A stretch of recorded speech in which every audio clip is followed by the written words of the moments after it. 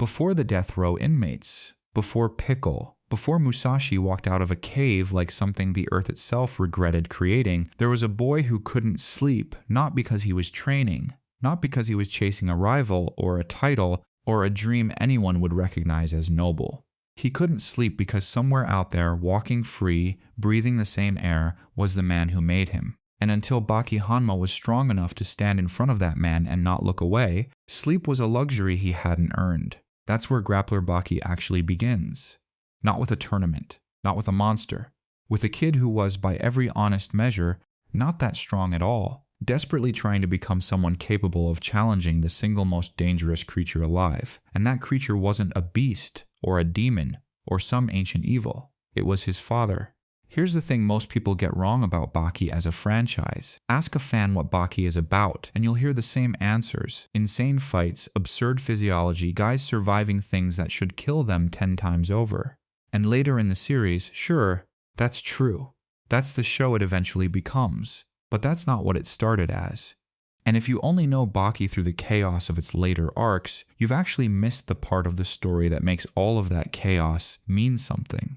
The original Grappler Baki, the Kid Saga, and the Underground Arena Saga isn't really about fighting. It's about a kid who doesn't have the language to say, "I miss my mother," so instead he trains until his knuckles split. It's about loneliness dressed up as ambition. It's about what happens to a person when the only way they know how to reach out to their father is through violence, because it's the only language that man has ever spoken back. Every fight in this era isn't a spectacle, it's a sentence in a much longer confession. And that's really what this video is built around. The idea that Baki's journey was never about becoming stronger in the way we usually mean that. It's about a boy slowly, painfully figuring out what strength actually is. Whether it's something you can inherit, or something you have to build entirely on your own, brick by brick, defeat by defeat, that question runs through everything. The underground arena, this half-lit world where fighters aren't chasing money or fame or headlines, just the answer to who they really are when everything else is stripped away. The rivalries that force Baki to see himself clearly for the first time. The mentors who hand him pieces of wisdom he's not ready to use yet. The friendships that quietly become the only stable ground he has. The defeats that hurt worse than any punch ever could, because they're not physical, they're the moment he realizes strength alone was never going to be enough, and over all of it, always the shadow of Yujiro Hanma.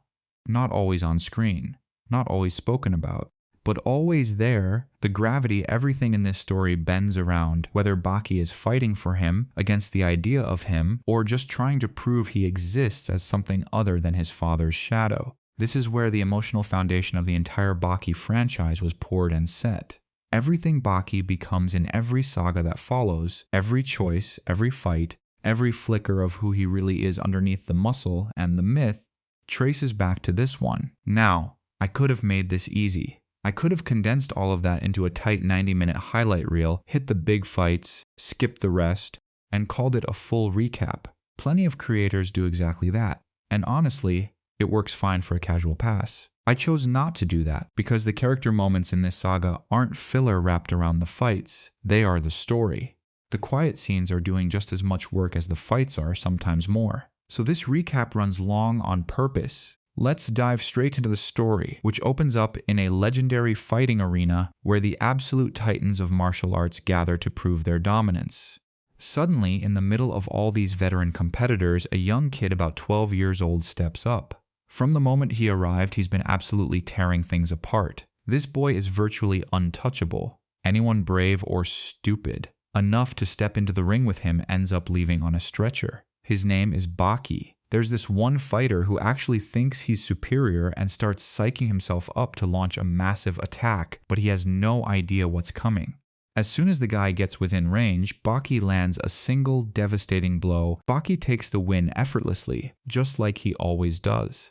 However, the head instructor of the local karate dojo is fuming over this kid's undefeated streak. He starts berating his own students and even gets physical with them out of pure frustration. This continues until the academy's top-ranked student finally speaks up, questioning why a literal child is causing the master so much stress.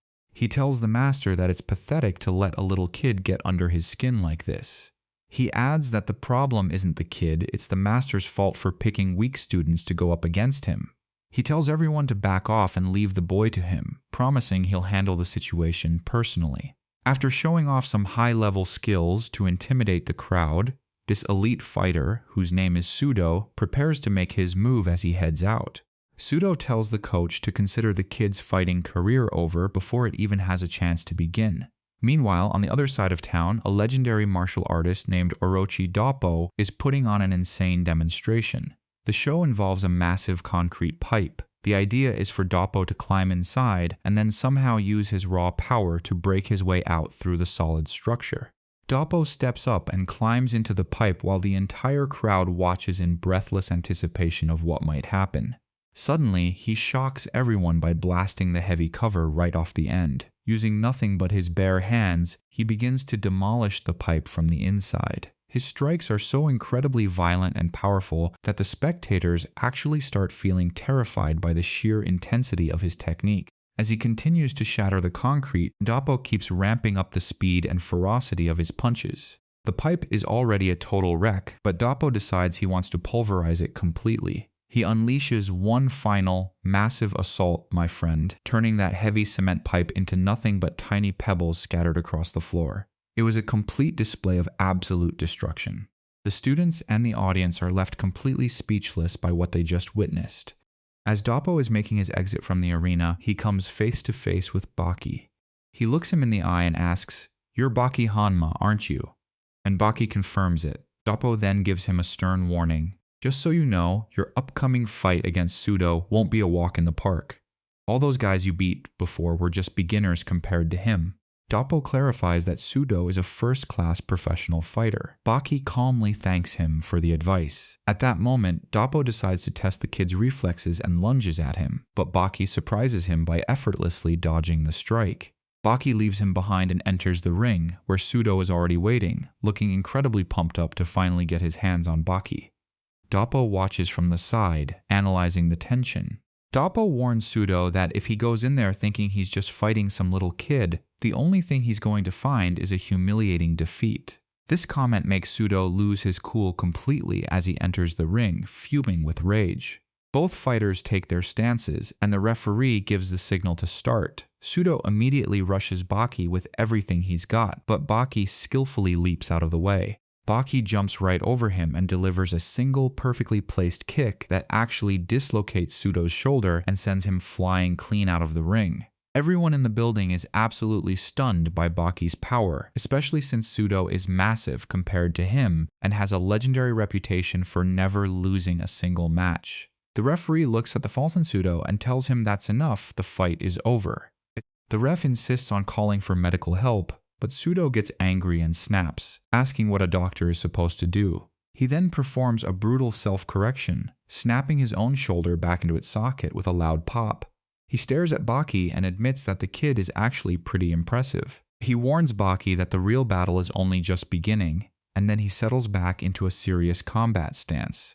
As Sudo takes his stance, Baki senses a total shift in the atmosphere. He can tell his opponent is now fully locked in and focused. Baki approaches him to test his defenses, launching a flurry of attacks, but Sudo manages to block every single one of them. Baki is genuinely shocked that Sudo is now reading all of his movements perfectly. Not only is Sudo defending, but he's also looking for an opening to strike back. Sudo actually manages to land a heavy blow that sends Baki crashing to the floor. However, Baki reacts instantly, throwing out a reverse kick that trips Sudo up, causing both of them to end up on the ground. This sequence was a total shock to the audience because nobody expected this kid to actually go toe-to-toe with a professional like Sudo. They both scramble back to their feet quickly, but the vibe has changed. Baki finally decides to stop holding back and fight with absolute seriousness. He tells Sudo that he never imagined a fight would force him to get this real. Sudo is actually confused by this because, from his perspective, everything that happened so far was just child's play. Sudo tells the referee to back off and stay far away because things are about to get very intense. Then, both fighters charge at each other with newfound aggression. The two of them clash with strikes that are way more powerful than anything they showed earlier, but Baki is clearly on another level this time. He manages to land a monstrous blow that puts Sudo down for the count. Pseudo is completely out cold. He can't see or hear anything, just total lights out, my friend. Seeing the match is over, Doppo steps into the ring to pick up the unconscious fighter and carry him away. While exiting, Doppo tells Baki that he's genuinely surprised he finished the fight so quickly. Baki tries to play it down, saying he just got lucky. Doppo scoffs at the idea of luck, telling him that after seeing all the scars covering his body, there's no way he doesn't realize what kind of insane training Baki has been through. Baki realizes right then that Doppo is an expert who knows exactly what those scars represent. Doppo continues by telling Baki that his future battles won't have any room for mercy or hesitation. Once he's finished giving his warning, Doppo takes his leave. Baki starts walking back to his room to rest, but on his way, he's intercepted by a guy named Katu. Katu seems determined to cause some trouble and starts looking for a way to provoke the young fighter. Katu starts mocking Baki, telling him that all his previous wins were basically just playground games and nothing more. He warns Baki not to let the win over Pseudo go to his head, and then he grabs the doorknob to block Baki from entering his own room. Baki just looks at him and asks if he's actually being serious right now. With almost no effort at all, Baki grabs Katu's hand and begins to force it upward. Katu is completely paralyzed by Baki's overwhelming raw strength. Baki tells him that if the previous matches were just kids' stuff, then Katu should go ahead and show him what a real man's fight looks like. Baki steps inside his room and shuts the door right in Katu's face. Furious, Katu shouts that he isn't going to wait for a match. He wants to fight right now, and he kicks the door so hard the hinges start to give way. Katu busts the door open only to find that Baki has completely vanished from the room. It turns out Baki just jumped out the window because he didn't feel like wasting his time on someone like that. Baki figures that if Katu is actually strong, they'll cross paths eventually. He heads home and looks at his list of opponents, crossing out names with an X to keep track of everyone he's already taken down. Now we follow Katu, who goes to talk with Doppo. Doppo just laughs at him, telling him his experience level is still way too low. He tells Katu he's going to take him to a place where only true legends are allowed to enter. Katu is confused, but he agrees to go along. They eventually arrive at the Tokyo Dome, a massive venue that holds secrets Katu isn't ready for yet. At the Tokyo Club, a man spots Doppo and greets him warmly. This guy is Mitsuo, my friend. Katu is shocked to see someone joking around so casually with a legend like Doppo. He starts to underestimate Mitsuo, having no idea that this man owns the most brutal and dangerous underground fighting arena in all of Tokyo. It's a place where the stakes are higher than anything Katu has ever seen. Underneath the main floor, there's a secret basement level dedicated entirely to illegal underground matches. Katu can't believe his eyes, and honestly, my friend, it's wild how such a secret arena can be packed with so many people. Mitsunari explains to him that anyone who fights in this ring is basically a candidate for the title of the strongest fighter in the world. This is where the real monsters play. Right as they arrive, a high-stakes match is happening between a top sumo champion and a powerhouse from the world of professional wrestling.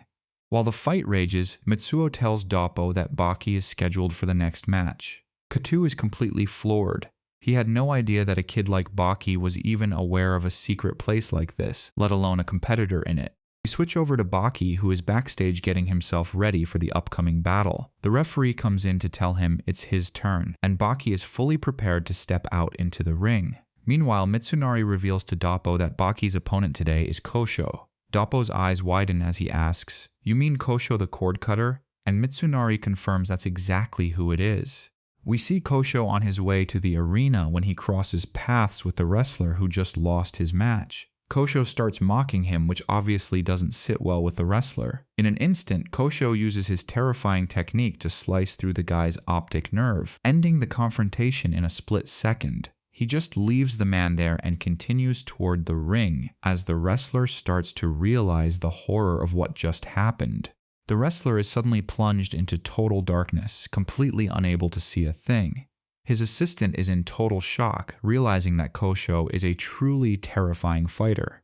Once Kosho reaches the ring, he glares at Baki and tells him that he's finally been waiting for this moment to fight him. Baki, ever the warrior, welcomes Kosho and tells him he hopes they can give the audience the most thrilling and legendary fight in history. Kosho is a bit taken aback by Baki's confidence, but that's not the only issue. The crowd clearly treats Kosho like their local hero, and they start hurling insults at Baki, thinking he's just some arrogant newcomer who doesn't respect the veterans. Kosho steps closer and demands to know what Baki is talking about. Baki can sense the intense killing intent coming from Kosho and just tells him to stay focused. Baki tells him to ignore the crowd and just focus on the battle ahead. Both fighters lock in, and their combined aura is so intense it practically fills the entire arena. They square off, each searching for a tiny gap in the other's defense. Baki feels like he has the advantage, so he decides to seize the initiative and launches the very first attack of the match, but it's a risky move. Kosho sees Baki's aggressive opening and thinks to himself that this is exactly what he wanted. He barely manages to block Baki's strike, but somehow Baki's leg ends up getting sliced. Baki can't believe he's the one who got injured despite being the attacker. Kosho doesn't stop and lunges forward. Baki tries to defend, but he ends up with another cut right above his ear. He's totally baffled by how this is happening. Baki realizes that every single move Kosho makes is designed to cut through him like a blade, and he knows he has to be extremely careful. Kosho mocks him, telling him not to overthink it. Just because he beat some amateurs in a dojo doesn't mean he's ready for this level. He tells Baki he has a long way to go before he's a real threat, and then he goes for a lethal strike aimed right at Baki's optic nerves. Suddenly, Baki vanishes right from under Kosho's nose. Before Kosho can even process Baki's insane speed, he gets hit with a punch so hard it slams him right into the arena's perimeter fence. The crowd is absolutely losing it over what Baki just did. But Baki isn't done yet. He launches a relentless follow-up attack, pummeling Kosho's face with a barrage of lefts and rights until Kosho is looking like a total mess.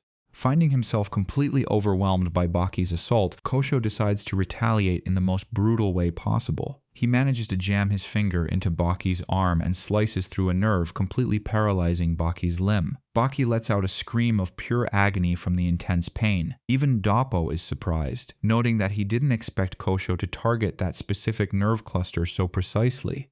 Kosho asks Baki if he's had enough, or if he actually wants to keep going. Baki grits his teeth and tells him that a small wound like that isn't nearly enough to stop him. The crowd is feeding off the violence, screaming for Kosho to finish him off. Getting pumped up by the energy, Kosho decides to end the fight once and for all, unleashing his full power with a series of lightning-fast strikes against Baki. He sends Baki flying into the fence again and then follows up with a massive punch straight to the face. Baki collapses to the ground without a sound. It looks like Kosho has completely dismantled him, my friend. Kosho walks over to him and says goodbye, Baki, as he prepares a final, finishing move. But just as he's about to land it, Baki shocks everyone by blocking the strike. Baki not only blocks the hit, but manages to shove Kosho back. Nobody can believe that Baki, in such a battered state, is still able to move like that. He tells Kosho not to get too ahead of himself just because he managed to disable his right arm. Kosho realizes he needs to end this immediately before things get even weirder, and they both charge at each other once more. Baki is holding his own even with a paralyzed arm.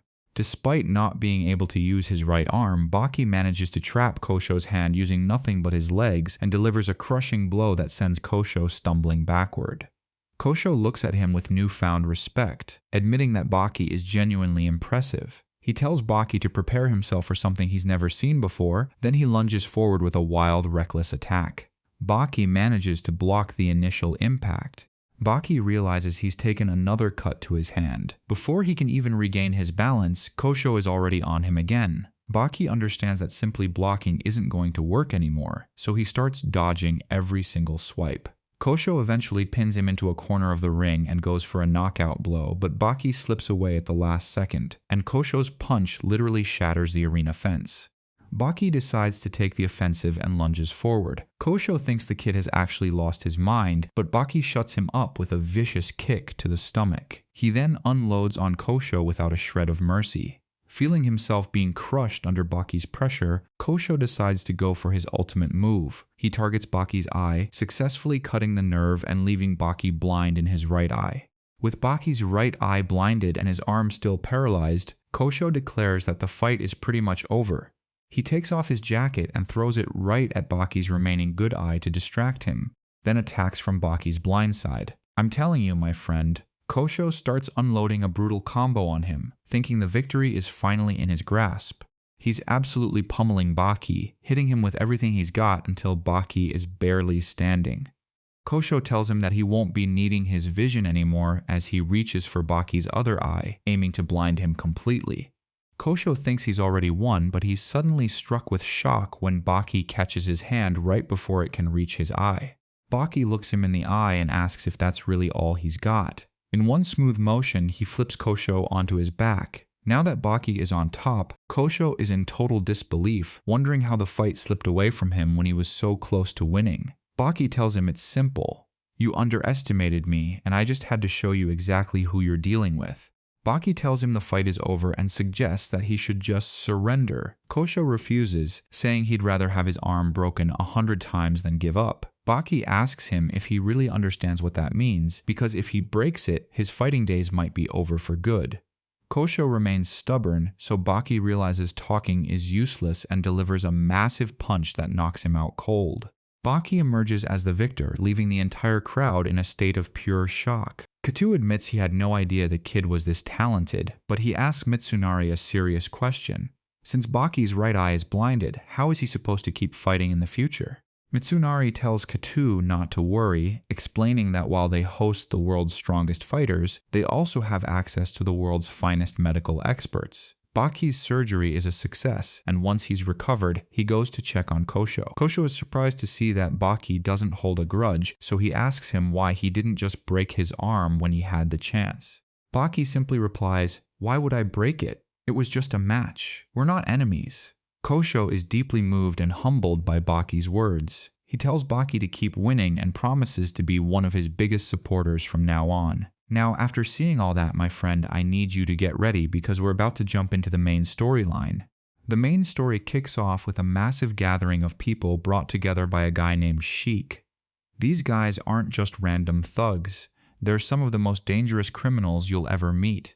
Sheik gives them a serious warning, telling them they need to be on high alert because their opponent today is just one single individual. He clarifies that this isn't just any person, it's Baki Hanma. Before he can even finish his sentence, a massive guy named Knight walks in and asks Sheik what on earth he's doing. Sheik immediately begs Knight to join them in the fight against Baki. Knight just looks around and points out that the sheer number of people there seems like a bit much for just one kid.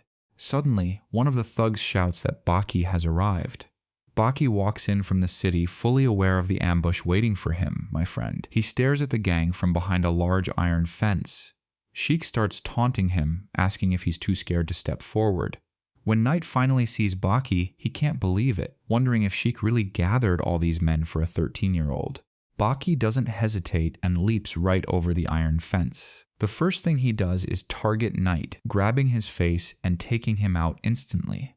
Then he turns his attention to Sheik. The guy doesn't even last a minute before he's tossed onto the ground right next to Knight. The rest of the gang starts shouting at him, saying they won't let him get away. They tell Baki there's no way he's leaving in one piece today, and that this whole army is here just to take him down. Baki just smirks and asks what army they're talking about, claiming he only sees 4 real threats in front of him. This comment infuriates the entire gang. Meanwhile, a detective named Kid is watching the whole scene unfold from a distance.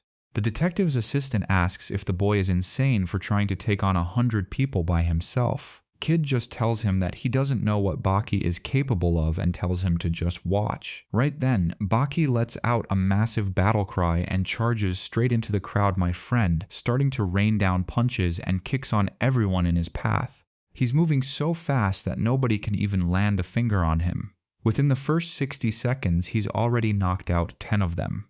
The detective is watching with a big grin on his face, amazed that a 13-year-old can pull this off, wondering what kind of monster Baki will become when he's older. The fight starts to get even more heated as the gang tries to overwhelm him. As the gang swarms him, Baki flashes back to his father's training in the cave and remembers that terrifying power. This memory fuels him to take down anyone who dares to step close. Even though the entire gang is armed and starting to land a few hits, Baki refuses to back down. One of the thugs managed to catch his leg with a chain, trying to trip him up. They manage to pull him down into the middle of the crowd, intending to beat him senseless while he's on the ground.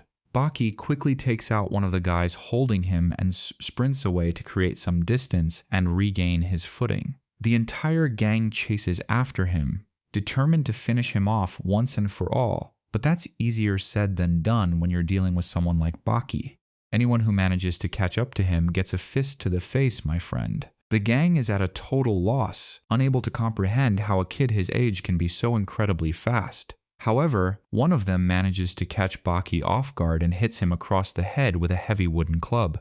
That's when things start to look a little shaky for Baki. Baki starts to lose consciousness, and the gang immediately swarms him, unloading a barrage of merciless strikes. Detective Kid and his assistant decide they've seen enough and step in to stop the violence. Kid lets out a piercingly loud whistle, and as soon as the gang members see the detective, they know the party's over.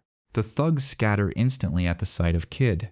When the detective and his assistant walk through the aftermath, they realize that Baki managed to take out 37 people all by himself. Kid goes to wake him up, but as soon as Baki regains his senses, he accidentally punches the detective, thinking he's another attacker. It's just his combat instincts kicking in. Once Baki realizes it's the detective, he backs off and slumps down on the ground. Meanwhile, there's a mysterious observer watching everything and reporting back to a woman who is presumably Baki's mother. He tells her that Baki managed to defeat 37 men on his own before the police finally intervened to break things up. It turns out Baki's mother actually arranged the whole thing with this man, whose name is Sho, just to test her son's strength and see how far he's come. As for why she'd do something so extreme, you'll find out later, my friend. After the fight, Detective Kid refuses to leave Baki alone and insists on making sure he gets home safely. Baki isn't exactly thrilled about the company and warns the detective to leave if he doesn't want to get hurt. But Kid stands his ground, telling Baki he's staying until he's certain Baki is okay. Realizing the guy is stubborn, Baki just lets him follow along. Once they finally reach Baki's house, the kid starts reflecting on the night's events. Baki thinks to himself that if his father had been in that fight, he would have finished off all 100 men in under a minute. He vows to do whatever it takes to surpass his father, no matter the cost. The next day, Baki heads to his private training facility, basically his own custom gym, to get back to work on his physical conditioning. This gym is exclusively for Baki, my friend. His trainer tells him they've been waiting for him and leads him straight to the equipment. Baki doesn't waste a second, jumping from one machine to another. The medical team and his coach are absolutely stunned by how quickly he adapts and pushes himself through the most grueling routines. They're amazed at how his body is evolving and absorbing the training on its own. When the session finally wraps up, the coach tells Baki that's enough for today and to return tomorrow for the next phase. Baki isn't having any of it. He grabs the trainer by his clothes, clearly unsatisfied with the level of intensity he was given. Baki snaps at him, demanding to know how he could possibly think that was enough. The trainer tries to justify it, saying that if Baki just follows the curriculum, he'll eventually become the world's greatest fighter. This just makes Baki even angrier, and he starts lashing out, completely trashing the high-tech equipment in the gym out of pure frustration. Baki yells that there's no way this weak training will ever help him reach his father's level. He tells everyone in the room that from now on, he doesn't want any more coaches. He's going to train himself his own way. Word of this quickly reaches his mother, who is actually proud of his rebellion. Meanwhile, we cut to a local restaurant where some familiar faces are gathered. Sho and Sheik are at the restaurant, and Sho hands over $1 million as payment for Sheik's group facing off against Baki. Sheik is outraged, asking if Sho even saw the kind of damage Baki did to them. Sho coldly informs him that he won't get another cent unless he actually manages to defeat Baki in their next encounter. Sheik loses his temper and pulls out a knife, but Sho is lightning fast. He pours a hot cup of tea into Sheik's lap and then unscrews a light bulb, using it to knock the knife clean out of Sheik's hand before he can even react. Sho calmly asks him to repeat whatever it was he was just saying, leaving Sheik completely terrified and unable to speak. While Sheik sits there frozen in fear, Baki is seen lying down near his school, completely lost in thought. He's struggling with the dilemma of how to get stronger on his own without a coach. His mind is a total mess until he notices a guy running past him who looks like he's in the middle of some very serious athletic training. Curiosity gets the better of Baki, so he decides to follow the guy and see where he's heading. He ends up at a boxing gym and walks inside just as two fighters are getting ready to spar. Their names are Yuri and Luke, and it's clear from their gear that this is just a practice session meant for training purposes. Baki watches the sparring match and is immediately fascinated by the boxing style, which is something he's never really focused on before. He asks someone nearby about the fighters and learns that the one in white is Yuri, while the other is Luke. They also mention that Yuri is very selective and doesn't just spar with anyone who asks. They explain that if Yuri doesn't think an opponent is worthy, he won't even bother putting on his gloves. As the match starts, it's very clear that Yuri is on a completely different level than Luke. Within a minute, he's already forced Luke into a defensive retreat. Baki is captivated by their speed and wonders how they can move like that. The fight between Yuri and Luke starts to intensify, and Luke thinks he has an opening when he gets Yuri into a clinch. He starts landing some heavy hits, but the surprise is that Yuri was actually letting him do it. Once Yuri decides he's had enough, he breaks free and absolutely pummels Luke's face, leaving him in a terrible state before landing one final, crushing blow. The last punch sends Luke flying clean out of the ring. Baki is totally fired up now and decides he has to learn these boxing techniques. He's determined to get a match with Yuri, so he introduces himself in his own way by unleashing an incredible display of power on the heavy bag. Yuri's trainer is shocked and asks who this kid is as Baki shows off his raw strength. Baki gives it his all on the bag, and even Yuri is taken aback by the kid's power. Yuri admits that despite Baki's age, he clearly possesses a level of strength that shouldn't be underestimated. Once Baki finishes his warm-up, he looks Yuri straight in the eye and asks him what he thinks. Yuri is clearly impressed, and Baki can see the interest in the boxer's eyes.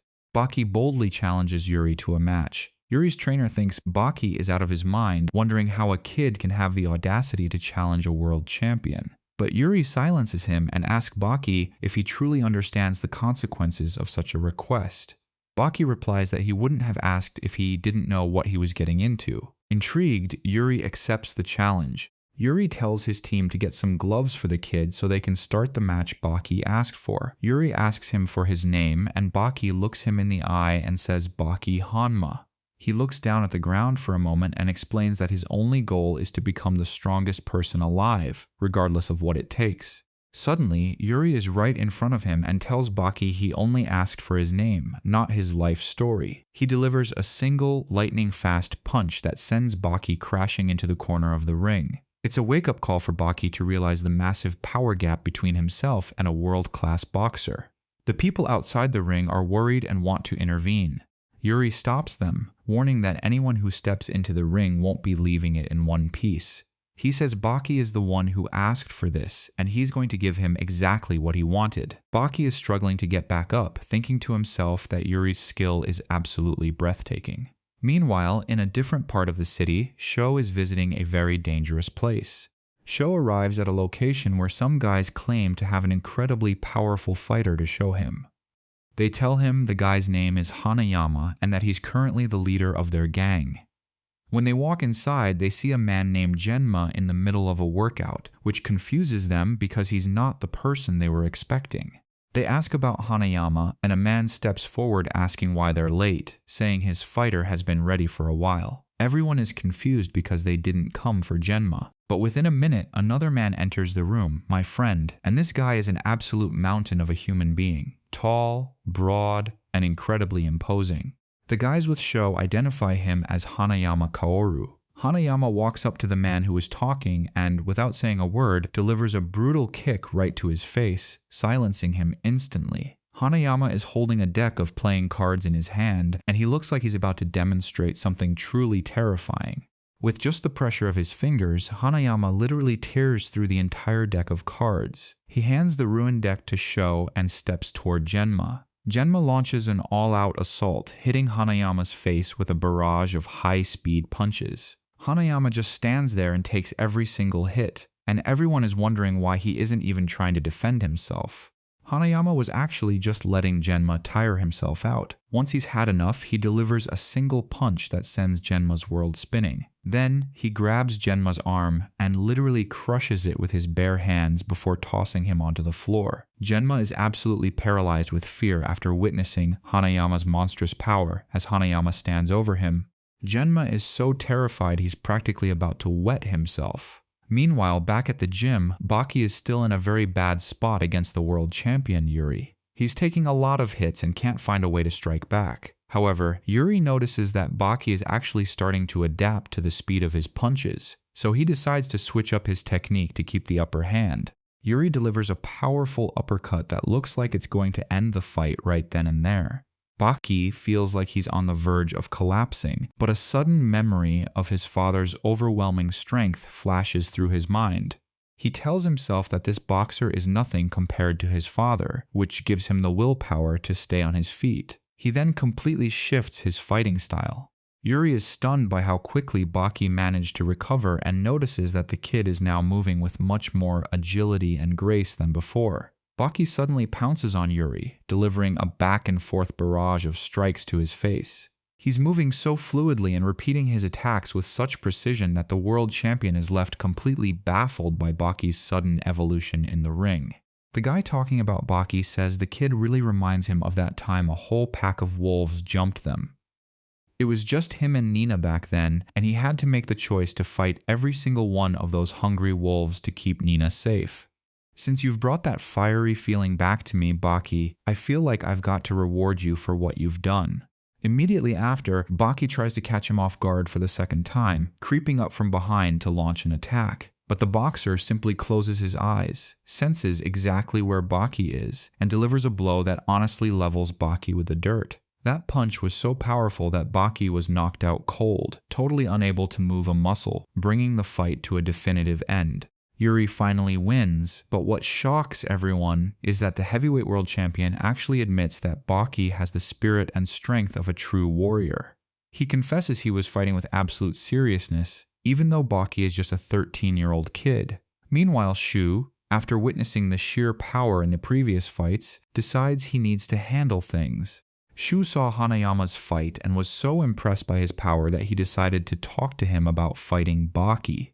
As soon as they sit down, Shu admits he was genuinely blown away by that level of strength. Hanayama just sits there listening, but you can tell he couldn't care less about any of it. Shu keeps talking though, trying to get his point across. Shu lays out an offer that's supposed to be impossible to refuse, handing over a check and telling Hanayama to just write down any number he wants. Hanayama doesn't even give him the time of day, so Shu pushes further, saying he just needs him to fight a 13-year-old for whatever price he names.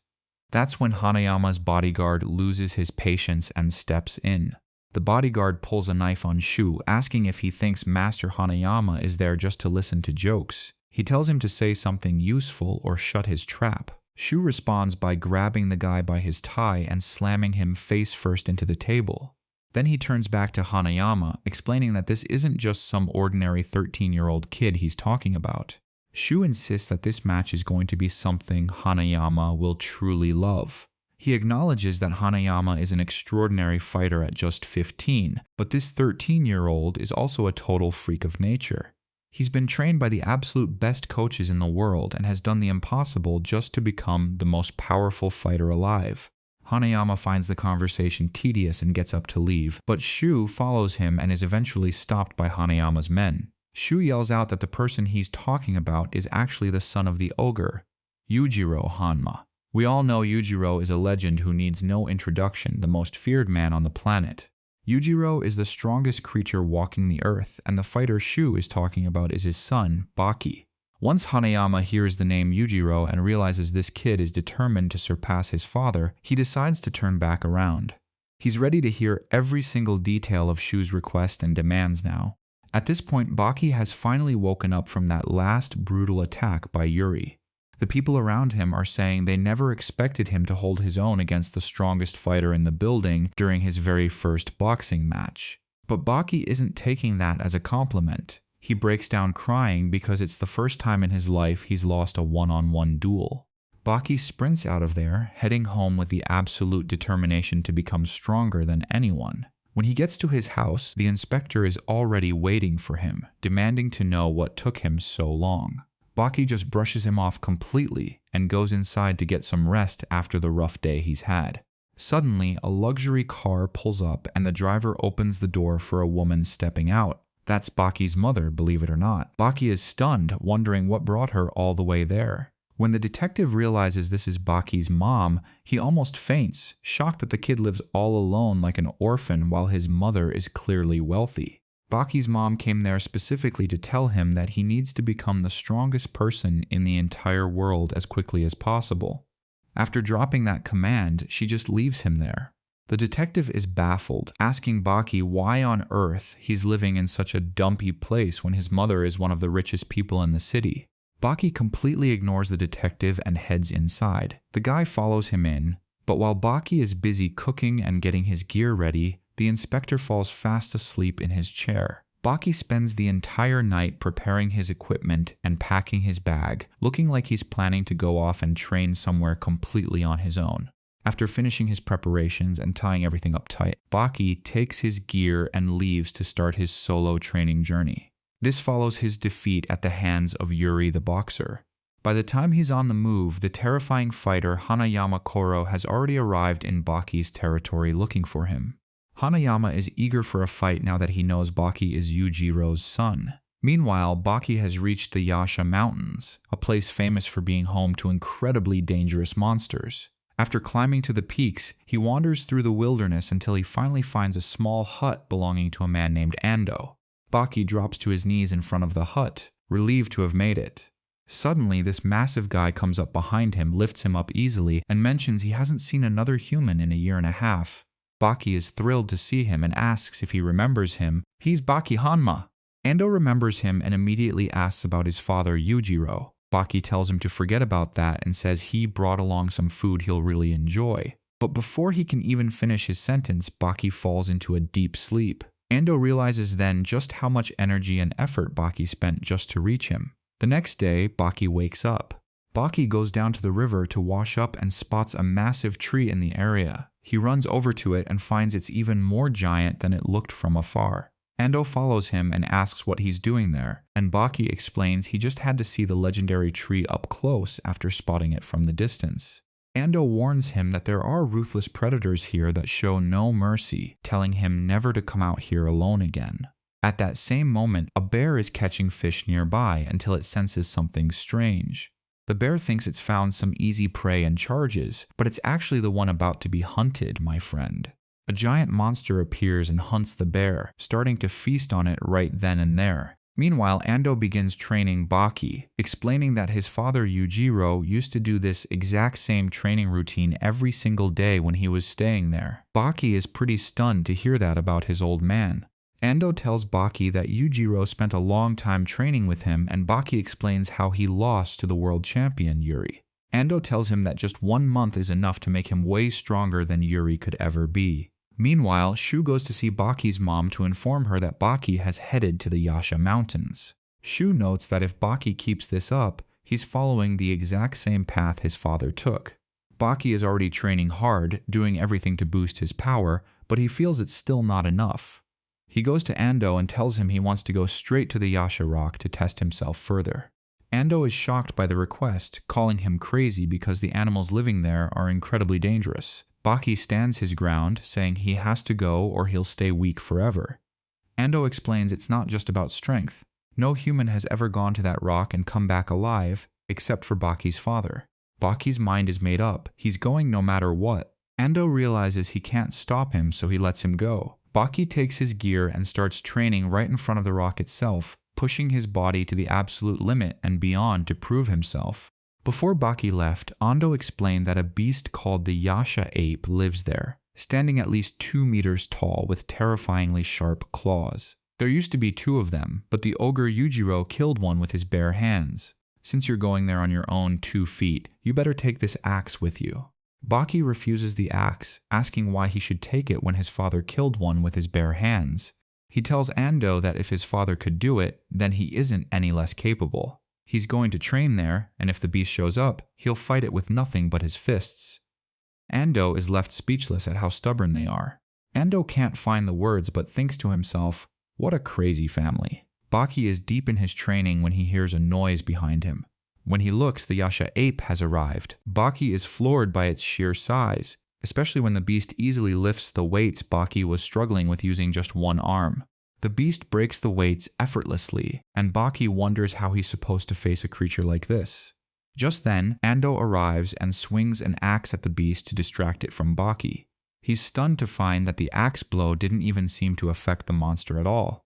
Ando quickly strikes again, but the beast catches the axe in its teeth and literally starts eating the iron axe. Ando finally understands the massive power gap between them and decides he needs a different plan. He's about to strike again when he finds his hand is suddenly caught in the beast's mouth. He pulls his hand out just before it gets chewed off, but it's completely covered in blood. Baki doesn't just stand there, he attacks too, but the beast sends him flying back with a single punch. Ando is in real trouble and screams for Baki to help him out. The beast is crushing Ando's midsection, trying to make a meal out of him. Baki rushes in and hits it with a fire torch, then tosses gasoline on it to make the flames even larger. This forces the beast to retreat into its cave. Baki immediately goes to check on Ando's condition. Ando is barely breathing, so Baki rushes him back to the hut for first aid. He has to cauterize the massive wound using gunpowder they had. Before Ando passes out, he tells Baki to hit the emergency distress button. Baki does it and then waits outside for help to arrive for Ando. Baki refuses to go with the rescue team. He lets them take Ando to the hospital while he stays behind to train alone. After what happened, Baki completely changes his training routine, pushing himself way harder and adding hours to his training because he's determined to get revenge on that beast. Meanwhile, Hanayama has arrived at Baki's house. One of his gang members knocks on the door, but nobody answers. They find a note left there explaining that Baki isn't home right now and that they'll have to wait a while for his return. Baki is still up in the Yasha Mountains doing some incredibly intense training. He vows he won't leave until he finishes off that monster. You've got to wonder if he can actually do it, or if the beast will wreck him again. Plus, Hanayama is waiting eagerly to fight him since he found out he's Yujiro's son. Baki trains day and night using every method possible to raise his level. He even goes as far as throwing himself off the highest cliff, telling himself that if he survives the fall, he'll definitely be ready to fight that creature. Mid-air, Baki feels like he won't land safely. His life starts flashing before his eyes, and he thinks this is what death feels like. Then he remembers what happened to Ando and refuses to give up. He opens his eyes and manages to dodge a fall that would have killed him. He tells himself he's finally ready to face the creature. That night, he heads to the ape's cave. The ape senses someone waiting outside and comes out to see Baki standing there, ready for revenge for what happened. Baki sees him and says, "Finally, you're out." Baki sets the area on fire to create an arena worthy of the fight. He tells the beast that a fighter like him deserves a proper ring to fight in. Then he launches his attack. At the start of the battle, Baki manages to get a solid hold on the monster. He manages to gouge the beast's eye to completely blind it on one side. He follows up with all his strength, landing blow after blow, but it's like he's just tickling the thing. Baki is confused that none of his powerful attacks are having any real effect on it. The beast shoves him away, and Baki is shocked when the monster literally grabs its own eye and eats it. Baki is terrified, realizing that if he loses to this thing, it'll probably eat his bones too. Fear starts to take a real hold on Baki. The beast jumps on him and pins him down with its legs. Then it starts pummeling Baki's face back and forth while Baki is completely helpless. The beast slams Baki's head into the ground, and Baki starts shaking all over, wondering how he can possibly handle this monster. He notices the ape is somersaulting, looking like it actually learned something from his movements. Then the beast stomps on Baki so hard it shakes his entire body. Baki realizes this isn't just an animal, it's actually adapting to his moves. The beast grabs him again. The beast starts biting him, making Baki scream at the top of his lungs like he's begging for help. But he knows no one is coming to save him.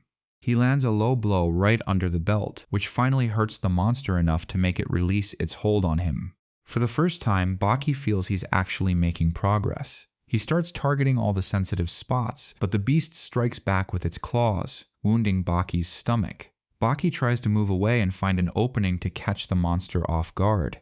Finally, Baki manages to knock the beast to the ground. He feels like this is his big chance, so he jumps on top and lets loose a barrage of quick attacks, thinking the fight is over. At the same time, Ando has returned to his hut.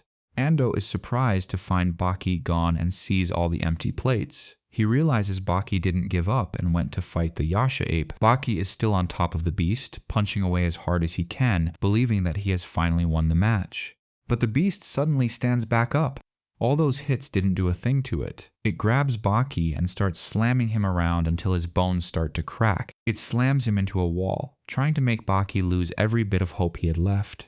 Baki is lying on the ground, practically begging for help, while the beast lets out a roar of victory. Ando hears the roar and realizes Baki is in terrible danger, so he grabs his weapon and rushes to save him, but the beast is still tearing into Baki. Baki is totally helpless as the monster continues its brutal assault. Ando is running as fast as he can, but Baki is in really bad shape. The beast slams Baki into a tree and, as soon as he falls, grabs him by the mouth with both of its hands. Baki feels like this is the end, but then he tells himself he can't let a beast like this finish him when he still has such a long path ahead. He manages to scratch the beast's face, making it let go. Baki feels like he still has one last chance to win. Just then, Ando arrives and fires a shot at the beast. He tells Baki to run and leave the rest to him, but Baki insists he has to finish this himself. He tells Ando not to interfere because it'll ruin the duel. Ando calls him crazy for staying while so badly injured. Baki fires back, saying he's not the only one bleeding. The ape lost an eye and has plenty of wounds too. He warns Ando one last time to stay out of it. Right then, the beast charges Baki with everything it's got, but Baki manages to dodge every single blow. Baki hits back with a powerful kick. Ando can't believe Baki is actually handling a creature like that, going toe-to-toe with it. He says Baki is just like his father, fearless and cold-hearted. Baki keeps matching the monster's power until the end. Baki decides to end it all with one final punch. The beast opens its mouth to bite Baki's hand, making Ando panic, but Baki follows through with the punch anyway, floors the beast, and completely breaks its windpipe. Baki finished it off. Baki wins without anyone's help, leaving Ando totally speechless. The next day, Baki is sitting by the massive tree, lost in thought. Ando comes over and asks what's on his mind, and Baki admits he's reflecting on the events of the previous day. Baki says he's sad because he might have hurt the ape, who probably just wanted to live in peace. Ando tells him the Yasha ape is the most dangerous thing there, over 150 years old, and that the cave wasn't even its true home. Baki is curious and asks where it lives. Ando tells him where the real home is, and Baki decides to go there. Ando asks if he's going to fight again, but Baki says the ape has had enough fighting. He follows Ando's directions until he finally finds the ape's actual residence. As soon as he enters, he sees skeletons of all kinds of monsters lined up on both sides. Baki doesn't understand what he's seeing or how they were arranged like that. At the end of the cave, he finds the ape sitting there. Baki brought a bag with the skull of the ape's wife. He tells the ape it's his wife's skull that his father took years ago. The ape takes it and places it with the other bones. It turns out all those skeletons are his fallen clan. Baki starts crying when he sees this tragic sight. Baki says animals like this are better than many people who just neglect their families. After that, the ape comes back and gives Baki one of its fangs as a gift to show its deep gratitude to him. Baki leaves to head back home from the mountains. Meanwhile, Hanayama is still waiting for him. One of his men tells him Baki is close. Hanayama decides to leave and come back later. Baki finally arrives back at his place. As he walks, Baki looks at the Yasha fang and reflects on the respect that powerful animal showed. Shu is right there behind him, welcoming him back. Then he takes Baki to see his mother, Emi, to catch up with everything. Baki's mom, Emi, greets him and makes him watch the final match of the boxer Yuri. When Baki focuses on the fight, he notices that Yuri is looking much slower than he used to be, which is quite surprising to see. Emi asks what he thinks of the world's strongest boxer. Baki tells her the Yuri he knew was 5 times faster than this guy. This makes Emi immediately set up a meeting with Yuri to see exactly how much Baki has improved. Shu meets with Yuri and offers him 1,000,000 yen to fight Baki. Yuri feels totally insulted by the money offer, especially since they just fought 3 months ago. He doesn't take the proposal very well at all. Yuri says he's not fighting for money. If he agrees, it's only because he sees Baki as a true warrior. He tells Shu to take his offer back. Shu is surprised and then goes straight to Hanayama to explain the situation.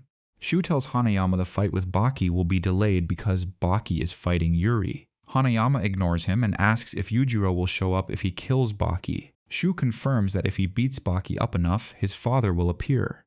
For the first time, Shu sees Hanayama laugh. Hanayama is thrilled to finally meet Yujiro. Meanwhile, Yuri is training hard for his final match in a few days. His coaches bring in some sparring partners for him.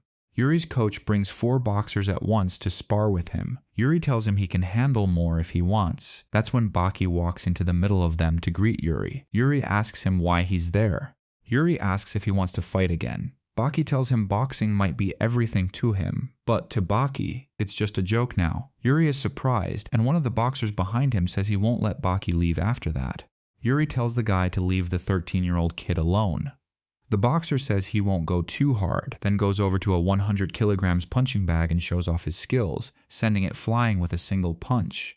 Everyone is amazed by that punch. The boxer asks Baki if he still thinks boxing is a joke. Baki steps up to the same bag to show his own power. Yuri notices Baki's body has completely changed in 3 months. Baki delivers a lightning-fast punch that rips the bag open and empties it on the floor. Everyone is stunned. Baki tells Yuri he now sees why boxing is a joke to him, but says he'll still be cheering for him. Baki leaves to watch the fight with his mom. Meanwhile, Yuri and his coach are heading to the ring for the final match. They are focused and ready for the big event that's about to start. On the way, Hanayama's gang stops them. Hanayama stands in front of Yuri, who can feel Hanayama's overwhelming power. Yuri asks what he wants. Hanayama, as usual, doesn't say much and lets his strength do the talking. Yuri's coach tells him to run, but Yuri attacks with super fast punches.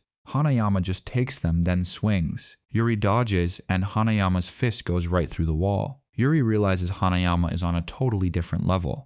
Yuri remembers Baki's words about boxing being a joke. Hanayama pins him down, grabs his arm, and squeezes until the muscle and tendons tear. He wonders where these fighters get such insane power from. Yuri screams in pain and falls to the ground. He remembers all his training and refuses to be defeated like this. He pulls himself together to attack one more time with everything he's got left in him.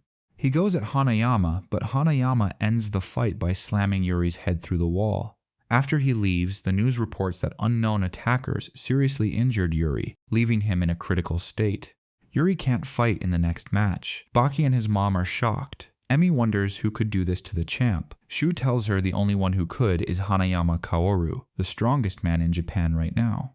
Emi asks Baki if he's excited, saying his father would be. Baki just says he's going home to rest. He isn't showing any of the enthusiasm his father Yujiro would have in a situation like this. But Baki wasn't going home. He goes to Hanayama's headquarters and starts causing a massive scene. Hanayama asks what's going on, and his assistant goes to check the situation before Baki busts through the door to face him. Baki storms into the room like a force of nature, with nearly 15 guys desperately clinging to him, yet they can't even slow him down. He drags them along as if they were weightless feathers, his eyes locked onto Hanayama.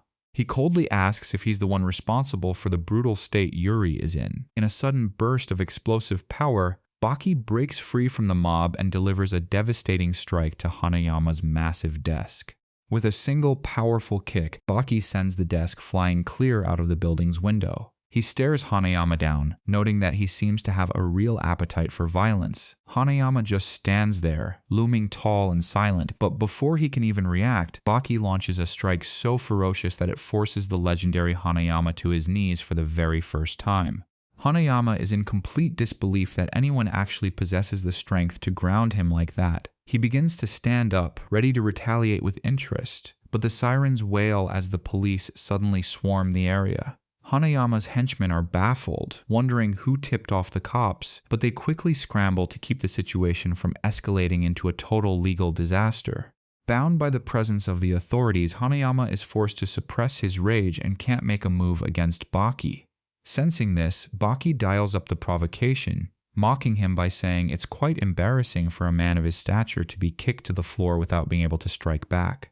Baki then turns his back and walks away, leaving Hanayama absolutely livid, his blood boiling from the sheer humiliation he just endured.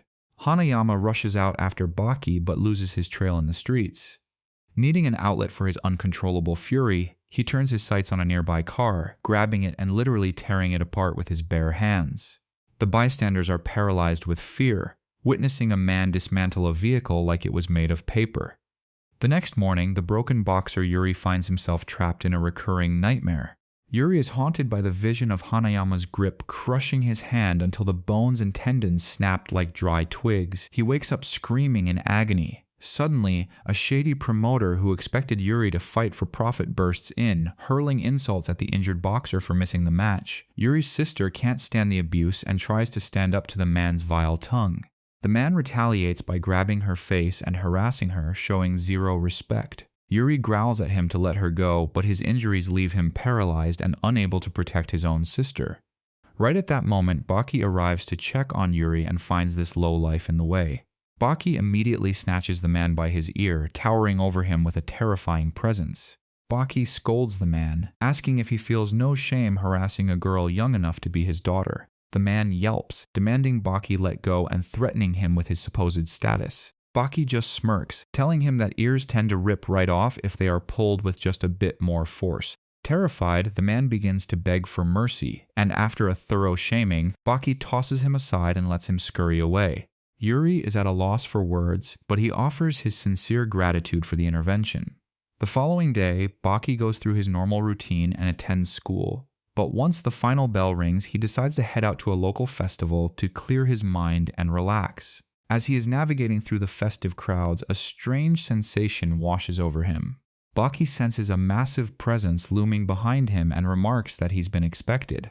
He tells Hanayama that he doesn't mind settling things right here at the festival. He turns around just in time to see Hanayama's fist coming at him like a freight train, sending him flying backward.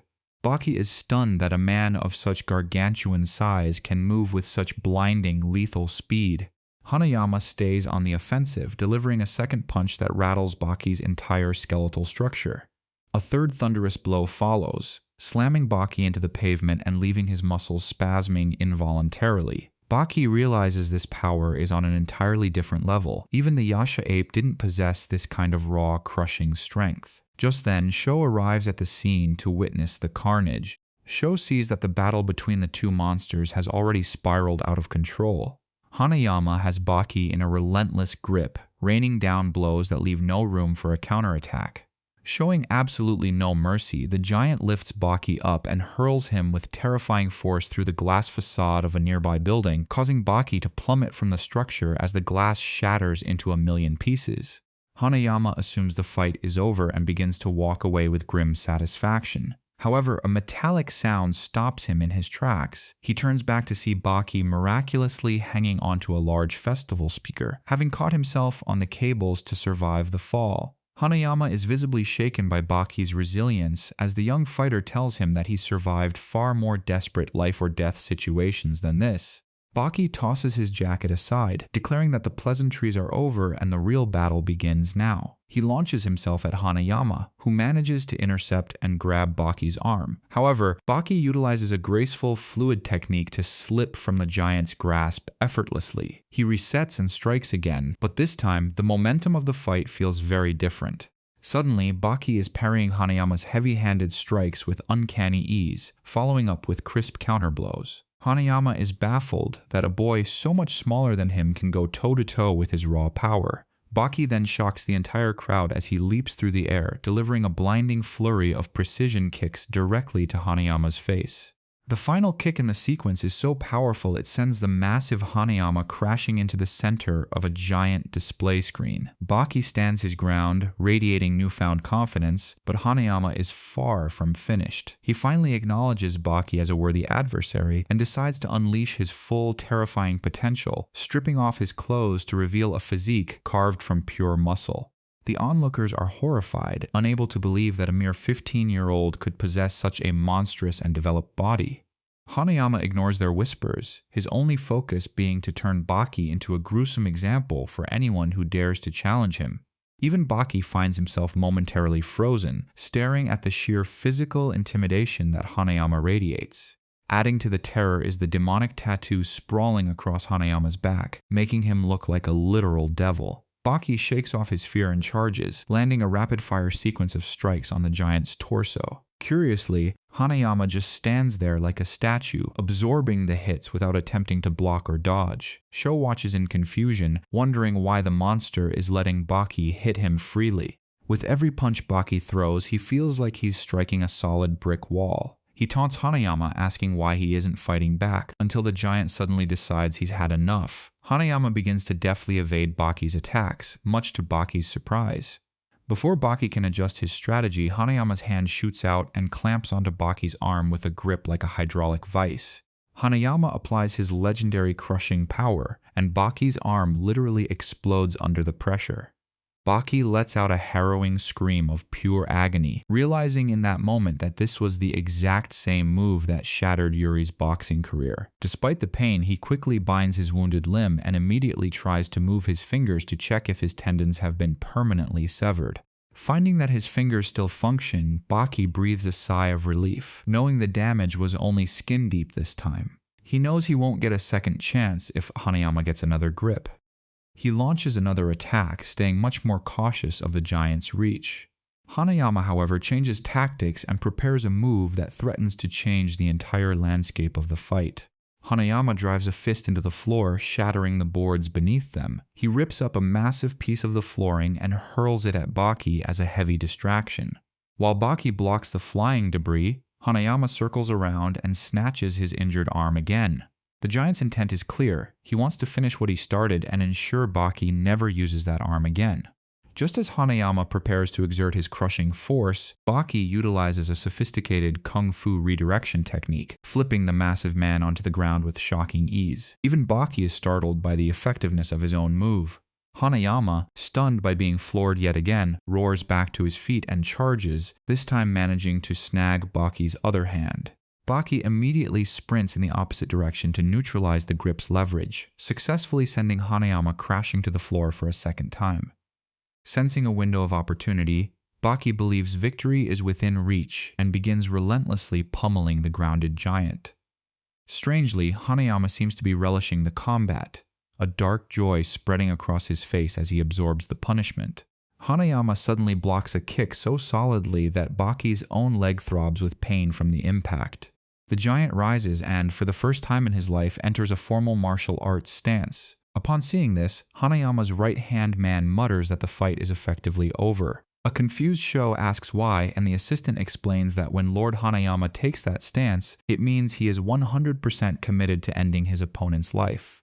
Hanayama advances with a terrifying steady pressure, forcing Baki to retreat until he is backed into a corner. He launches a punch of such immense power that it drives Baki's head straight through the concrete wall behind him. Before Baki can even slump to the ground, Hanayama delivers a second follow-up strike that further demolishes the masonry, leaving Baki's world spinning in a blur of dust and pain. Hanayama delivers one final, crushing blow to ensure Baki stays down for good. The young fighter collapses, completely unconscious and broken on the floor. Satisfied that his point has been made, Hanayama turns his back on the scene and begins to gather his things to leave. However, just as he is about to put on his clothes, a sound echoes from the wreckage behind him.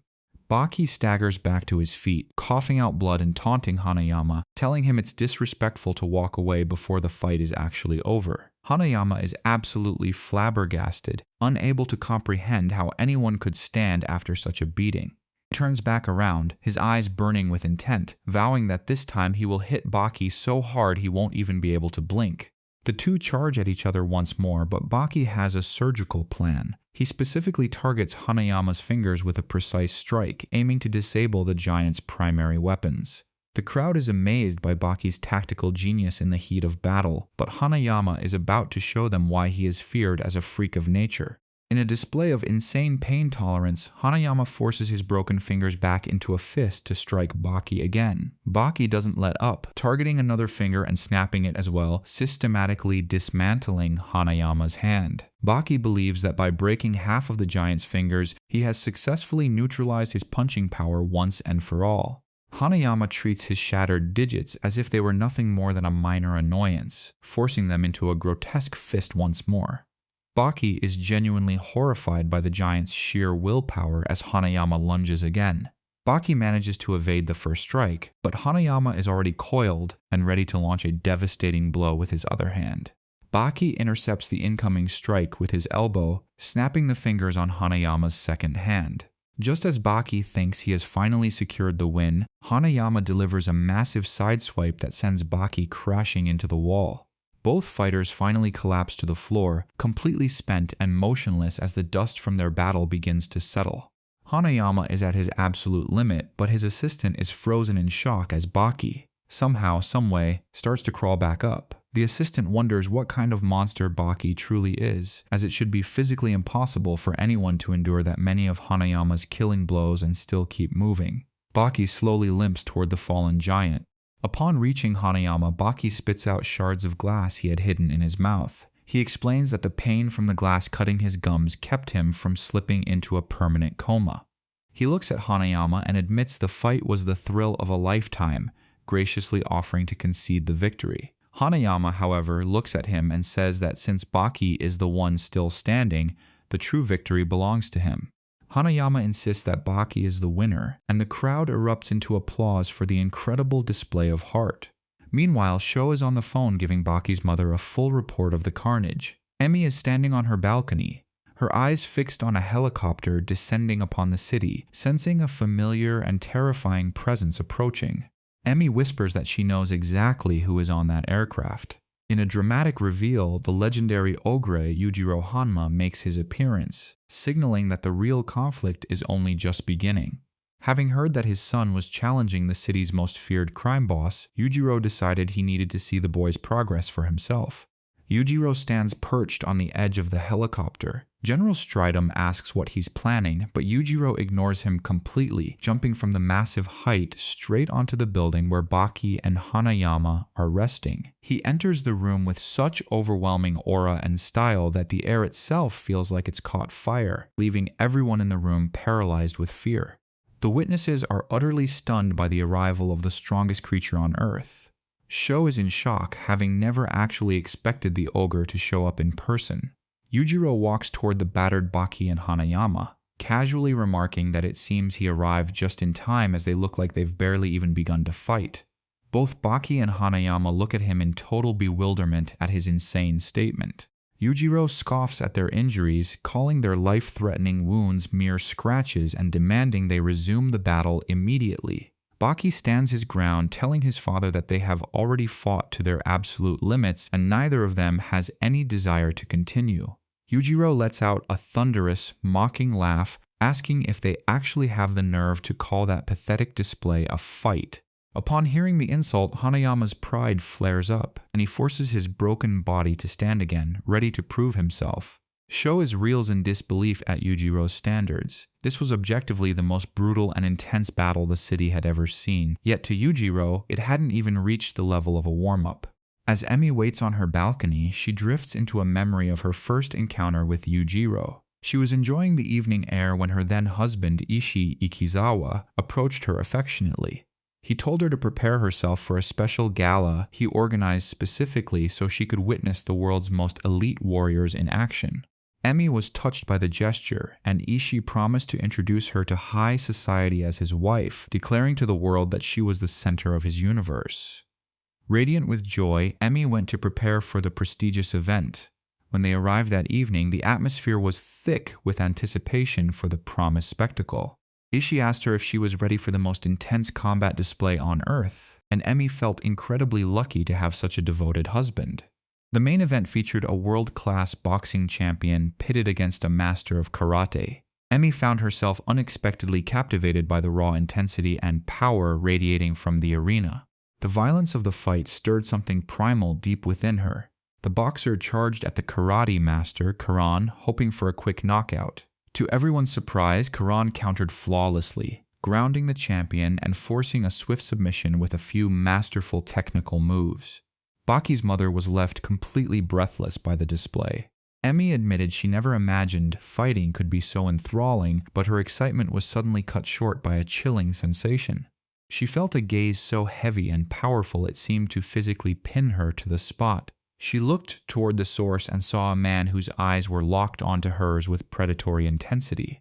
It was Yujiro, and he was mesmerized by the dark passion for combat he saw reflected in her eyes. He decided right then that she was the only woman worthy of him. Emi noticed his wife looking pale and distracted, and when he followed her gaze, he saw the ogre staring back. He tried to snap her out of her trance, feeling a surge of protective jealousy.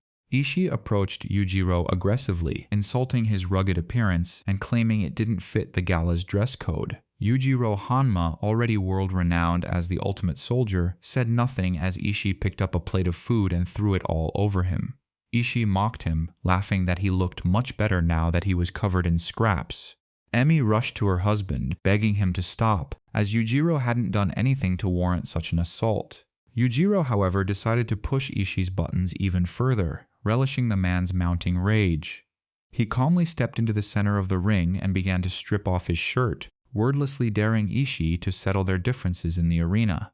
Karan, the karate master, told Ishii not to soil his hands with a man like Yujiro, claiming he would personally teach the ogre some manners and show him his place. Karan stepped into the ring and the tension was electric. He launched a full-power assault on Yujiro, pouring every ounce of his skill into the attack. Without uttering a single word, Yujiro raised his leg and brought it down like a guillotine on Karan's head, ending the entire match in one brutal second. Emi watched this display of absolute dominance, completely infatuated by Yujiro's power. Her husband saw the look in her eyes and felt a deep, bitter resentment as they headed home. He spots her sitting all by herself and decides to confront her, asking if she's seriously still dwelling on that guy. He sounds pretty bitter, basically saying, "After everything I've provided for you, how can you still be obsessed with someone like him?" She tries to brush it off, claiming she isn't thinking about anyone at all, but his temper starts to flare up dangerously. Just then, out of nowhere, Yujiro appears like a shadow right behind him. The very second Ishii senses that overwhelming presence, he freezes up, completely paralyzed by a wave of pure terror. Ishii frantically called for his security team, but Yujiro had already efficiently dealt with every single guard on the premises. Turning his attention to Emi, Yujiro spoke to her for the first time, noting that she was clearly the type of woman who thrived on witnessing combat. Emi was frozen in silence, her world turning upside down. Ishii, trembling with fear, pulled a gun on Yujiro and threatened to kill him if he didn't leave immediately. Yujiro ignored the weapon, casually grabbing Ishii by the throat. He looked Emi in the eye and promised her that from this day forward, she would never have to answer to or fear any other man on the face of the earth. In a display of cold ruthlessness, he ended Ishii's life right before her eyes. Instead of horror, Emi felt a twisted sense of fulfillment, realizing that Yujiro's overwhelming strength was exactly what she craved in a partner. Yujiro pulled her close and declared that since she loved battle so much, she would be the one to bear his ultimate son. That was the dark origin of Baki's parents, leading to the birth of the young man now facing his father. Back in the present, Yujiro tells Hanayama to stop staring like an idiot and show him what he's truly made of. Hanayama doesn't hesitate and charges at the ogre with everything he has, but before he can even land a blow, Yujiro strikes. Yujiro delivers a low kick that sweeps Hanayama off his feet instantly. He then grabs the giant by the head and lifts him up like a toy. Yujiro mocks him, saying he heard rumors that Hanayama was the strongest fighter in all of Japan, yet he sees no evidence of it. Hanayama grabs Yujiro's wrist, attempting to use his legendary crushing grip to snap the ogre's hand. The onlookers assume Yujiro's hand is doomed, but the ogre simply flexes his muscles, forcing Hanayama to release his grip through sheer physical density. Yujiro scoffs at Hanayama's gentle touch before hurling him across the room into the festival's massive speakers. Hanayama, who had always been so proud of his strength, is now visibly trembling at the gap between them. Terrified, Hanayama tries to pull himself up, but a single devastating punch from Yujiro embeds him deep into the wall. Baki, unable to witness the one-sided slaughter any longer, rushes forward to stop his father. Yujiro responds with a casual backhand slap that sends Baki crashing to the floor, completely neutralizing him in an instant. Sho mutters that Yujiro isn't even human. He's a literal monster in human skin. Yujiro sighs, expressing his deep disappointment and claiming that he expected a much more entertaining show than the pathetic display they provided. He dismisses them both as a waste of his time and turns to leave the building, leaving a wake of destruction behind him. Baki watches his father walk away, desperate to stop him but physically unable to move. Outside, Emi has been waiting anxiously for Yujiro's return. When she sees him, she rushes toward him with open arms, but Yujiro coldly shoves her aside. He demands to know why she failed in the one task he gave her regarding Baki's development. Emi insists she followed his instructions to the letter, but Yujiro growls that Baki is still pathetic and weak. He reminds her that his goal was for her to mold Baki into a worthy rival, yet he sees nothing but a disappointment. Emi defends herself, claiming she hired the world's most elite trainers and pushed Baki to his absolute limits just to satisfy Yujiro's vision. Yujiro declares all her efforts a total failure and announces that from this day forward he will take over Baki's training himself. As he walks away, Emi is overcome with a mixture of rage and desperation. She pulls a knife and lunges at his back, but with supernatural reflexes, Yujiro catches the blade between his fingers before it can even graze him. He tells her that if she were a typical, boring woman, he would have discarded her long ago, but it is her fiery, violent spirit that he truly admires. He informs her that he is going to put Baki to a final test to see exactly how far she managed to push him. Upon hearing this rare compliment from the ogre, Emi's anger vanishes, replaced once again by her obsession with him. Emi swoons, reaffirming that Yujiro is the only man for her. Meanwhile, Baki sits alone on the roof of his school, staring at his bruised arms and vowing that he will never allow himself to be humiliated by Yujiro ever again. Fueled by a new sense of purpose, he heads to his mother's mansion to discuss the aftermath of the brutal battle with Hanayama. Baki tells his mother that the fight with Hanayama wasn't just a match. It was a desperate struggle where both of them nearly crossed the threshold of death multiple times. He explains that they both held nothing back. His mother listens quietly before asking him one pointed question: what is his honest opinion of his father, Yujiro? Baki struggles to find the words, eventually admitting that Yujiro doesn't even feel like he belongs in this world. He describes his father as a creature from a realm of monsters who somehow ended up among humans by mistake, noting that his power is simply beyond natural comprehension. His mother then asks the ultimate question: does he believe he can ever defeat him? Baki remains silent, unable to give a confident answer. His mother then hands him a letter that arrived from Hanayama. Baki snatches it eagerly, curious about what the giant has to say. The message is brief and urgent. Hanayama needs to see him immediately. Without a moment's delay, Baki bolts from the mansion and heads to find his former rival. Baki reaches the hospital and finds Hanayama confined to a bed, his body covered in casts from head to toe. Baki checks on his condition, and Hanayama admits he didn't expect Baki to show up so quickly. Baki tells him that as soon as he read the message, he feared something was seriously wrong. Hanayama explains that he only wanted to warn Baki that his father's strength is truly nightmare-inducing. He looks Baki in the eye and tells him that he is the only person on Earth with the potential to surpass the ogre. These words ignite a fire in Baki's soul, and he vows to do the absolute impossible to transcend Yujiro's power. Baki leaves to begin an even more grueling training regimen. Meanwhile, Yujiro travels to the Yasha Mountains for a specific cruel purpose. He hunts down and kills the Yasha ape. He mocks the fallen creature, wondering how such a weakling could have ever given Baki a difficult fight. While Yujiro is busy destroying Baki's past rivals, Baki is pushing his body to the brink. Emi watches Baki's progress with pride, urging him internally to become even stronger so he can finally stand as a true equal to his father. She eventually leaves him to his workout, but as Baki continues his intense drills, he suddenly feels a massive, familiar pressure approaching from behind, signaling a very unwelcome visitor.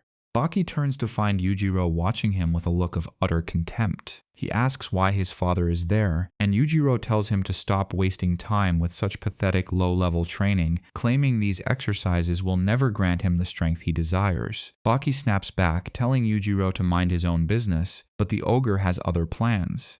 Yujiro indifferently tells Baki that in exactly 1 month he is going to kill him. He challenges Baki to use that time to master everything he's learned in his 13 years of life, warning him not to be a disappointment. Before departing, Yujiro mentions he brought a small gift for his son, pointing to a large bag he's been carrying.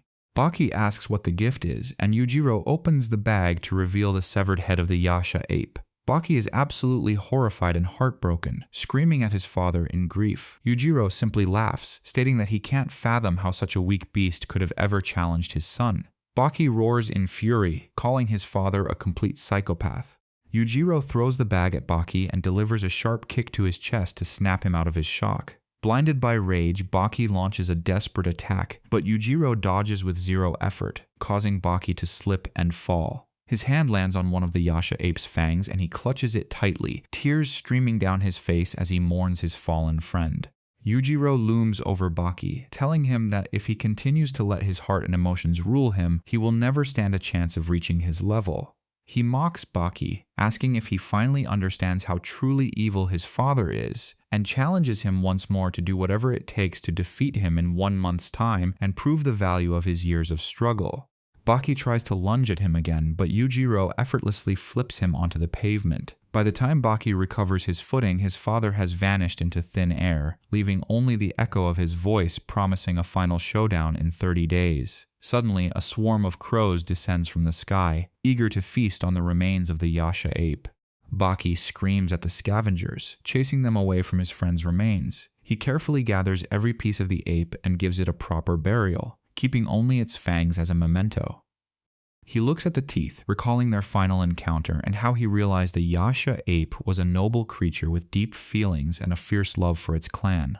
Devastated by the fact that the Yasha ape is truly gone, Baki sobs openly, his grief slowly hardening into a cold, diamond-hard resolve. He swears that no matter what it takes, he will bring Yujiro down. Just then, General Stridum appears behind him, and Baki immediately snaps to attention, sensing the weight of the moment. Stridum mentions that he's heard about the upcoming duel in a month, but Baki tells him he has no intention of waiting that long. He demands to know Yujiro's location so he can settle it right now.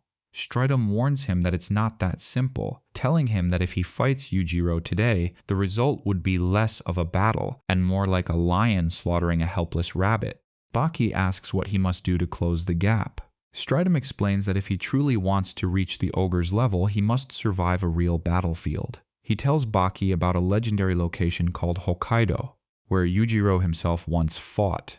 It was there that his father forged the invincible arrogance and power that the world fears today. Baki demands more details, so Stridum explains that Hokkaido is home to 5 monstrously powerful warriors. Their reputation is so fearsome that even a high-ranking general once requested a routine training exercise with them, only for those 5 individuals to completely annihilate an entire military battalion in what was supposed to be a simple drill. When a superior officer arrived after the incident, he was horrified by the carnage, asking the commanding officer who on earth they had been fighting to suffer such total devastation. He noted that the commander was the only one left standing. Though embarrassed, the commander was ordered to explain the impossible strength of their 5 training partners. The commander revealed that just 5 men were responsible for the entire battalion's defeat. He explained that these men didn't distinguish between a friendly exercise and a lethal battle. To them, every moment of training is a fight to the death. The high-ranking general found the story utterly impossible to believe, yet the broken soldiers were living proof of the claim. General Stridum explains that Yujiro mastered the same kind of power those 5 men possess. He tells Baki that to even dream of standing beside the ogre, he must follow in his footsteps and then surpass them. Baki, undeterred, demands to know the exact location, and Stridum asks him if he's truly ready for the horrors that await him there. Despite the warnings, Baki's resolve is unshakable. To be sure, Stridum conducts a lightning-fast test of Baki's reflexes and spirit, confirming that the boy is indeed ready to face the hell of Hokkaido. He asks Baki one last time if he's prepared to depart, and Baki gives a firm yes. They board the aircraft together, as Stridum begins to detail the mission ahead. Stridum is laying out the harsh reality for Baki. The only beast to ever walk away from these 5 warriors is the ogre Yujiro Hanma, and nobody else has even managed to land a scratch on them. Baki's looking at his gear and asks with a bit of nerves, "Hey, General Stridum, is this parachute I'm strapped into actually safe?" Stridum just gives him a mocking look and says, "Getting cold feet already. Don't sweat it, kid. There's only a tiny 1% chance it won't deploy." Immediately after that terrifying thought, the plane's side door swings wide open, and Stridum lets him know that they're all watching him now. Baki's like, "Wait, what are you talking about?" But Stridum isn't having any of it, telling him there's no more talking and he just needs to jump. Our hero takes the plunge and plummets through the sky, screaming at the top of his lungs loud enough for the whole world to hear until he finally crashes through the trees and manages to land on his own 2 feet in the dense jungle. Baki stands in front of a massive tree, squinting at the map in his hands and trying to make sense of the local geography. but unfortunately, it's all gibberish to him. He wonders aloud if he's already lost his way, but suddenly, an attacker leaps from the tree behind him and puts him in a brutal hold. Before he can react, warriors start popping up from beneath the earth and dropping down from the canopy above, surrounding him completely from every possible angle. Each of the 5 elite warriors emerges from a different hiding spot, and by this point, Baki has already lost consciousness, leading his captor to just drop him on the ground. The group looks at him and scoffs, noting that he looks like a mere 14-year-old boy and wondering what business a kid has in a place like this. Suddenly, Baki snaps back to reality and tries to launch an attack, but they quickly shut him down and give him a serious beating for his trouble. After giving him a proper thrashing, they tie Baki up securely, and each of the 5 starts debating the best way to execute him. However, one of them speaks up and advises against it, suggesting that the boy might be a trap or a plant designed so their enemies can monitor their movements. Because of this suspicion, they decide to hold off on the killing blow for the time being to see if he's actually a lure. A man named Gaia steps forward and tells Baki he's in luck because they're going to let him live a little longer until they figure out his story. Meanwhile, back at base, Stridum is sitting with the general and casually mentions that he sent the ogre's son straight to the 5 warriors in the forest, the same ones who completely annihilated the entire 1st Battalion without breaking a sweat. The general is horrified and asks Stridum if he even realizes what he's done, to which Stridum confidently replies that the son of Yujiro Hanma is the only one capable of handling those 5. But the general drops a bombshell, telling him that while Yujiro did emerge from that forest alive, that doesn't necessarily mean he actually defeated them. Stridum is taken aback and asks exactly what he means by that cryptic statement. The general explains that Gaia, the strongest of the 5 whom they all believed was dead and gone, is actually still alive and well to this day. Stridum starts to get agitated and realizes that if Gaia is still around, then Baki is in grave danger. The general confirms his fears, saying it's not just any ordinary danger, this is a life or death situation for the young fighter. Apparently, Gaia is the only one whose raw power can rival Yujiro's when fighting in the wild. Back in the jungle, one of the 5 returns to check on the tied-up Baki only to find the spot empty. He focuses his senses and realizes the kid hasn't gone far, just as Baki launches a surprise attack with lightning speed, forcing the seasoned soldier to stumble back in shock. Baki thinks he finally has the upper hand, but suddenly he notices a deep gash on his leg and has no idea how it even got there. His opponent coldly tells him he's a professional soldier and isn't looking to play games, before hurling a knife at him. Baki barely dodges the blade and continues his assault, grabbing his own knife to parry the next blow. The force of the soldier's strike is so intense that the knife in Baki's hand actually shatters into pieces. His opponent mocks him, asking if he finally understands the level of person he's dealing with. Without saying a word, Baki lunges at him again, but he can't seem to land a single hit because the man is just incredibly fast and elusive. The soldier's strikes are pinpoint accurate and dangerous. Baki thinks he's blocked the latest blow, only to realize his hand was nearly sliced off, leaving him wondering how the guy even got past his guard. Realizing he needs a different strategy, Baki decides to switch to a boxing style so he can better react to the enemy's blinding speed. Sure enough, as soon as he starts his next attack, he manages to dodge the incoming strikes and lands a heavy punch that sends the soldier flying into a tree. Baki tells him not to think he's invincible because everyone in this world has a weak point. He then drags the guy over to a hole to bury him, telling him to stay put and not move an inch until he brings the rest of his comrades to join him. After promising to bring the rest of the team back to the hole, Baki starts walking away, but he immediately senses something strange behind him. He spins around and jumps, only to find another member of the 5 lurking there. Baki strikes him and quickly maneuvers around. Baki is certain he landed a solid double kick, but the soldier is unfazed and far stronger than the first guy he faced. They get into a fierce brawl, and Baki finds himself completely overwhelmed until he ends up falling into a nearby river. The soldier follows him in, mocking him by saying it's rude to go wash his face without inviting him along. The soldier then shoves Baki's head underwater, and Baki struggles desperately as he runs out of air. But the man just keeps pressing down harder. Eventually, Baki stops moving entirely, leading the soldier to believe he's finally drowned the kid. He hauls the limp body out of the water to go bury him, But Baki suddenly springs back to life and catches him off guard. Baki shows he's very much alive and immediately puts the soldier in a chokehold, telling him he's not the only one who knows how to play tricks.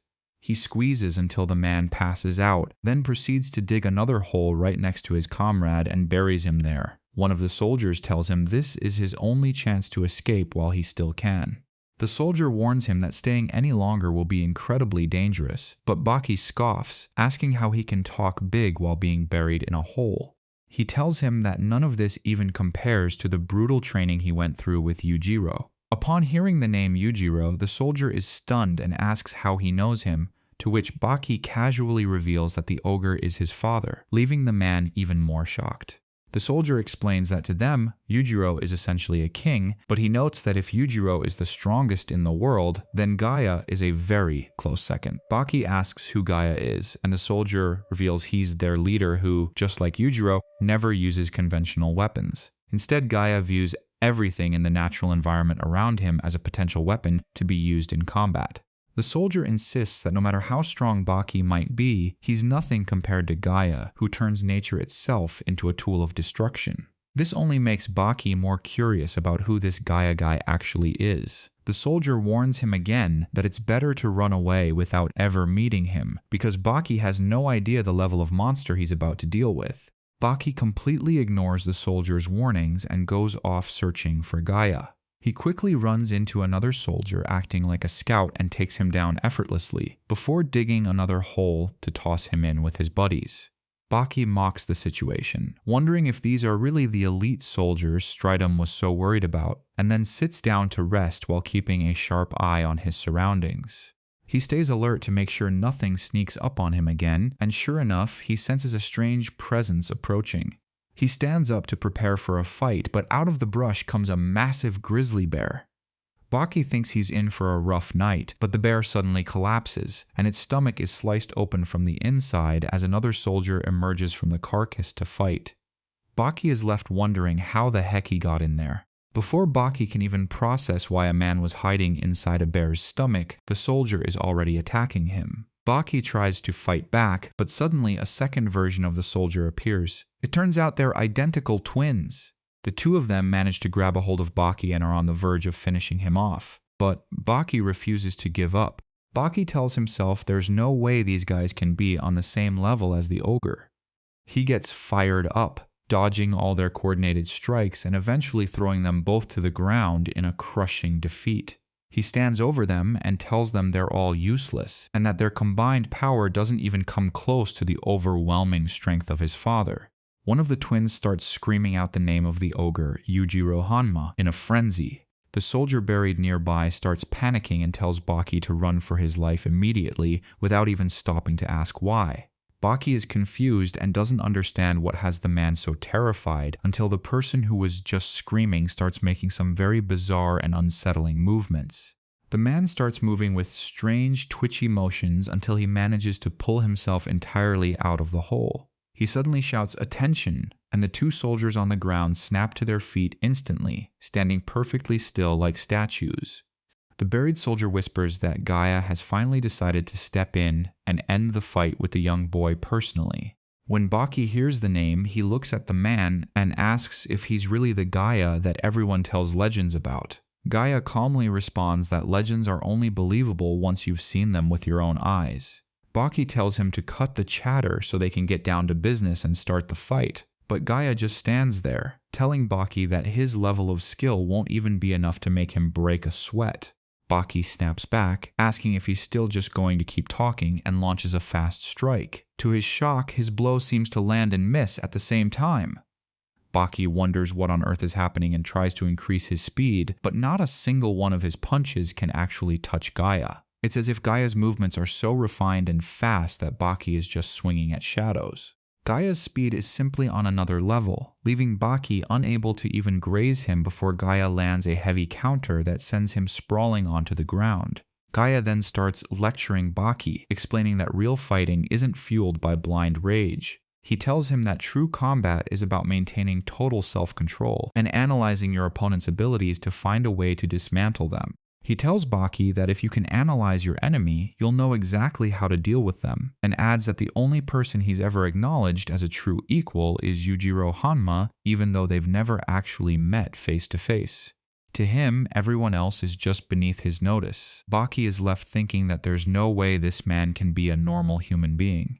Baki lunges again, and Gaia moves in for a strike, but Baki manages to catch his arm, telling him he can say goodbye to it because he's about to break it. He tries to lock the arm down, but Gaia isn't even fazed and mocks him, asking if he thinks he's just another weakling. Gaia then lifts Baki up effortlessly and grabs him by the throat, preparing to show him a lesson in real power. Holding him by the neck, Gaia tells Baki he's going to show him what true strength looks like, then hurls him with such force that he flies across the river and slams into a tree. Gaia instantly closes the gap and delivers a punch so powerful it literally splits the massive tree behind Baki in half. Despite the damage, Baki drags himself up, refusing to accept defeat in this place. Just as Baki is about to launch another desperate attack, Gaia lifts him up and tells him flatly that he's already lost. He slams Baki onto the ground with enough impact to make him feel like he just fell off a 7-story building. Baki's entire body is screaming out in pure agony, but he's still struggling with every ounce of his being to stand up and face Gaia one more time. Gaia picks him up yet again, leaps over the river, and throws him down into the water with incredible force, hoping Baki won't be able to get back up this time. Gaia then turns back to his squad and declares the mission a success, ordering a full withdrawal. The soldiers acknowledge the command and prepare to leave, thinking the fight is finally over. Suddenly, Baki snaps awake underwater and forces himself back to the surface, pushing past all the pain in his body to confront Gaia once more. Gaia turns back, impressed, and realizes that the kid truly is the son of the ogre. He attacks Baki again, and to his surprise, Baki has actually started to mimic and learn Gaia's own fighting style in the middle of the battle. Even though he's learning, Baki still can't quite figure out why he can't land a clean hit on Gaia. Gaia tells him that even if he trained for 1,000 years in his current state, he'd never be able to touch him. After Baki's final desperate lunge, Gaia suddenly calls for a complete halt to the fight and orders a withdrawal, leaving Baki frozen in place, confused by the sudden stop. Baki is left standing there wondering why Gaia ended the match, but Gaia explains that Baki's physical condition is absolutely terrible right now. He tells him that if he keeps fighting like this, he'll never actually improve because he's disconnected from what his body actually needs. Gaia advises Baki that he needs to sit down and truly try to feel every single fiber of his being. He tells Baki that if he listens, he'll hear every cell in his body screaming in pain, and that everything needs rest to function at full capacity again. Right now, Baki is just torturing himself for no reason. Gaia then starts sharing a story from back when he was a regular soldier, just following orders blindly without any real connection to his own physical state. He spent years just following commands until he was captured and sentenced to death. Right at the moment they were about to execute him, he suddenly entered a state of being he had never felt before. He found himself able to pinpoint exactly how many soldiers were holding weapons and where every single barrel was pointed at his body. In that moment, his entire physiology changed, and his personality shifted into the Gaia everyone knows today. Before the sentence could be carried out, his army arrived and negotiated for his release. Ever since that day, his sensory abilities have been off the charts. He tells Baki that if he wants to truly understand this, he's going to have to start his combat lessons from scratch with him. Gaia launches into an attack, pummeling Baki from every direction as a way of teaching him. While taking the hits, Baki starts reflecting on Gaia's words, wondering if his body really is in pain and why he can't feel it properly. He's amazed at how Gaia handles him with such effortless ease before being hurled into a tree yet again. As Baki hits the tree, it finally clicks. He understands what Gaia was trying to tell him. He realizes that even if he's exhausted, his body has all those years of training ingrained into its muscle memory. By tapping into that, he actually starts successfully parrying Gaia's strikes, and for the very first time, he manages to land a solid blow right on Gaia's face. All of Gaia's soldiers are completely floored, wondering how a kid could possibly land a hit on their leader. The battle between the two intensifies, and even Gaia himself is taken aback by how rapidly Baki's combat abilities are evolving during their exchange. Baki starts to think he's finally gained the upper hand, telling Gaia that he's pushed his body further than he could ever imagine. Baki claims he's conditioned his body beyond human limits and delivers a massive headbutt to Gaia. In response, Gaia lets out a deafening scream, signaling that he's about to unleash a specialized technique. His own soldiers start begging him to stop, knowing that they'll get caught in the aftermath, but Gaia ignores their pleas and prepares to let out another world-shaking shout. Gaia emits a piercing scream that literally shakes everything in the vicinity, and the raw power of the sound leaves Baki dazed and unable to process what's happening. Gaia casually walks over to the stunned boy and explains that this is an ancient Indian technique that someone like Baki would never have heard of, before locking him in a tight hold. Gaia tries to choke Baki into unconsciousness to end the fight, but Baki starts hitting himself to stay awake and fight off the blackout. He manages to land an upward headbutt and flips Gaia over, leaving the commander wondering how on earth the kid recovered so quickly. Realizing he needs to go all out, Gaia decides to start using every advanced technique in his arsenal. Gaia kicks things off by scooping up some water and flicking it at Baki at supersonic speeds, making the droplets hit like actual bullets. While Baki is reeling from how that's even possible, Gaia picks up a simple leaf and starts slashing at him with it until Baki is covered in cuts. Baki is stunned and accuses him of using a hidden knife against the rules. Baki tells him he thought Gaia didn't use weapons, but Gaia just laughs and asks what knife he's talking about, revealing that all he used was a common leaf. He tells Baki that in his hands, everything in nature is a lethal weapon. To prove his point, he climbs up a tree and grabs a sturdy branch, wrapping it around Baki's neck to start choking him from above. Gaia drops down while keeping the branch tight around Baki's throat, putting his full weight into the strangulation. At this point, Baki is starting to lose hope and thinks that Gaia might just be too difficult to overcome. Gaia continues to apply pressure, making sure that the branch is doing its job to finally put Baki down for good. As Gaia scoffs and asks if this is really the supposedly legendary son of King Yujiro, the mention of his father strikes a nerve in Baki. He lets out a primal scream and manages to break free from Gaia's iron grip, which leaves Gaia absolutely speechless. Baki follows up by striking Gaia and forcing him back, making him realize that Baki is the only person besides Yujiro to ever handle him like this. Baki admits that Gaia is one of the toughest fighters he's ever faced, but tells him there's one specific attack he probably hasn't seen yet. Gaia is just staring in disbelief at Baki's insane level of endurance. Before Gaia can react, Baki clamps his fingers around Gaia's neck, cutting off the blood flow to his brain in a surgical strike. The lack of blood to the brain causes Gaia to pass out instantly, and Baki notes that while the move is simple, its effectiveness is undeniable. After a little while, Gaia regains consciousness and sees Baki still standing tall over him. He turns to his men and asks for confirmation that he actually lost the match, admitting defeat. His soldiers tell him he fought as hard as he could, and Gaia stands up to warmly welcome Baki, inviting him to stay and have dinner with them. Baki is thrilled at the offer because he hasn't had a single bite to eat since he stepped foot in the jungle. That night, they prepare a feast, and Gaia officially hosts Baki as their guest. Gaia presents Baki with a meal as a gift from the squad, and as Baki takes the plate and looks around at his former enemies, he thinks to himself that he'll never forget this moment. While they're all eating, Stridum goes to find Yujiro to let him know that Baki is currently at the exact same battlefield where Yujiro once fought. Yujiro asks which battlefield he means, and when Stridum mentions Gaia, Yujiro just laughs it off, saying that place was nothing more than a playground to him. Stridum insists that the situation is genuinely dangerous for Baki, but Yujiro scoffs and tells him if he wants to see what dangerous really looks like, he's about to give him a demonstration. Yujiro picks up the phone and casually informs the presidential guard that he's coming to take the president, throwing the entire security detail into a panic. He looks at Stridum and asks if he wants anything from the president before he goes and grabs him, leaving Stridum absolutely speechless and wondering if he's actually serious. Yujiro tells Stridum he can stay there and overthink things while he goes and finishes his business.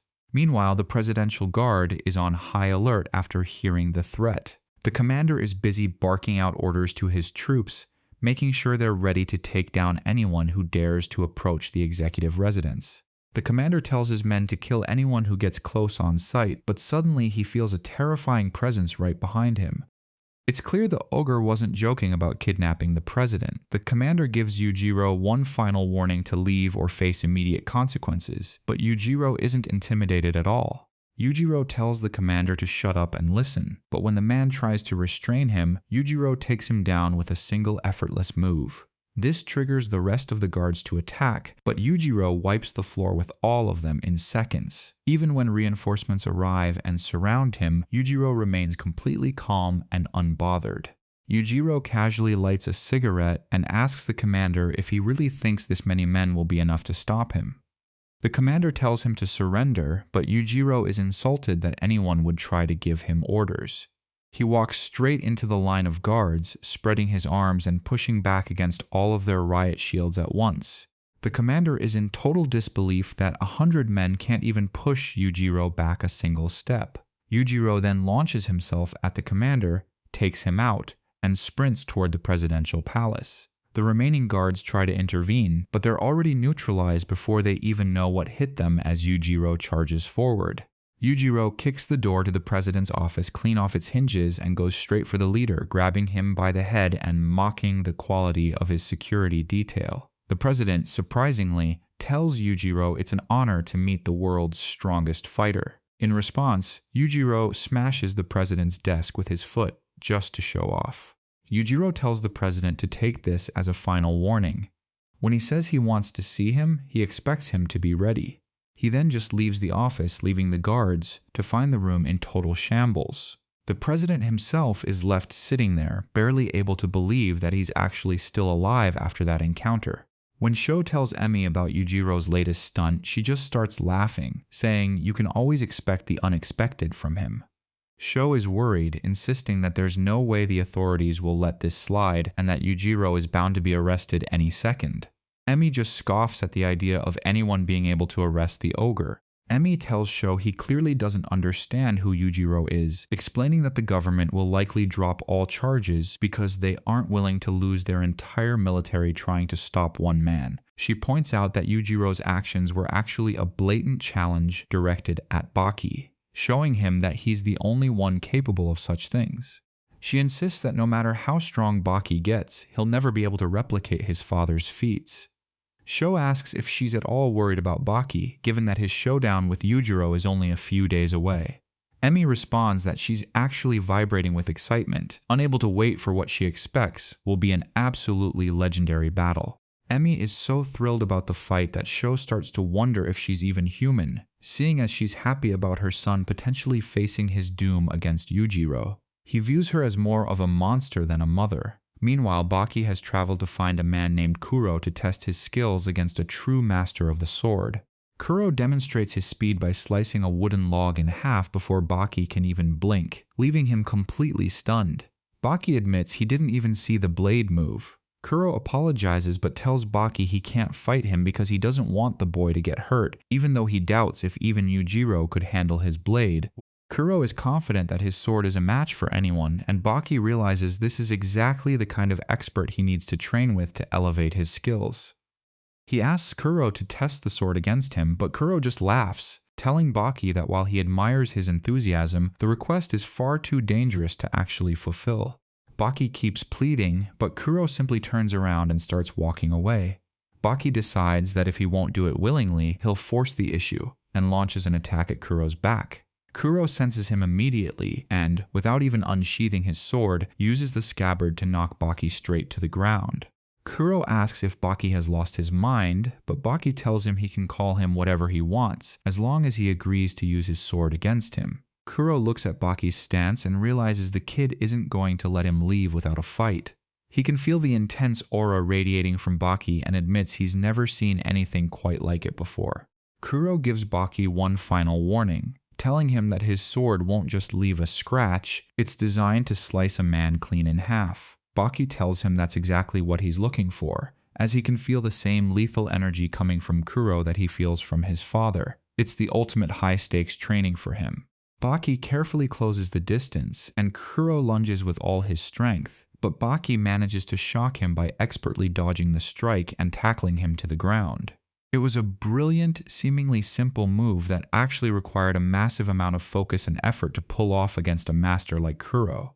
Catching his breath, Baki tells himself that this is the kind of speed he needs to develop if he wants to have any hope against Yujiro.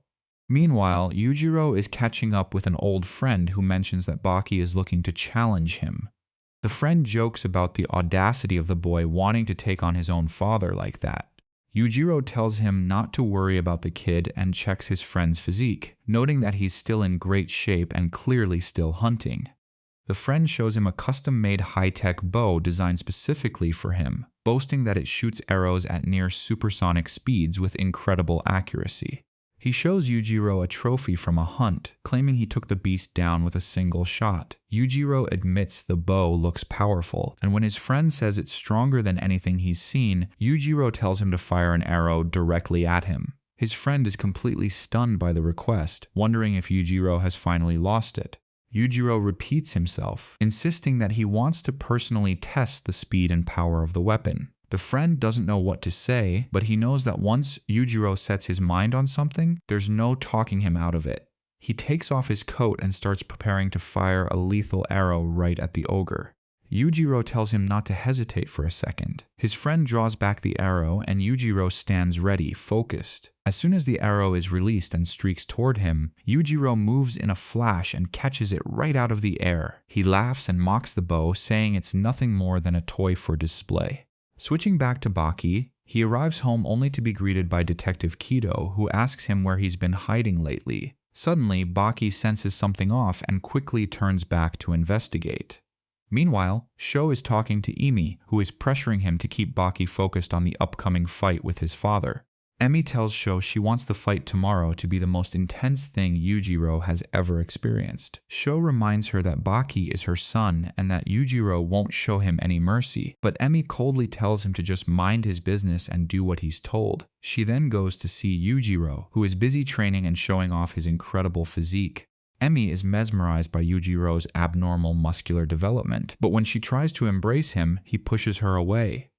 He reminds her that his only instruction was to train Baki until he was strong enough to be a worthy opponent. He warns her that if the fight doesn't live up to his expectations, their relationship is as good as over. Yujiro's threat to leave her hits Emi like a bullet to the chest. She walks away in a daze, terrified of losing him, and heads down to the gym where she runs into Sho and Baki. She's completely overwhelmed by the pressure of keeping Yujiro's interest and the fear that everything is falling apart. She suddenly breaks down and throws herself into Baki's arms, sobbing about how Yujiro doesn't love her despite everything she's done for him. Then her grief turns into rage, and she starts hitting Baki, blaming his weakness for the fact that Yujiro is cold toward her. She tells him it's all his fault that Yujiro has come to hate her. She screams at Baki, saying if he were stronger, Yujiro wouldn't treat her this way, and asks why she even gave birth to him. Baki is heartbroken and looks at the floor, admitting he knows she loves Yujiro more than anyone else in the world, even her own son. He then looks up and asks her a single, poignant question. Baki asks her if she'll finally love him if he manages to defeat Yujiro tomorrow. This only makes Emi angrier, and as she moves to strike him again, Baki pulls her into a hug, telling her she's all he has. In a fit of madness, she actually bites him, nearly taking a chunk out of him before running away and screaming that Yujiro could never be defeated. Emi shouts that she only wants Yujiro to enjoy the battle and acknowledge Baki's existence, not for him to actually lose. Baki is left standing there in the middle of a crowd, feeling completely and utterly alone. He wonders what he could have possibly done to deserve such cruel treatment from his own mother. He heads out to wander the streets, and the bite mark from his mother is throbbing, but it's the pain in his heart that hurts way more than the physical wound. Suddenly, 3 thugs confront him and start bullying him, landing blows all over his body. Baki doesn't even try to fight back, having completely given up, until someone else finally arrives on the scene.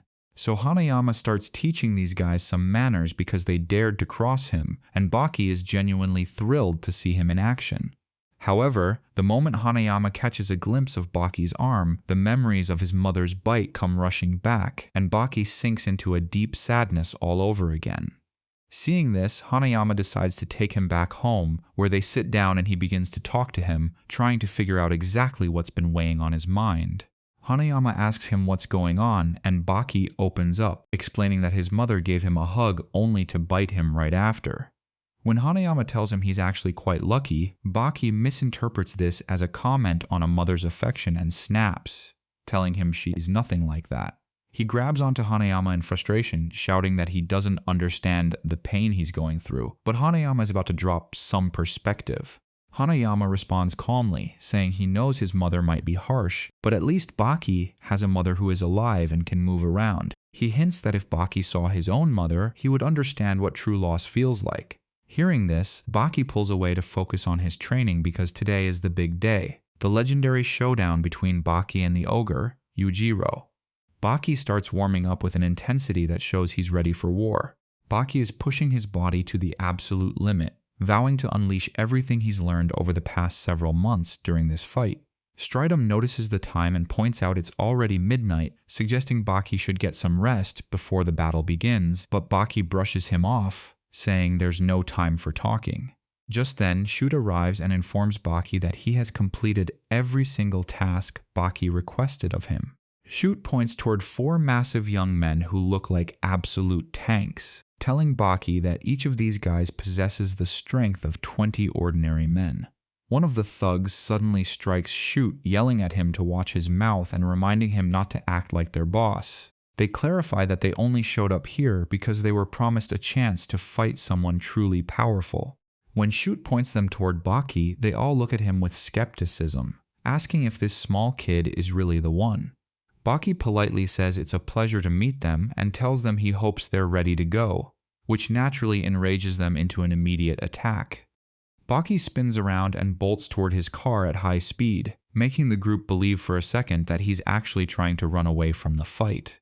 But Baki isn't fleeing. He pulls helmets and body armor out of the car, telling them they need to put this gear on first. One of the guys mocks him, asking if he wants to wear the armor so he won't get hurt, but Baki corrects them, saying they've got it all wrong. He wants them to wear it so he doesn't accidentally kill them. This insult sends their anger through the roof as they prepare to tear him apart. Just as they are about to swarm him, Hanayama arrives on the scene, lifting one of the guys into the air with a single hand. He tells Baki that these kids aren't even worth a warm-up and suggests that if Baki really wants a fight to test his full potential, he should use Hanayama as his opponent. Baki is absolutely stoked to hear this, while at the exact same time, Gaia arrives on a nearby rooftop. Gaia has been specifically summoned by Yujiro for a duel. Looking down at him, Gaia asks if he's the famous father of Baki, and Yujiro dismissively says he can't believe Baki bothered fighting someone as weak as Gaia. Gaia admits that Yujiro is a living legend to every fighter on the planet, but he boldly claims that since this is their first meeting, he's going to make Yujiro rethink his title as the world's strongest. Gaia tells him he's about to change his mind about being the invincible fighter he thinks he is. Yujiro mocks him, asking if Gaia really thinks he's the one to do it, to which Gaia responds that actions speak louder than words and warns him to be ready. Yujiro just laughs, fueled by pure excitement for the upcoming violence. As Gaia advances to start the fight, Yuri, the elite boxer, arrives on Baki's side of things, wanting his own piece of the action before the main event with Yujiro. Hanayama asks if Yuri is trying to cut the line, but Yuri tells him not to think of it that way. He reminds Hanayama that he was the reason Yuri lost the championship before, and he's not about to let another opportunity with Baki slip away. Hanayama actually offers a rare apology for what happened in the past and steps aside to let Yuri and Baki have their duel. As the fight kicks off, Yuri immediately notices the massive surge in Baki's power, commenting on how much he has evolved since their last encounter. It's clear that Baki isn't the same kid he fought before. Baki proceeds to prove that it wasn't just his speed that improved, but his raw strength and technical skills as well, allowing him to defeat the boxing champ Yuri with relative ease. Once it's over, Hanayama steps forward and tells Yuri his turn is up, signaling it's time for him to take a crack at Baki. Baki braces himself, knowing that Hanayama's strikes are on a completely different level from anyone else's. Knowing how dangerous Hanayama is, Baki manages to dodge the very first punch thrown at him. The force of that missed strike is so immense it actually punctures through the iron fence behind Baki. Baki looks at Hanayama and apologizes for avoiding the hit, casually inviting him to take another shot. Hanayama takes him up on the offer and lands a heavy blow that sends Baki flying back into the wires. Hanayama follows up immediately, unleashing a relentless barrage of powerful strikes. Surprisingly, Baki is standing there smiling, looking genuinely happy because despite the power of the hits, they feel manageable compared to the ordeal he's preparing for. Baki suddenly lands a counterattack that forces Hanayama backward against his will. Hanayama is stunned, realizing Baki's power is nothing like it used to be. As Baki starts fighting with his full strength, Yuri watches from the sidelines and notices that even the mighty Hanayama is starting to struggle with Baki's overwhelming offense. Baki is absolutely wrecking Hanayama, so Yuri decides he can't just sit there. He admits he hates this kind of dishonorable style, but he asks Hanayama for permission to jump in and fight alongside him. Hanayama agrees, and suddenly it's 2 against 1. Stridum is in total disbelief watching the 2 strongest fighters struggle against Baki alone. The handicap match rages on until it's 10 minutes to midnight, meaning Baki only has 10 minutes left before his showdown with Yujiro. Stridum shouts for them to stop, telling Baki that's enough for now since he needs to save some energy for the main event that's about to start in just moments. Hanayama and Yuri are completely spent, gasping for air and pushed to their absolute limits, while Baki looks like he's only just finished a light warm-up. He starts getting himself ready because the clash with Yujiro is finally here. All of Baki's friends gather around to ask if he's truly ready for this. Baki confirms he is fully prepared and waits patiently until Yujiro's aircraft finally arrives. First, Gaia is dropped from the plane right in front of the legendary Yujiro, but his body is completely mangled and broken. This serves as a grim realization for Baki. The man he struggled so hard to beat didn't even last a minute against his father. Yujiro descends from the plane without a single scratch on him. He walks toward Baki and challenges him to show what he's got. Baki charges at Yujiro at full speed, but suddenly a massive earthquake strikes, shaking the entire area. While Baki is struggling to keep his balance during the tremors, Yujiro has a different plan. Yujiro readies himself, clenching his fist with terrifying precision, and punches the ground with such force that the earthquake stops instantly. Everyone watching is paralyzed with shock, unable to comprehend how a human being could possibly stop a natural disaster with a single strike of his hand. The spectators wonder how Baki can even stand a chance against a monster like this. Despite witnessing Yujiro's godlike power, Baki doesn't retreat an inch. He lunges at Yujiro, shouting at him not to underestimate his strength, and starts landing heavy blows to Yujiro's face, but Yujiro just stands there like a statue. Baki managed to lock him down, and the crowd thinks he's actually doing great, believing he might win if he keeps it up. However, Baki's mother, Emi, sees something entirely different. To her, the scene doesn't look like a fight at all. It looks like a father simply holding his small child. Yujiro decides to show Baki how much further he has to go. He spins his body and tosses Baki away without even using his hands, leaving the onlookers in awe of his strength. Baki bounces off the surrounding wires and rushes back at Yujiro immediately, continuing his assault with everything he's got. Yujiro remains perfectly still while Baki pours out his entire soul into his attacks. Realizing his current output isn't enough, Baki pushes his limits even further, unleashing a lightning-fast barrage of strikes. Yujiro simply takes a small step forward, causing Baki to miss entirely and stumble. As Baki hits thin air and nearly falls, the audience is confused by Yujiro's movements. Baki recovers and attacks again, but this time Yujiro starts talking to the crowd. He says he's genuinely happy today because that little boy who looked up at him years ago wanting to fight is finally standing before him as a true warrior. While Baki is striking him from every possible angle, Yujiro continues his speech as if he's being tickled rather than punched. He admits that although he knew no one could ever reach his level, he can't help but look at Baki with a bit of admiration for the sheer amount of work he put into reaching this moment. Yujiro acknowledges Baki's hard work and then looks at Emi, telling her that what she did for Baki deserves praise. Emi begins to cry, realizing that this version of Yujiro, the happy, satisfied one, is exactly what she always wanted to see. She just wants him to feel this way forever. Emi shouts to Baki, telling him to make his father proud, which causes Baki to freeze in his tracks. He's confused, asking how he could possibly make him proud when Emi is the only one he ever wanted to please. Driven by this, he lunges at Yujiro with max power, but Yujiro finally decides to strike back, planting a punch that floors him. Baki gets back up, swearing that a single punch won't defeat him, but Yujiro follows up with a devastating stomp. Baki takes the full force of it and loses consciousness completely. Stridum is screaming at him to get up and run away before it's too late, but Baki is out cold. Baki is trapped in a dreamlike state, feeling a strange warmth he remembers from somewhere before. When he finally snaps back to reality, he realizes Yujiro is looming right over him, so he scrambles away as fast as he can. Yujiro notices a change in Baki's demeanor as the tension rises. Yujiro raises his hand, and Stridum realizes that the real, serious fight is about to begin.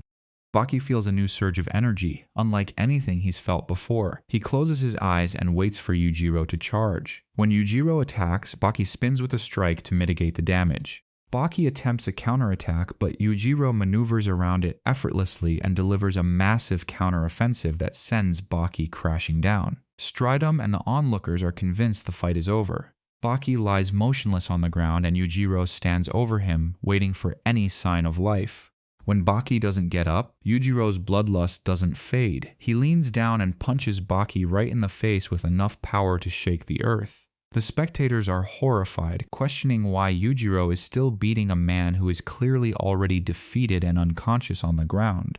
Yujiro continues his merciless assault, showing absolutely no pity. Everyone can feel the sheer brutality of the blows Baki is receiving, but they are all too terrified to interfere. Yuri tries to step in, but Hanayama stops him, warning that if he goes near Yujiro now, Yujiro will kill him without a second thought. Shoot feels terrible for Baki and begs Emi to stop this, pointing out that Baki is near death and she's doing nothing as his mother. Emi simply replies that this is the Yujiro she knows, a man who never stops until his opponent is finished. Shoot is appalled, reminding her that Baki is her own son. Emi walks toward Yujiro, still focused only on him, but then she catches sight of Baki's mangled face. She remembers Baki asking her just yesterday if she would finally love him if he defeated his father. The realization of Baki's desperation for her affection finally hits her heart. She recalls being angry at Baki, but he had just hugged her, pleading for just a tiny fraction of the love she gave to Yujiro. Finally snapping out of her trance, Emi throws a cloth at Yujiro and openly challenges him, declaring that she won't let him lay another hand on Baki. Emi tries to punch Yujiro in the head, but her own hand breaks upon impact with his skull. She tries with her other hand, and Yujiro breaks that one too. Despite the pain, she mocks him, saying she thought he was stronger than this. She then lunges at him and bites him with everything she has left. Yujiro just laughs and tells her she's the greatest woman in the world before pulling her into an embrace. But this isn't a normal hug. He crushes her spine and snaps her vertebrae with his monstrous strength. Emi's screams fill the air, but no one is brave enough to step in and stop him. Yujiro drops her lifeless body onto Baki, and she passes away right there. Shoot collapses to the ground in tears, wondering why she waited until the very last moment to act when she could have prevented this entire tragedy from the start if she hadn't been so blinded by her obsession. Shoot laments that her love for Yujiro blinded her to her own son's suffering. Kuroro steps forward and tells Yujiro that he has committed a serious crime and should surrender to the law, suggesting he might get a lighter sentence. Yujiro just looks at him with total contempt. Yujiro knocks Kuroro back with a single punch and tells the crowd they have a total misunderstanding of who the ogre is. He isn't someone the government can control. He then proceeds to beat every fighter present into the dirt, absolutely crushing anyone who dares to stand in his way before he departs. Yujiro flies away, leaving the carnage behind. Baki's mother, in her final moments, had pulled Baki into her lap while mumbling incoherently. The next day, Baki is seen carrying his mother's body away. In his grief, he imagines her talking about the people staring at them, but he tells her to ignore them as long as she's okay. Suddenly, Baki bumps into someone and drops the only thing he has left of his mother, her ring. A police officer approaches and asks who he is, but Baki just screams in agony. As the officer tries to detain him to figure out what's going on, Detective Kit appears and tells the officer to back off and leave the boy alone. Kit explains that Baki is fighting an internal battle and has enough on his plate. Baki goes to bury his mother's ring, still wishing he could have made her happy enough to love him. Later, Shoot reaches out to find him, and Baki reveals his plan to return to Japan in 2 years after he gains more strength to seek revenge. Baki leaves the city behind, fully committed to his quest for power so he can eventually pay Yujiro back for everything. Detective Kit sits outside Baki's old house, musing about how quiet and peaceful the entire area has become since the young fighter left, though he admits the place feels empty without him. Kit reminisces about the days when Baki would take on 100 people at once without showing a single ounce of fear.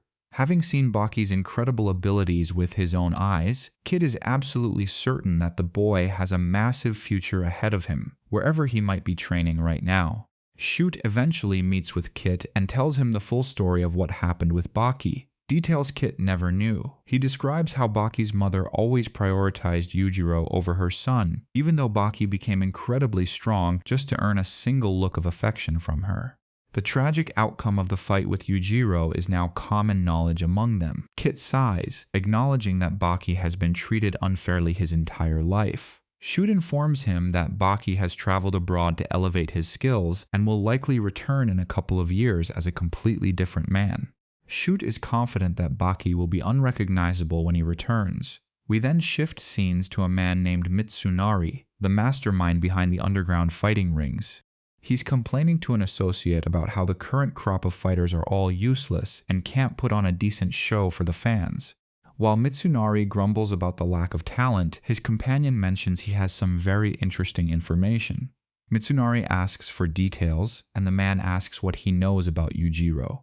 Mitsunari simply says he knows him as the strongest creature on the planet, but the informant tells him there's more to the story. The informant reveals that Yujiro actually has a son named Baki, which leaves Mitsunari completely stunned. The man explains that Baki isn't just any kid. At only 13 years old, he managed to defeat Yuri, the world-class boxer, and that was just the start of his legend. He continues, telling Mitsunari that Baki went on to defeat Hanayama as well. Mitsunari asks if the kid is really that powerful, and the man says rumors suggest he's a monster who even fought the ogre himself at 13. However, everyone who witnessed that fight refuses to speak a single word about the details. Fast forward, and Baki has grown up significantly, sporting a much more muscular build. He spends his time traveling and hunting down anyone rumored to be strong, challenging them instantly. Despite his efforts, he hasn't found anyone who can truly push him to his limits yet. Baki has been taking down the toughest fighters in Brazil, but none of them have been a match for him. He hears rumors of a legendary fighter who has gone 700 matches without a single loss.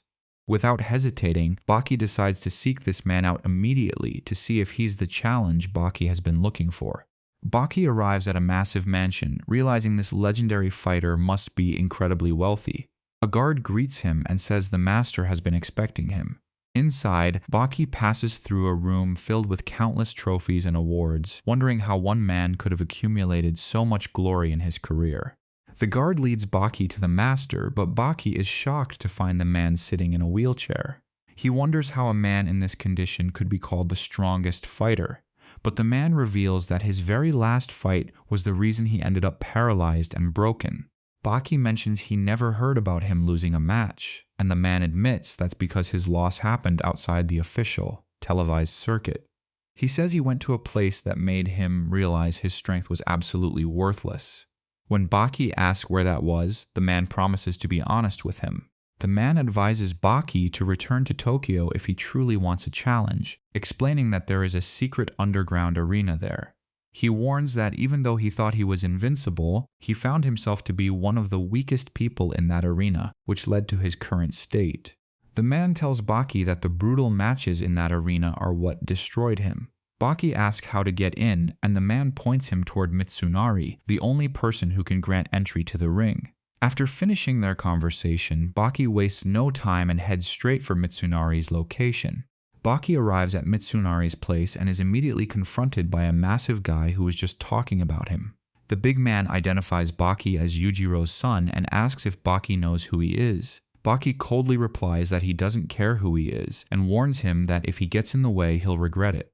The man tells Baki that Yujiro must have turned him into a monster rather than a human, and then lets him pass. Instead of entering through the front door like a normal person, Baki chooses the hard way and decides to jump over the high wall to get inside the compound.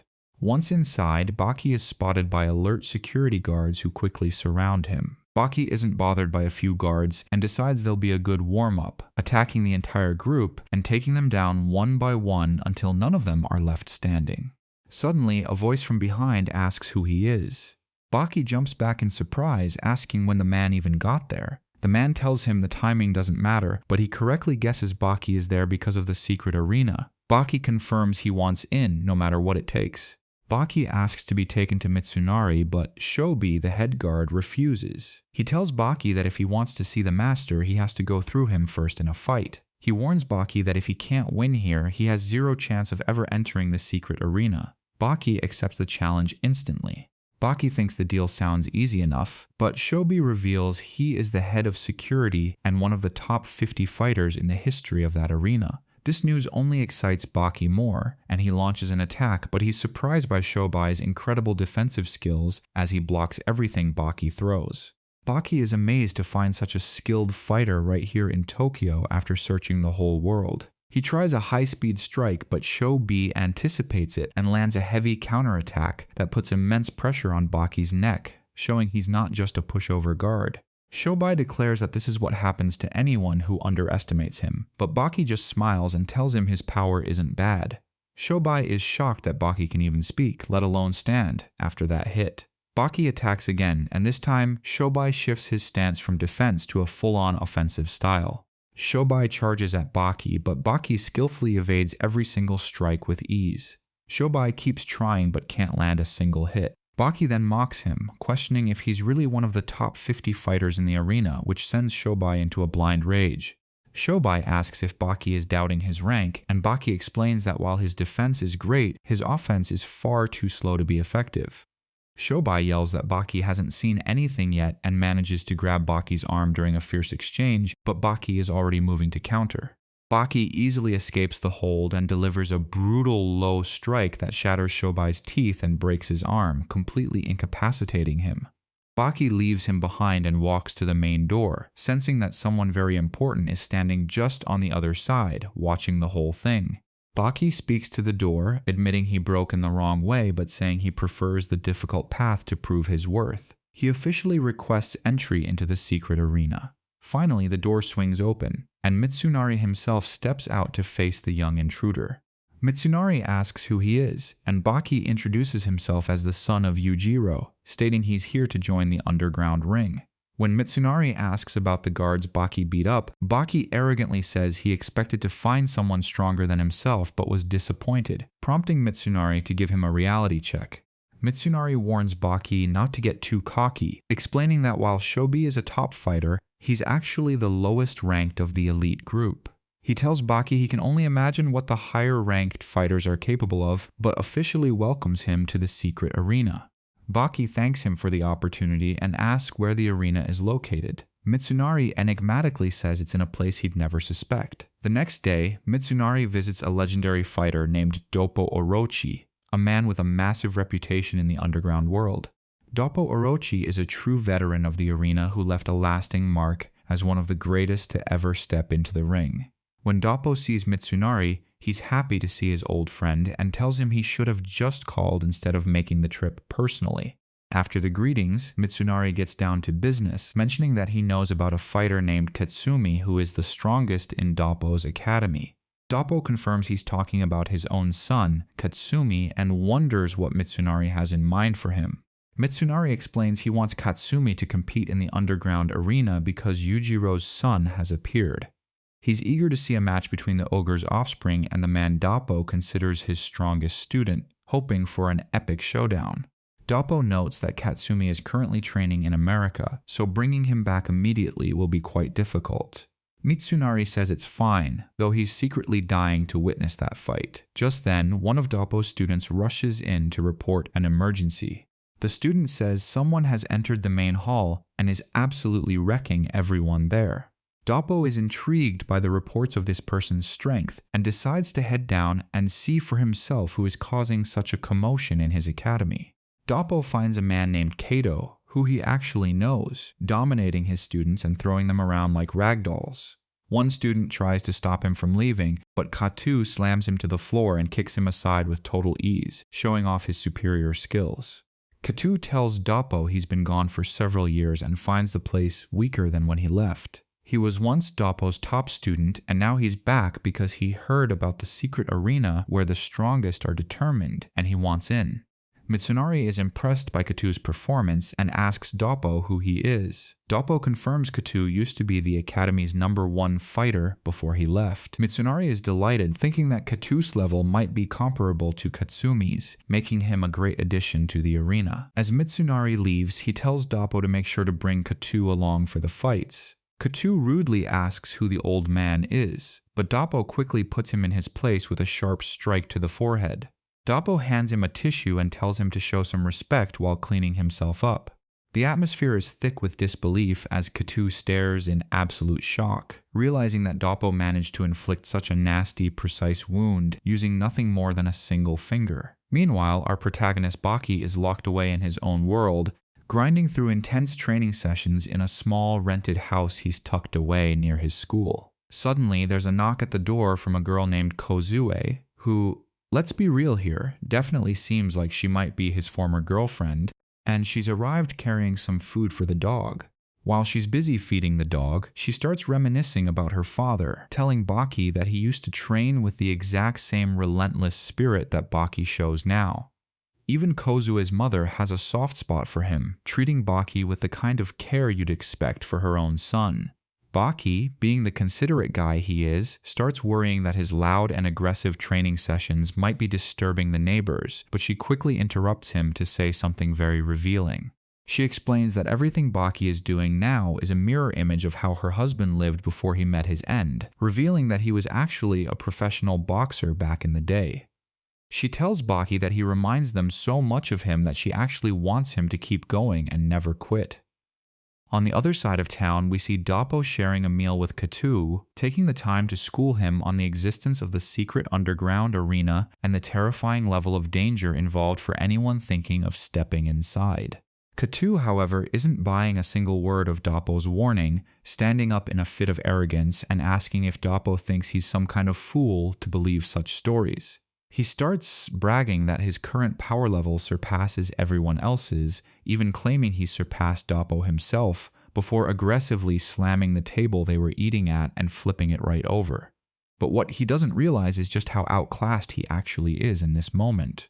Before Katu can even blink, Doppo has already vanished and reappeared right behind him, calmly stating that he could retaliate instantly but chooses not to, opting instead to let the arena itself give Katu the wake-up call he needs.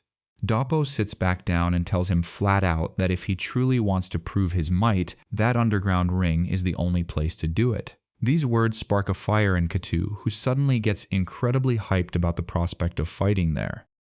Katu decides to head out with Doppo while we see Baki walking to school alongside Kozue, engaging in some casual conversation before they head to their respective classrooms. However, Baki has no intention of staying for the lectures. He makes a quick exit from the school grounds, vaulting over the wall only to find a car already waiting for him outside. This isn't just any car. It's been sent specifically to transport him to his destination. Baki is heading straight to the secret arena because his debut fight is finally about to kick off. Meanwhile, Doppo has led Katu to Mitsunari's residence, though Katu is highly skeptical that a legendary fighting ring could exist in such a place. His doubts are instantly vaporized when Mitsunari leads them deep underground, and as the heavy arena doors swing open, they are met with a massive roaring crowd that seems to stretch on forever. Katu is blown away, remarking that this place is far superior and much larger than any of the official tournament rings found in the outside world. Mitsunari just smirks and tells him he hasn't seen anything yet, as the real spectacle is just about to begin. When Katu asks what he means, Mitsunari explains that a newcomer, much like Katu himself, is scheduled to have his very first match right now. He reveals that this rookie is named Baki, and he's not just fighting some random person. He's been matched up against one of the most elite and dangerous fighters the arena has to offer. Katu is stunned by this revelation, but before he can process it, the announcer's voice booms through the speakers, introducing the first fighter, a man named Kosho. As Kosho makes his grand entrance, it's clear from the crowd's reaction that he is a fan favorite with a terrifying reputation. Kosho's name carries a lot of weight in this underground world, and even Doppo can't believe that Baki's very first match is going to be against such a high-level opponent. Once Kosho takes his place in the center of the ring, Baki steps forward to meet him face to face, ready to kick off the tournament's opening match. The two warriors stand there, eyeing each other down in a moment of intense silence before the battle begins. The referee steps in to explain the rules, which are brutally simple. No weapons are allowed, but absolutely everything else is fair game.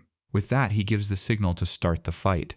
Doppo whispers to Mitsunari that this Kosho looks formidable, and Mitsunari confirms his suspicion by revealing that Kosho once killed a raging bull with a single blow. Apparently, he came to this arena specifically because he was bored and looking for a real challenge. Doppo wonders aloud how Baki is going to handle a monster like that.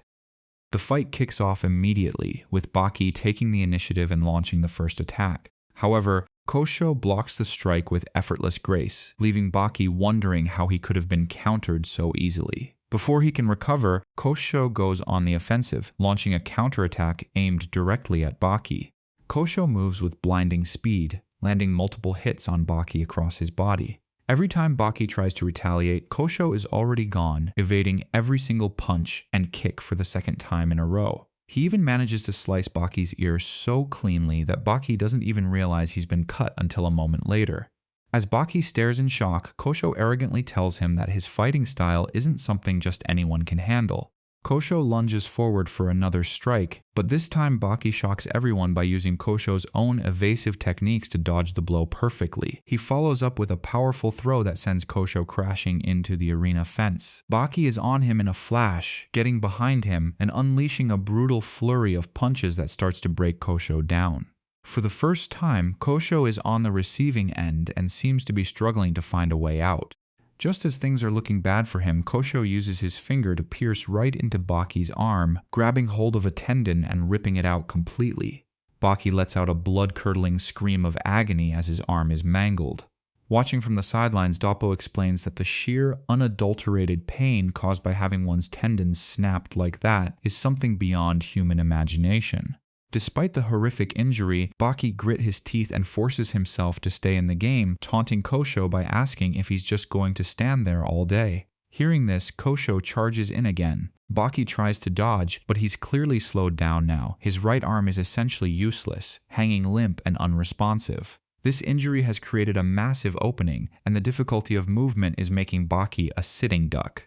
Kosho seizes the opportunity and starts attacking with pure, unbridled ferocity, showing absolutely no mercy to the wounded Baki. Baki is pinned down, taking hit after hit, and the spectators are already convinced that the match is over and Baki has lost. Even Baki himself is on the verge of throwing in the towel, but a sudden memory of everything he sacrificed flashes through his mind, giving him the chance to surprise Kosho with a desperate kick. The kick pushes Kosho back, and Baki staggers back to his feet, telling Kosho that if he thinks disabling his right hand is enough to win, he's dead wrong. He declares that the real fight is only starting now. Kosho is actually impressed, telling Baki that he's been traveling the world for ages searching for a worthy opponent just like him, and he's almost in disbelief that he finally found one right here. Baki tells him to stop the chatter and immediately launches into an attack. Kosho manages to dodge Baki's strikes, but this time he's clearly struggling to keep up with the pace. He backs off, genuinely surprised that Baki is still a threat despite having only one functional arm. Standing there for a moment, Kosho begins to analyze the situation, realizing he needs to change his approach to put this fight to bed. Kosho shifts his stance and changes his style completely, using his hands like razor-sharp claws as he lunges at Baki with everything he's got. Baki manages to weave through the attacks, but Mitsunari is screaming from the sidelines, warning Baki that even a single scratch from those hands could be fatal. Baki realizes Mitsunari isn't exaggerating when he sees Kosho's hand literally slice through the arena fence like it was made of butter. Baki stares at the damage and calmly remarks that no matter how much power Kosho has, it still pales in comparison to the monstrous strength of Yujiro. With that thought, Baki goes on the offensive, raining down a barrage of hits on Kosho as if he's releasing all his pent-up frustration. Kosho is completely caught off guard, unable to comprehend how Baki is mounting such a powerful attack despite the massive injury to his right arm. Kosho decides that this fight has gone on long enough and manages to catch Baki off guard once again. In a terrifying move, he reaches in and severs the optic nerve of Baki's right eye, leaving our hero not only with a useless arm but now partially blinded as well. At this point, Kosho is convinced that the battle is over and that his victory is officially secured. Believing he's won, Kosho starts exploiting Baki's blind spot, landing heavy blows that Baki can't even see coming. He prepares to deliver the final strike, telling Baki to prepare for his end as he reaches for the nerve in Baki's remaining good eye. But just as he's about to finish it, Baki suddenly catches his hand mid-air, coolly telling him that he's tired of all this tendon cutting and that he's been far too patient with him. Baki decides to show Kosho exactly who he's dealing with, grabbing Kosho's arm and pinning him down with an inescapable hold. Kosho is in total shock that someone could actually turn the tables on him like this. He stubbornly shouts at Baki to go ahead and break his arm if he wants, because he's absolutely never going to surrender to anyone, especially not now. Baki asks him how he expects to ever fight again if his arm is shattered, but Kosho remains defiant. Seeing that Kosho is too stubborn to back down, Baki follows through and breaks it, finishing the job with a final devastating punch that knocks Kosho out cold. Baki is officially declared the winner, and the entire arena erupts into a deafening roar of cheers and applause for the victor. Everyone is chanting Baki's name, moved by his incredible display of power and sheer willpower. Katu, who had been looking for a real challenge, is left speechless, wondering if these guys are just plain insane for fighting like this when their very lives are on the line. Even Doppo is caught up in the excitement, feeling a rush of adrenaline that makes him wish he could jump back into the ring himself. Doppo is practically itching to relive his glory days and find a way to fight again. After the match, Baki heads off to get medical attention to repair the tendons that Kosho ripped out. Once he's patched up and walks out, he finds Mitsunari absolutely beaming with pride over his performance. Even Doppo approaches him, looking him in the eye to deliver a very serious piece of advice. Doppo warns Baki that after today, he's going to have a massive target on his back for every elite fighter in the secret arena. Katu jumps in, telling Baki to keep in mind that he's the only one who's going to defeat him. Their conversation is suddenly interrupted by a man named Motobi, who stands there staring intently at Baki. Doppo explains that Motobi is a man who spent his entire life mastering the world's most powerful combat techniques. Motobi has dedicated himself to collecting every lethal technique known to man, and he bluntly tells Baki that he doesn't resemble him at all. He's talking about Yujiro, of course, because Yujiro is a monster who knows absolutely no mercy. Whenever Yujiro enters a battle, he ensures that his opponent is either permanently scarred or completely destroyed, that a fighter has to leave a mark on his enemy, or finish him for good. Unlike Baki, who refused to break his opponent's arm because he wanted the chance to fight him again someday. And after changing clothes and finally relaxing, Baki suddenly spots Stridum's face in the crowd and walks over to greet him, only to find Stridum furious as he looks straight at him and says, Stridum explains that while Baki is working hard to gain strength, Yujiro's power is actually increasing at an even faster rate. Can you even imagine that? Baki is visibly shaken by this news. Stridum continues, warning him that as soon as Yujiro catches wind of Baki's underground fights, he'll definitely show up to confront him again, and he won't be holding back. He warns Baki that the next time they meet, there will be zero mercy shown, and then he simply walks away. Baki, fueled by those words, declares that the whole reason he stepped into this arena was to find Yujiro and take him down with his own two hands. He vows that he'll never give up on this dream until he finally achieves his revenge against the ogre himself. Meanwhile, Doppo is putting Katu through a series of tests to see if he truly has what it takes to survive the secret arena. The first opponent they bring in starts mocking Katu, hurling insults at him to try and break his focus. However, Katu sees right through the psychological game and shuts him up with a series of lightning-fast strikes, proving that talk is cheap. Katu shows him that talking is for the weak, leaving his opponent stunned by how quickly Katu caught on. The guy tries to launch a full power attack, but in less than a minute, Katu has already landed several decisive blows and sent him crashing to the floor. When the other students in the dojo see Katu's brutal style and how he utterly humiliated his opponent, things start to get heated. They all stand up at once, intending to swarm Katu, but he just smiles and says that things are finally getting interesting. As they all charge at him, Katu begins systematically taking them down one by one. In the heat of the brawl, his mind drifts back to Baki's recent fight, and how he managed to emerge victorious even though the odds were stacked against him. Inspired by Baki's tenacity, Katu decides to show no mercy to anyone who challenges him, using the fight as a way to elevate his own skills. Switch over to Baki, who is minding his own business and eating lunch on the school rooftop, when 3 guys show up looking for trouble. Meanwhile, Kozue, who clearly has feelings for Baki, is wandering around looking for him. Kozue's friend notices her searching and teases her, saying that it looks like Baki is totally ignoring her. Kozue asks what she means by that, and the friend just tells her to figure it out for herself before walking off.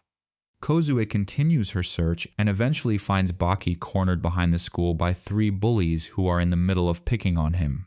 The bullies are trying to extort money from him, and Baki, acting all humble, tells them he's completely broke this week but promises to have the cash for them next time. They agree to wait, but they leave him with a heavy threat. If he doesn't cough up the money by next week, they'll make sure he doesn't leave the school grounds in one piece. Kozuo, having overheard everything, steps in and asks them who exactly they think they're threatening.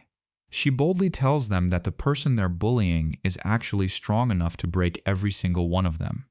The bullies just burst into laughter at her words, mocking the idea of Baki being dangerous and saying the only reason they haven't trashed him already is because of the weekly payments.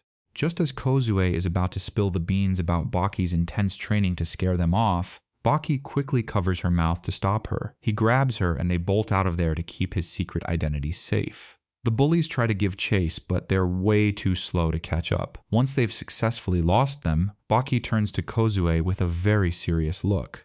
He begs Kozue never to tell anyone about what he's really capable of. When she asks why he's so secretive, he explains that he doesn't train this hard just to deal with some low-level school bullies. She asks what he is training for then, but he avoids the question, makes a quick excuse about seeing her later, and disappears. Meanwhile, in another part of the city, Mitsunari is sitting with 4 of the most elite fighters from the secret arena, and they are giving him a hard time. They demand to know why on earth he let a kid like Baki have his debut match against a monster like Kosho. They point out that Baki could have easily been killed since he had no idea about Kosho's lethal secret techniques. Mitsunari tells them to calm down, noting that Baki won the fight and everything turned out fine in the end. They aren't satisfied, asking how he can say that when he's planning to pit the boy against Motobe in his very next match. They accuse him of trying to get the kid killed before he even has a chance to grow, especially since he's so young. Mitsunari clarifies that the match between Baki and Motobe hasn't even been officially confirmed yet. He adds that he doesn't understand their frustration, suggesting that the very same Baki they're underestimating might end up facing them in the ring one day. Just as the tension peaks, Katu arrives at the scene to make his presence known. Mitsunari's guard apologizes, saying he tried to stop Katu from entering but couldn't, though Mitsunari doesn't seem to mind. Katu steps forward and tells Mitsunari he's there to ask for a small favor. When Mitsunari asks what it is, Katu boldly declares that he wants to be the one to fight in the very next scheduled match.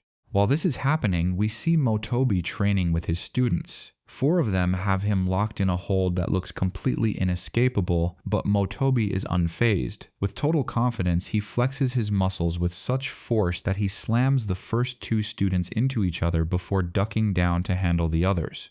He effortlessly tosses the other 2 onto the floor, showing off the kind of insane power he possesses. Suddenly, Motobe senses someone watching from the shadows and calls them out, asking how long they plan to stay hidden. It turns out to be Baki, who realizes he's been spotted and steps out into the light, telling Motobe that he simply came to introduce himself.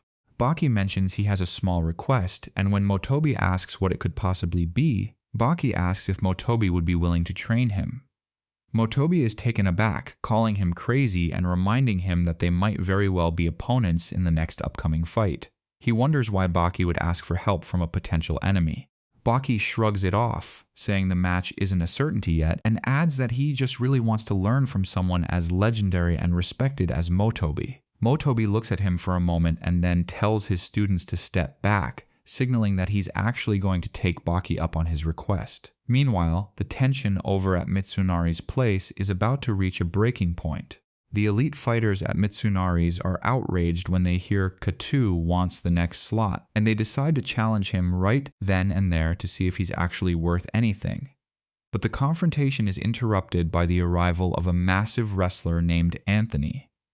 His sudden appearance catches everyone off guard, leaving them wondering what he's doing there. Anthony steps in front of Katu and tells the other fighters that he's not going to let them jump the guy while he's around. He tells them that if they're so itching for a fight, the secret arena isn't going anywhere, and they should save their energy to prove their skills in the ring instead of a back alley brawl. The group is actually convinced by Anthony's words and decides to leave the area. Katu also heads out since he didn't get a clear answer from Mitsunari. Back at the dojo, Baki is struggling in his sparring session with Motobi, shocked that he hasn't been able to even knock him off balance, while Motobi is sending Baki to the floor with almost zero effort. The massive gap in their power and experience is clear as day. When Baki gets back up, Motobi tells him not to expect any mercy, explaining that he's been immersed in the world of martial arts since he was only 3 years old. Baki just laughs and says that when he was that same age, Yujiro was already busy using him to smash through solid concrete. Hearing about Baki's insane childhood, Motobi suddenly decides to call it a day, telling Baki that they've done enough training for now. When Baki asks why they're stopping so soon, Motobi just claims he's a bit tired and suggests they continue another time. As he walks away, he thinks to himself that Baki might just be his best chance to finally challenge the ogre. While Motobi plots his future, Kozue is hanging out with her friend, who starts pestering her about her relationship with Baki and even asking when the wedding is. Kozue gets defensive, insisting that Baki is nothing more than a tenant in their house and telling her friend to stop asking such pointless and annoying questions. Her friend doesn't believe her for a second, saying she can see right through the act. Suddenly, the same group of bullies who were harassing Baki earlier burst onto the scene, and they definitely look like they're planning something malicious. Meanwhile, Anthony is taking a walk when he happens to run right into Katu once again.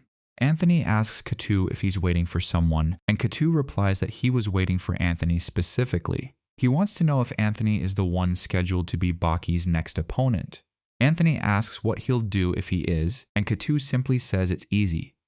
They'll fight right here and now, and the winner will get the honor of facing Baki. Anthony laughs at the idea, asking Katu whoever told him he could win.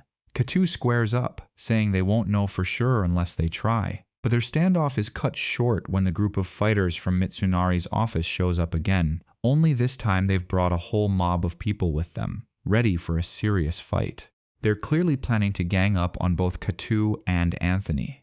One of them tells Anthony they heard the upcoming opponent for Baki is a master of professional wrestling, and since Anthony is the only high-level wrestler they know, they've assumed it's him. They seem intent on taking him out before he can even reach the ring.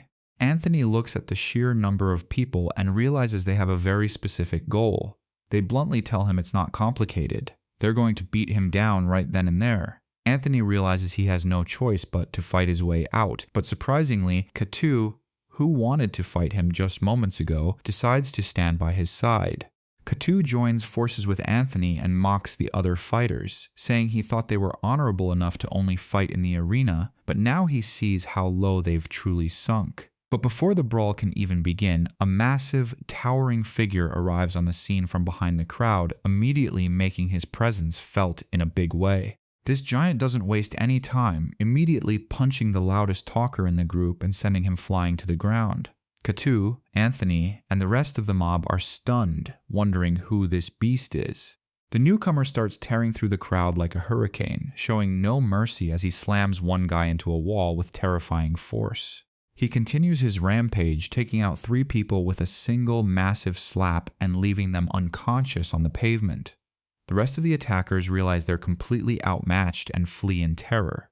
Anthony and Katu stare at the man's incredible size and power, coming to the conclusion that this must be the actual person scheduled to fight Baki. While this drama unfolds, Baki is training when he happens to see Kozue's friend Mai running to the police for help. She tells them that her friend has been kidnapped right inside the school, but the officer indifferently tells her that since the school hasn't filed an official report, there's nothing the police can do about it at the moment. Baki overhears the conversation and asks her exactly who was taken. Mai explains the situation, and we see the bullies who took her friend taunting their captive, wondering why Baki hasn't shown up yet to pay the money he promised. The kidnapped Kozue insists she has nothing to do with whatever deal they made with Baki. They refuse to believe her, saying that because she defended him before, she's definitely involved. They even offer her a deal, suggesting that she can pay off Baki's debt herself to end the whole ordeal. But just as things are looking grim, Baki suddenly makes his entrance, and it's clear he's not in the mood for any more games. Baki walks toward them with a cold intensity. The first bully tries to step up and talk tough, but before he can even launch a punch, Baki has already shattered both of his arms. The other two are left paralyzed with confusion, and when they finally try to attack, Baki breaks their arms as well. He then stands protectively beside Kozue and delivers a chilling warning. He tells them that from this moment on, anyone who so much as touches Kozue is essentially signing their own death warrant. To drive the point home, he slams his hand into a nearby wall, shattering it with ease, and gives them exactly 3 seconds to vanish before he finishes them off. Terrified, the three bullies scramble and disappear in the blink of an eye.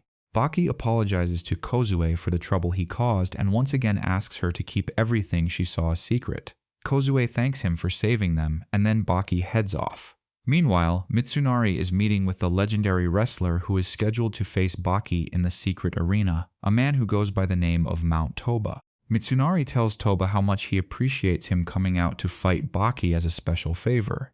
Toba simply replies that he could never turn down a request from Mitsunari. As he begins walking toward the arena entrance, he mutters to himself that this will be his first and also his very last fight, hinting that retirement is just around the corner. When Toba finally steps into the ring, his immense physical presence is absolutely overwhelming, and the crowd goes wild cheering for him. Katu tells Doppo about his encounter with the giant earlier, and Doppo admits he didn't expect Katu to run into him before the actual match had even started. Katu arrogantly claims that giants like Toba are usually easy to take down, but Doppo warns him that he clearly knows nothing about this man's true ability. Back in the arena, Baki is making his entrance, and the crowd, who now recognize him after his previous victory, is roaring with anticipation. However, even Baki is visibly taken aback when he sees his opponent. Baki is genuinely shocked by Toba's incredible height and bulk, admitting to himself that he never imagined facing someone of this magnitude. Katu, watching from the stands, wonders aloud if Baki was really that clueless about who he was supposed to be fighting today. The size difference between the two is almost comical. The two fighters approach each other in the center of the ring, and the referee gives the standard speech about no weapons being allowed while everything else is fair game. As soon as the match starts, Baki barely has a chance to set his stance before Toba lunges at him with surprising speed. Baki tries to think of a way to block, but he's already too late. Toba delivers a thunderous strike that sends Baki crashing face first into the canvas. Baki lies there for a second, his whole body aching from the sheer force of the blow, unable to believe he's facing someone this powerful. He scrambles back to his feet, and Toba mockingly tells him he hopes he's realized exactly what kind of monster he's up against now. Toba charges in again, landing a massive punch that Baki barely manages to absorb. Toba isn't slowing down, thinking to himself that since this is his final battle, he's going to unleash all the dormant power he's been holding back throughout his entire career. He starts raining down a series of devastating blows on Baki. Baki is struggling just to stay conscious while blocking the onslaught, finding absolutely no opening to launch a counterattack. Toba eventually grabs Baki and tosses him across the ring like a rag doll, where he slams into the fence. Toba turns to follow up, and Baki is lying there motionless on the ground. When Toba reaches him, he prepares for a finishing move. Toba tries to stomp on him, but Baki manages to roll away at the last possible second. He thinks he's safe, but Toba's massive hand catches him, lifts him high into the air, and hurls him across the arena once more. Watching Baki get handled like a toy, Katu is in disbelief, asking how Baki can be struggling this much against a giant. Doppo tells Katu that he still hasn't seen Toba's true potential. He explains that Toba is actually the most powerful professional wrestler in all of Japan, and in his earlier days he was known for showing zero mercy to his opponents until his mentor eventually told him to scale back the violence. Toba's master had told him to stop being so brutal since he was going to win anyway, but Katu realizes this means Toba hasn't even been trying his hardest until now. Doppo confirms this, noting that based on how the fight is going, it won't be long before Toba decides to go all out and use every ounce of his legendary strength. Toba looms over Baki, promising to show him what it's really like to fight a true professional wrestling legend. He grabs Baki's arm, and Baki can feel the overwhelming pressure, realizing that if he doesn't change his strategy immediately, his defeat is inevitable. He starts brainstorming a way to land a blow on Toba's face. Baki focuses on finding a path to Toba's head. As Toba launches another attack, Baki manages to dodge it for the first time and immediately follows up with a full-force punch straight into Toba's gut. But much to Baki's and the crowd's surprise, Toba's incredible defensive conditioning makes the blow look almost meaningless.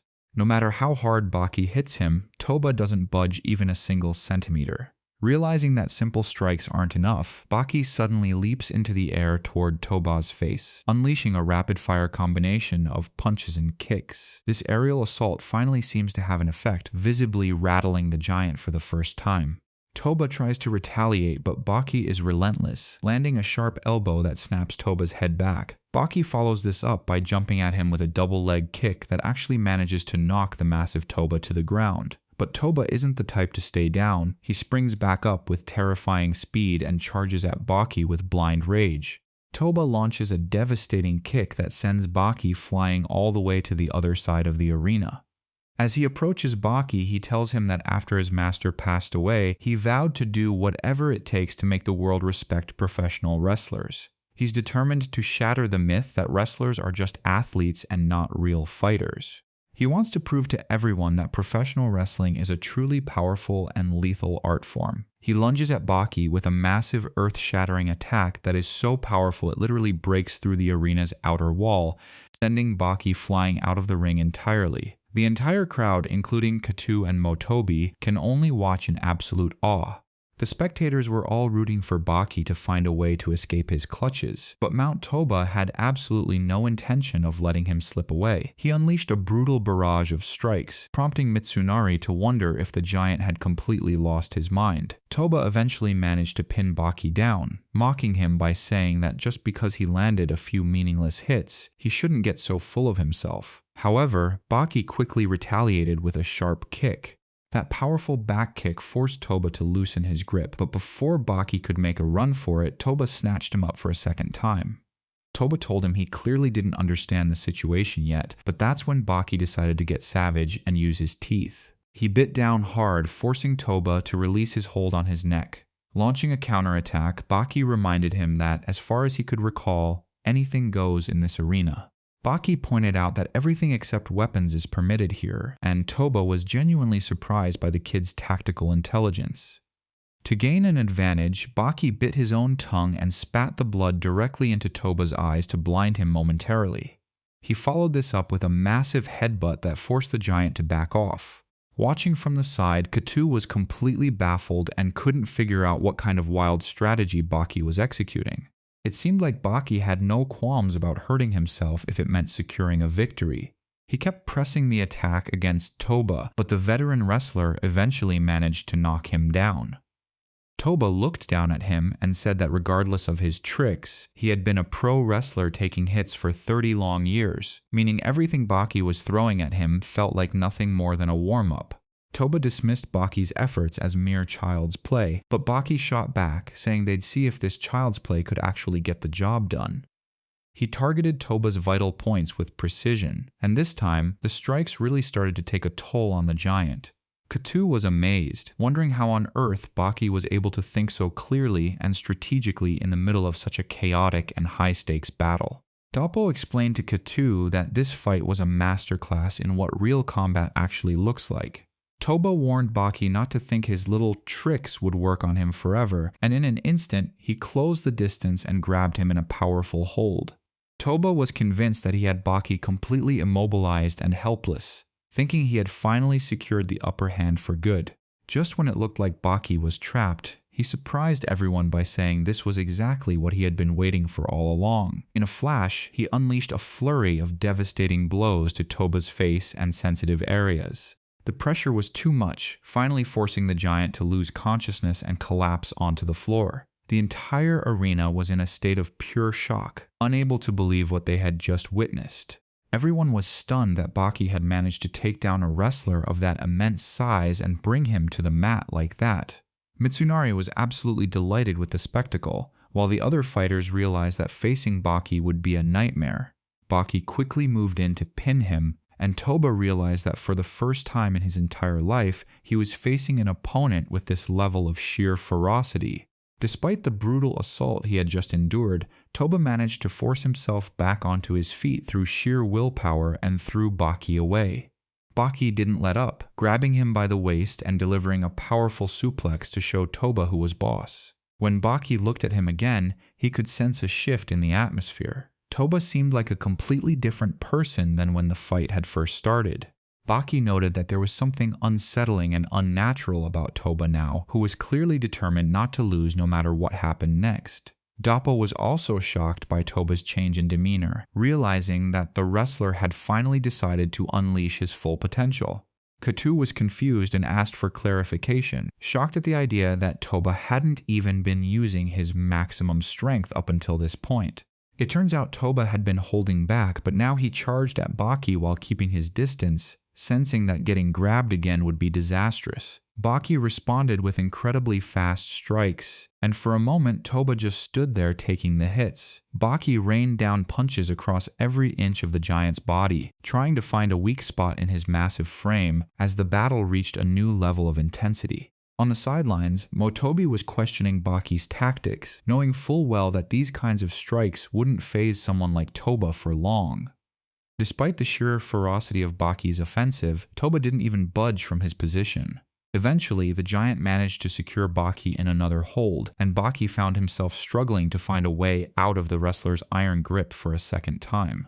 Baki tried to break free, but this time was different than the others, my friend. Toba actually lifted Baki high into the air and slammed him down into the center of the ring with enough force to end the match. Toba stood up and looked down at Baki, who seemed completely immobilized. He admitted that Baki was one of the strongest warriors he had ever faced in his entire professional career. Toba told Baki he should be proud because fighters of his caliber are extremely rare nowadays, thanking him for the incredible match.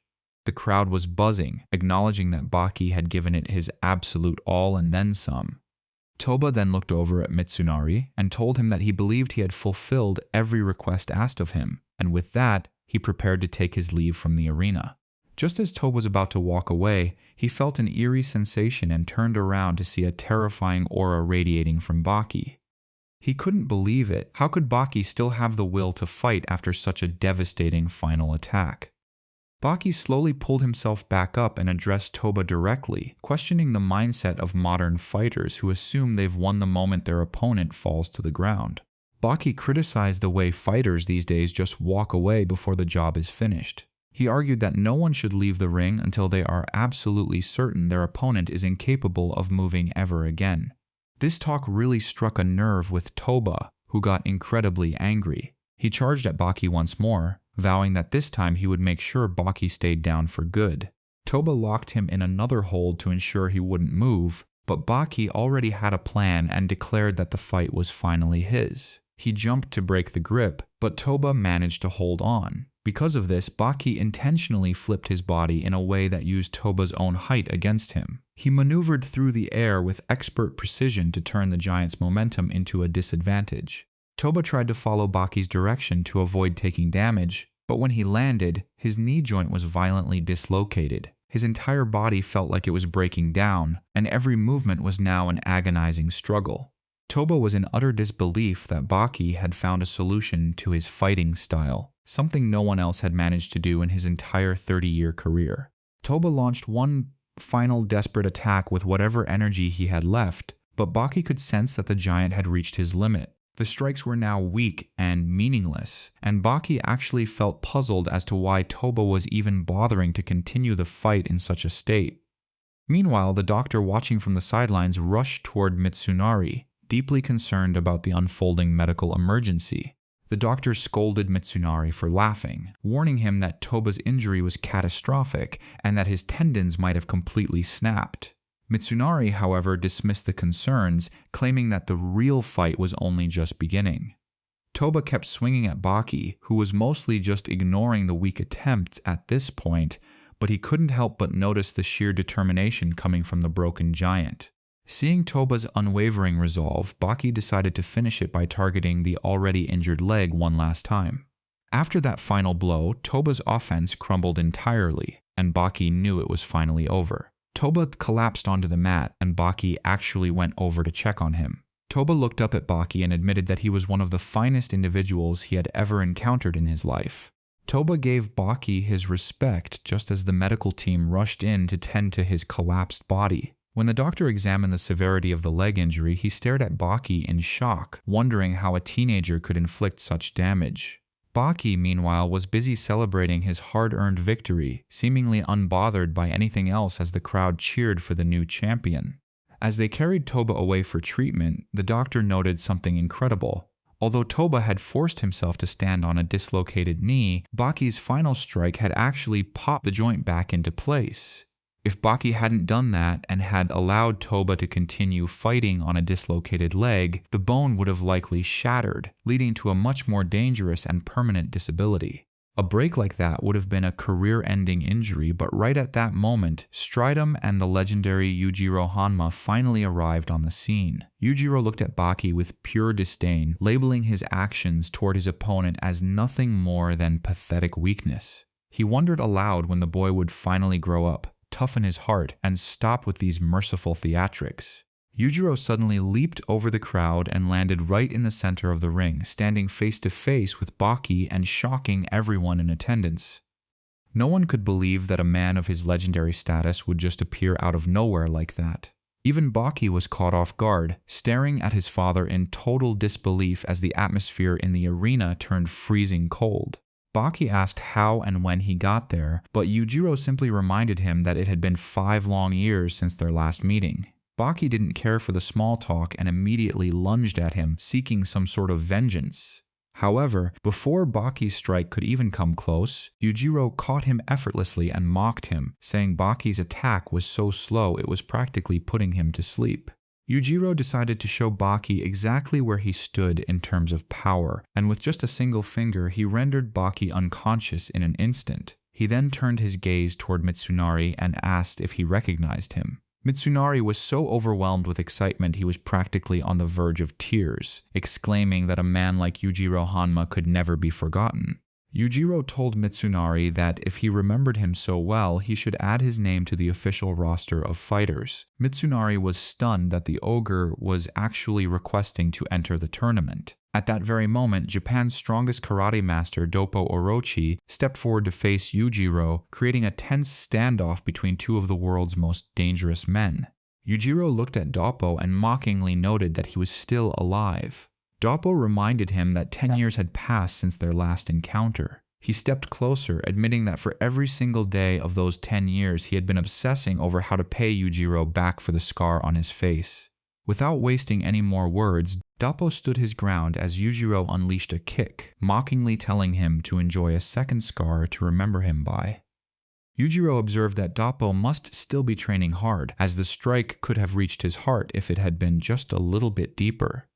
The tension between them was palpable as they measured each other's lethal capabilities. Doppo told him not to worry, because he had been preparing for this very reunion since the day they last fought. He turned to Mitsunari and asked if his name was still on the list, to which Mitsunari replied that Doppo was the one fighter he could never remove.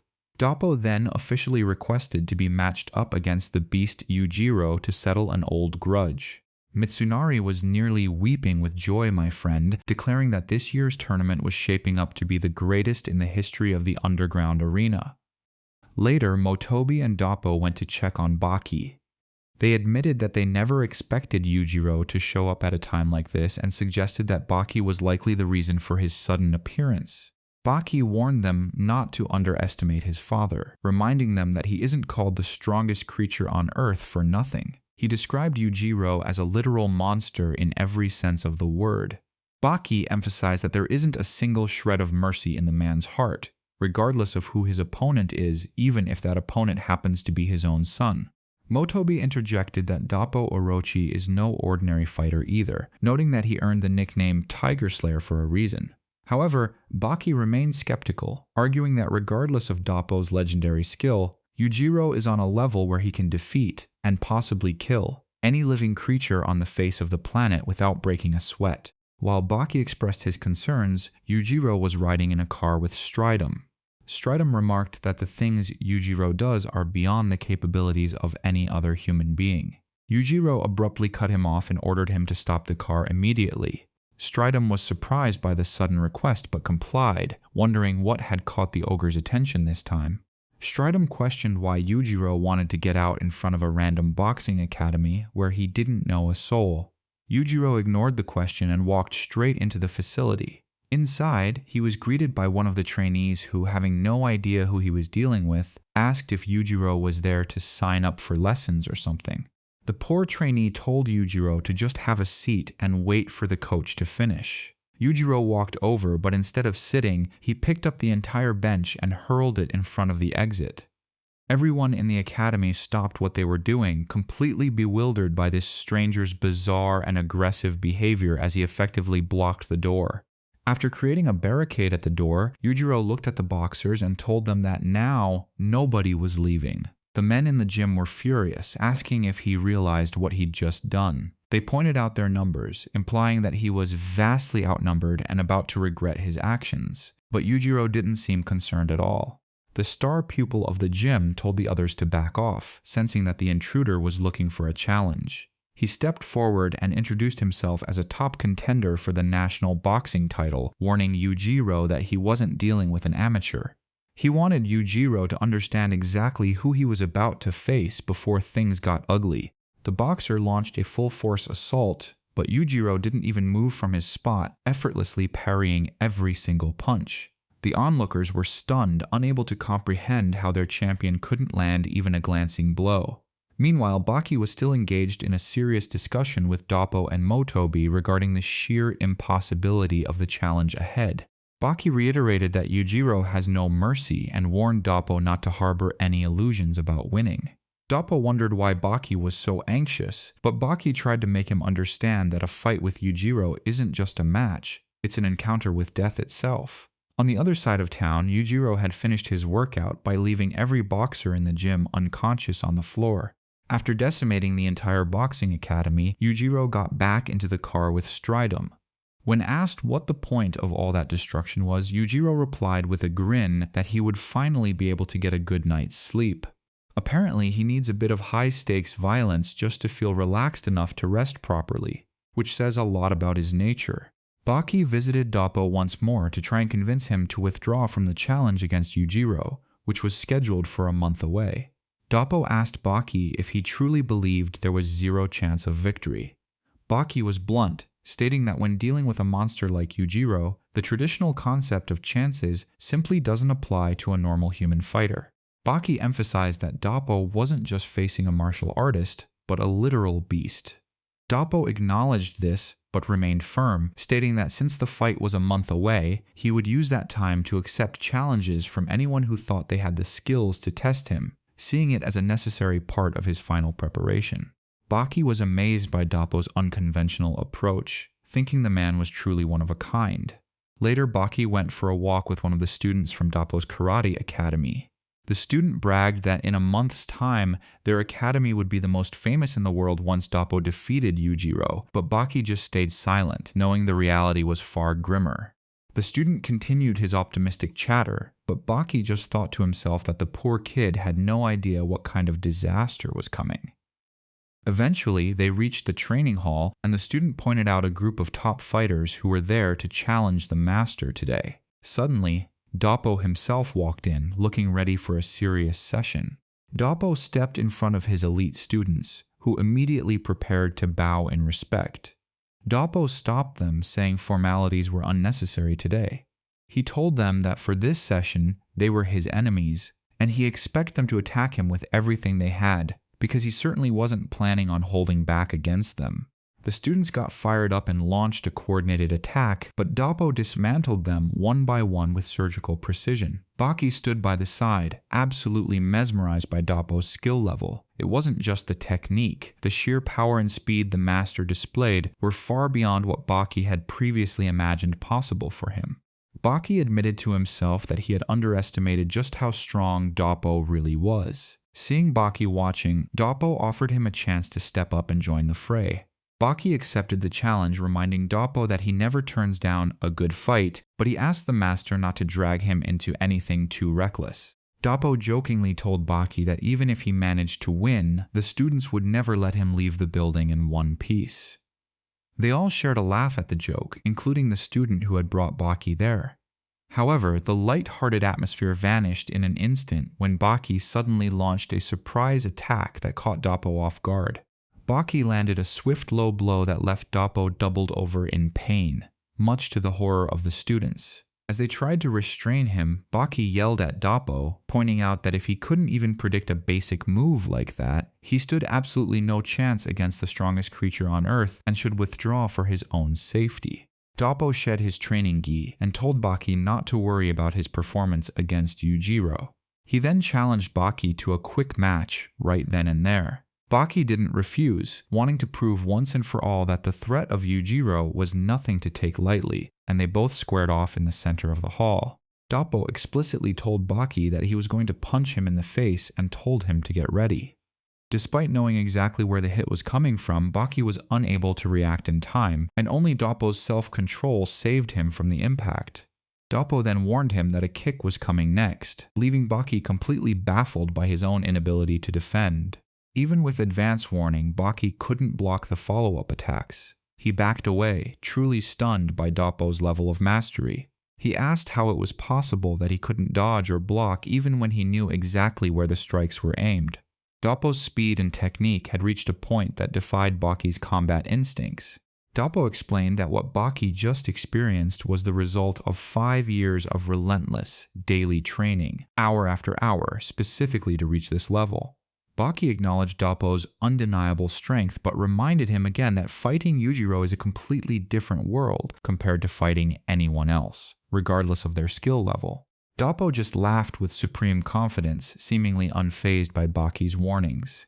Elsewhere, Yujiro was taking a casual stroll until he sensed someone following him. He turned around to find Motobi standing there. Yujiro looked at him with boredom and asked what he could possibly want with him at this hour. Motobi suggested they move their conversation to a nearby park rather than talking in the middle of the street.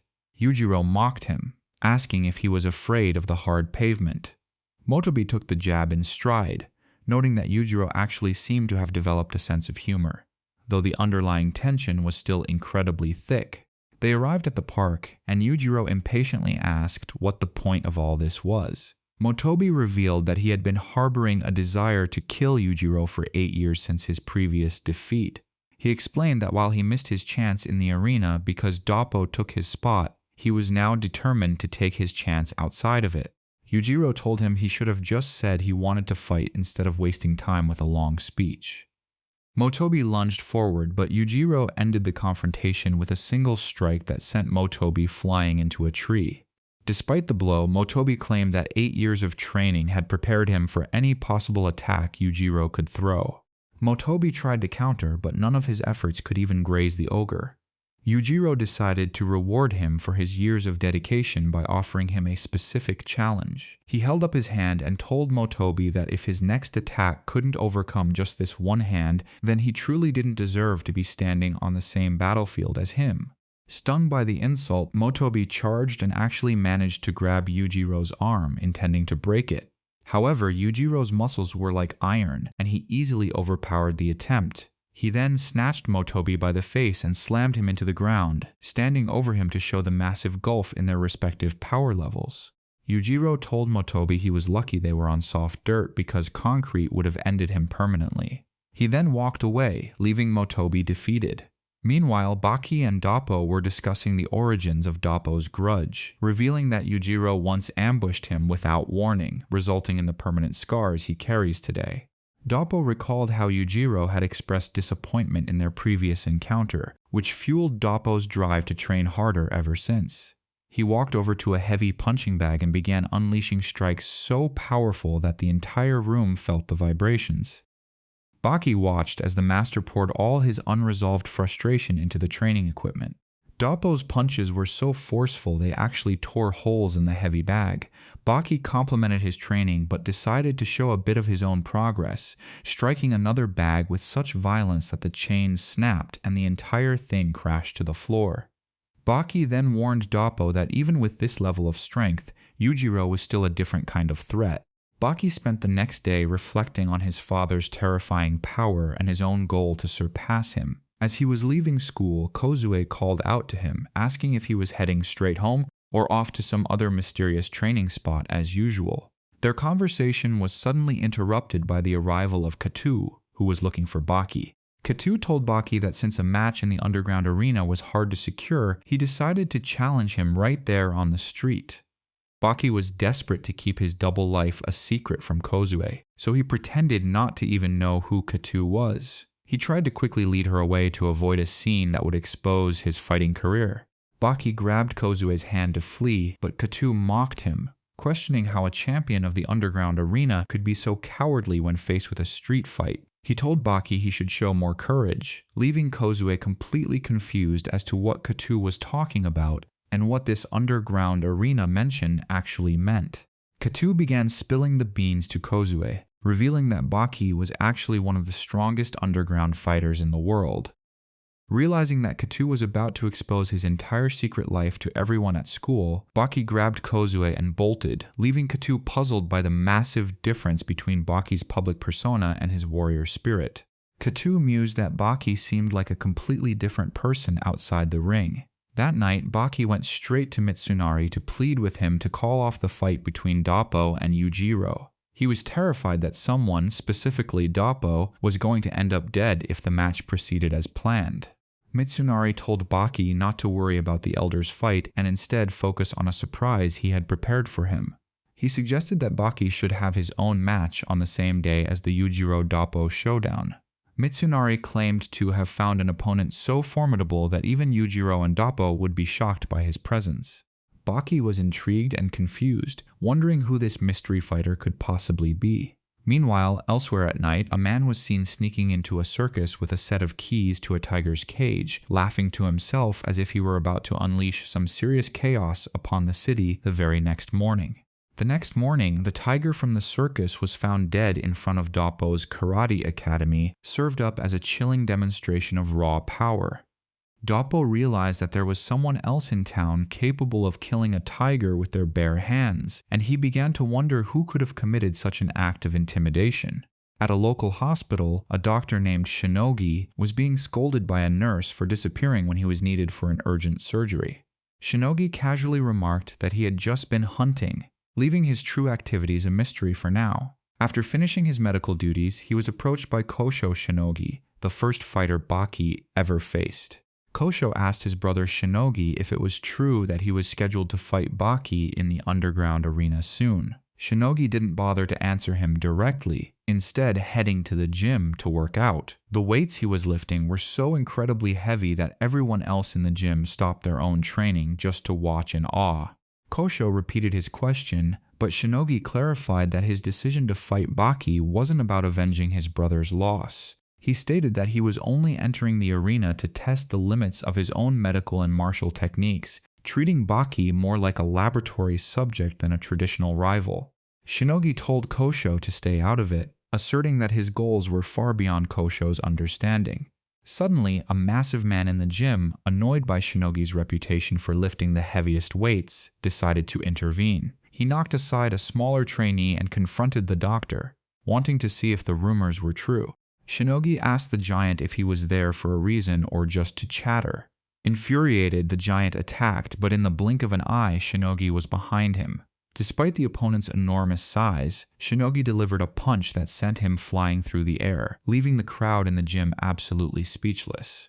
The giant tried to get up and attack again, but Shinogi finished him off with a brutal suplex that ended the fight instantly. Watching his brother's display of power, Kosho realized that Shinogi was on a completely different level of strength. He began to worry about how Baki would possibly survive a match against someone like his brother. The days passed, the month ended, and the day of the long-awaited battle finally arrived. Doppo prepared himself by donning his traditional karate gi. Mitsunari complimented him, saying he looked incredibly formidable and ready for the clash of a lifetime against the ogre. As Doppo headed toward the arena, he ran into Baki, who was there to try one last time to talk him out of it. Doppo simply gave him a formal salute without saying a single word, signaling his absolute resolve. Baki understood then that no amount of talking would ever make a man like Doppo back down at this stage. Doppo entered the arena to the thunderous cheers of the crowd, who were all chanting his name. For 3 consecutive years, Doppo Orochi had held the title of King of the Underground Arena, and to this day, no one had been able to snatch that crown from him. He stood there as the pinnacle of martial arts as Yujiro finally arrived to meet him. The atmosphere was electric as Yujiro stepped into the ring, and it was clear to everyone that the arena was about to become a war zone. As soon as the match was signaled to begin, what really caught everyone off guard was when Doppo managed to grab Yujiro and lock him in a crushing hold. Yujiro admitted that he hadn't expected Doppo to have reached this level of physical strength. Doppo laughed, reminding Yujiro that he hadn't even shown him the full extent of his power yet, while Motobi watched with growing interest. Yujiro suddenly sprinted toward the wall of the arena, and for a moment, nobody understood what he was trying to do. He climbed the wall and then intentionally threw himself backward, intending for the entire impact of the fall to be absorbed by Doppo, who was still clinging to his back with everything he had. Even though Doppo took the full force of the crash against the ground, he refused to let go of Yujiro. When they finally hit the mat, Doppo seemed more fired up than ever. He stood back up and told Yujiro that the match was still just beginning, while Yujiro remained silent, his expression darkening as he prepared his next move. Doppo stood his ground, defying the damage he'd just taken and showing the ogre that he wasn't going to be easy to put down. Yujiro didn't respond with words, but his aura began to grow even more oppressive. The crowd watched in silence as the 2 legends squared off once more, knowing that the real violence was about to unfold. The narrator is absolutely losing it because Yujiro is just casually strolling through the arena as if he's taking a relaxing walk in the park instead of being in a high-stakes deathmatch. The only person there who actually senses the impending doom is Motobu, who frantically screams at Doppo to get out of the way and run for his life before Yujiro reaches him. However, Doppo remains stubborn and questioning, wondering what Yujiro could possibly do to him at this point. Doppo claims he is fully prepared for whatever comes next, but the reality of the situation turns out to be something else entirely. As soon as Yujiro closes the distance, Doppo launches a rapid-fire attack, but Yujiro stuns everyone by effortlessly dodging the strike. In the blink of an eye, Yujiro grabs him, lifts him high, and slams him into the concrete with such terrifying force that the entire arena seems to shake from the impact. The sheer power of that slam leaves Doppo's entire body trembling, rendered completely immobile on the floor. Motobu watches in horror, recognizing the specific technique used. He knows that there is only one master in the entire world capable of performing it. He wonders in disbelief how Yujiro managed to learn it, where they could have met, or if they had fought before, all while Doppo remains sprawled out and defenseless. Bleeding heavily from his face, Doppo struggles to find his footing and admits to Yujiro that he knew this fight wouldn't be easy, especially since the very first move caused so much damage. He wipes the blood away and challenges Yujiro directly, daring him to try and use that same high-level technique once more to see if it works a second time. Upon hearing this challenge, Yujiro simply stares back with a terrifying intensity. Provoked by Doppo's words, Yujiro decides to execute the exact same technique again as he marches forward. Sensing the danger, Doppo switches to his ultimate defensive stance, bracing his entire body for the impact of whatever Yujiro throws at him. As the ogre gets within striking distance, he raises his massive hand, looking as though he is about to deliver a finishing blow right then and there. Just as the blow is about to land, Doppo shows off incredible speed by dodging the strike and immediately counter-attacking with a barrage of powerful hits directly to Yujiro's ribcage. The crowd is in total shock that Doppo actually managed to land clean hits on the ogre. Meanwhile, in the back, Baki is busy warming up when a guard approaches him, telling him that he really shouldn't go through with the upcoming match. The guard keeps insisting that Baki should stay out of the next fight, but Baki completely ignores his warnings. This prompts the guard to provoke him before walking away, but Baki stops him in his tracks. Suddenly, the guard throws a punch at Baki, leaving him confused about the man's motives. The guard then drops the tough act and begs Baki not to fight, pleading with him to reconsider for his own safety. The guard warns Baki that he has no idea how dangerous his opponent truly is, telling him he'll likely die and be forgotten by everyone. Meanwhile, Kosho is sitting with his brother, Shinogi, who is performing some very intense and specialized training. Kosho is amazed by his brother's endurance and asks him if he plans on doing a proper warm-up before the fight starts, but Shinogi dismisses the idea entirely. Shinogi arrogantly claims that warming up is only for weaklings and that someone of his caliber has no need for such nonsense. Kosho realizes it was a mistake to even ask. Switching back to the center of the ring, Doppo continues to land heavy, punishing blows on Yujiro. The ogre himself seems genuinely surprised by the level of skill Doppo is displaying, and eventually, Yujiro is forced down to one knee. Right in front of the entire audience, Yujiro is brought down, marking the first time anyone has seen the ogre humbled like this. Doppo takes the opportunity to taunt him further, reminding him that he warned him the same technique wouldn't work twice. He tells Yujiro that sitting on the ground doesn't suit the strongest creature in the world, and demands that he get up and stop holding back his true power. Knowing that Yujiro is still just playing around, Doppo calls him out on it. Yujiro lets out a dark laugh, realizing he's been caught, and stands up to face Doppo once more. This time, however, he abandons strategy and launches a series of wild, aggressive attacks. Mitsunari is stunned, wondering if Yujiro has lost his mind, as he's never seen the ogre use such chaotic and unrefined strikes against a single target before. Caught in the middle of this frantic assault, Doppo struggles to keep up and is forced to block every strike he possibly can. Yujiro's raw power begins to push Doppo back across the ring, and Doppo realizes these aren't just normal punches. They are far more devastating than anything he's ever felt. After the initial barrage, Yujiro stops and stands there looking incredibly excited about the fight. Yujiro is clearly enjoying how much the battle is heating up. At the same time, Doppo is secretly preparing a technique he hasn't revealed yet, bracing himself for the next wave of Yujiro's aggression. The ogre lunges forward again with everything he's got, but this time, Doppo is ready and manages to deflect every single blow with surprising precision and calm. Doppo is handling Yujiro's attacks with ease, even as Yujiro continues to ramp up his speed. Motobu watches from the side, absolutely speechless, unable to fathom how Doppo is successfully blocking such a high-velocity assault. Even Yujiro himself is momentarily stunned, realizing that not a single one of his punches has managed to land on Doppo despite his increased intensity and effort. Suddenly, Doppo lets out a battle cry and launches his own offensive, telling Yujiro it's finally his turn to pay him back for the previous strikes. He unleashes a series of hits that Yujiro finds impossible to dodge. As the ogre wonders why his reflexes are failing him, Doppo reveals that he spent 5 long years specifically training this one technique just for a moment like this. Doppo informs Yujiro that even if he can predict exactly where the next strike is coming from, his body still won't be able to react in time to avoid it. He continues to rain down blows on the ogre, who for the first time in his life seems completely helpless against an opponent. Just then, Baki arrives at the edge of the arena and is shocked to see his father being dominated in such a fashion. Baki can't believe his eyes as he watches his father take hit after hit. Sensing Baki's presence, Yujiro backs off and tells Doppo that the play fighting ends here. He tenses his entire body with such force that his shirt literally shreds to pieces. He commends Doppo for reaching such an impressive level of skill and tells him that as a reward for his years of hard work, he's going to show him something special.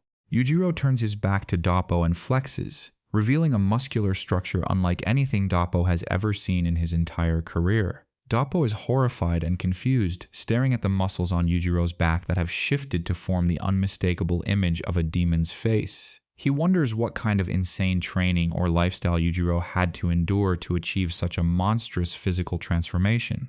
Baki stands there completely frozen by the sight of his father's back. Suddenly, Stridum appears behind him and asks why he looks so shaken up.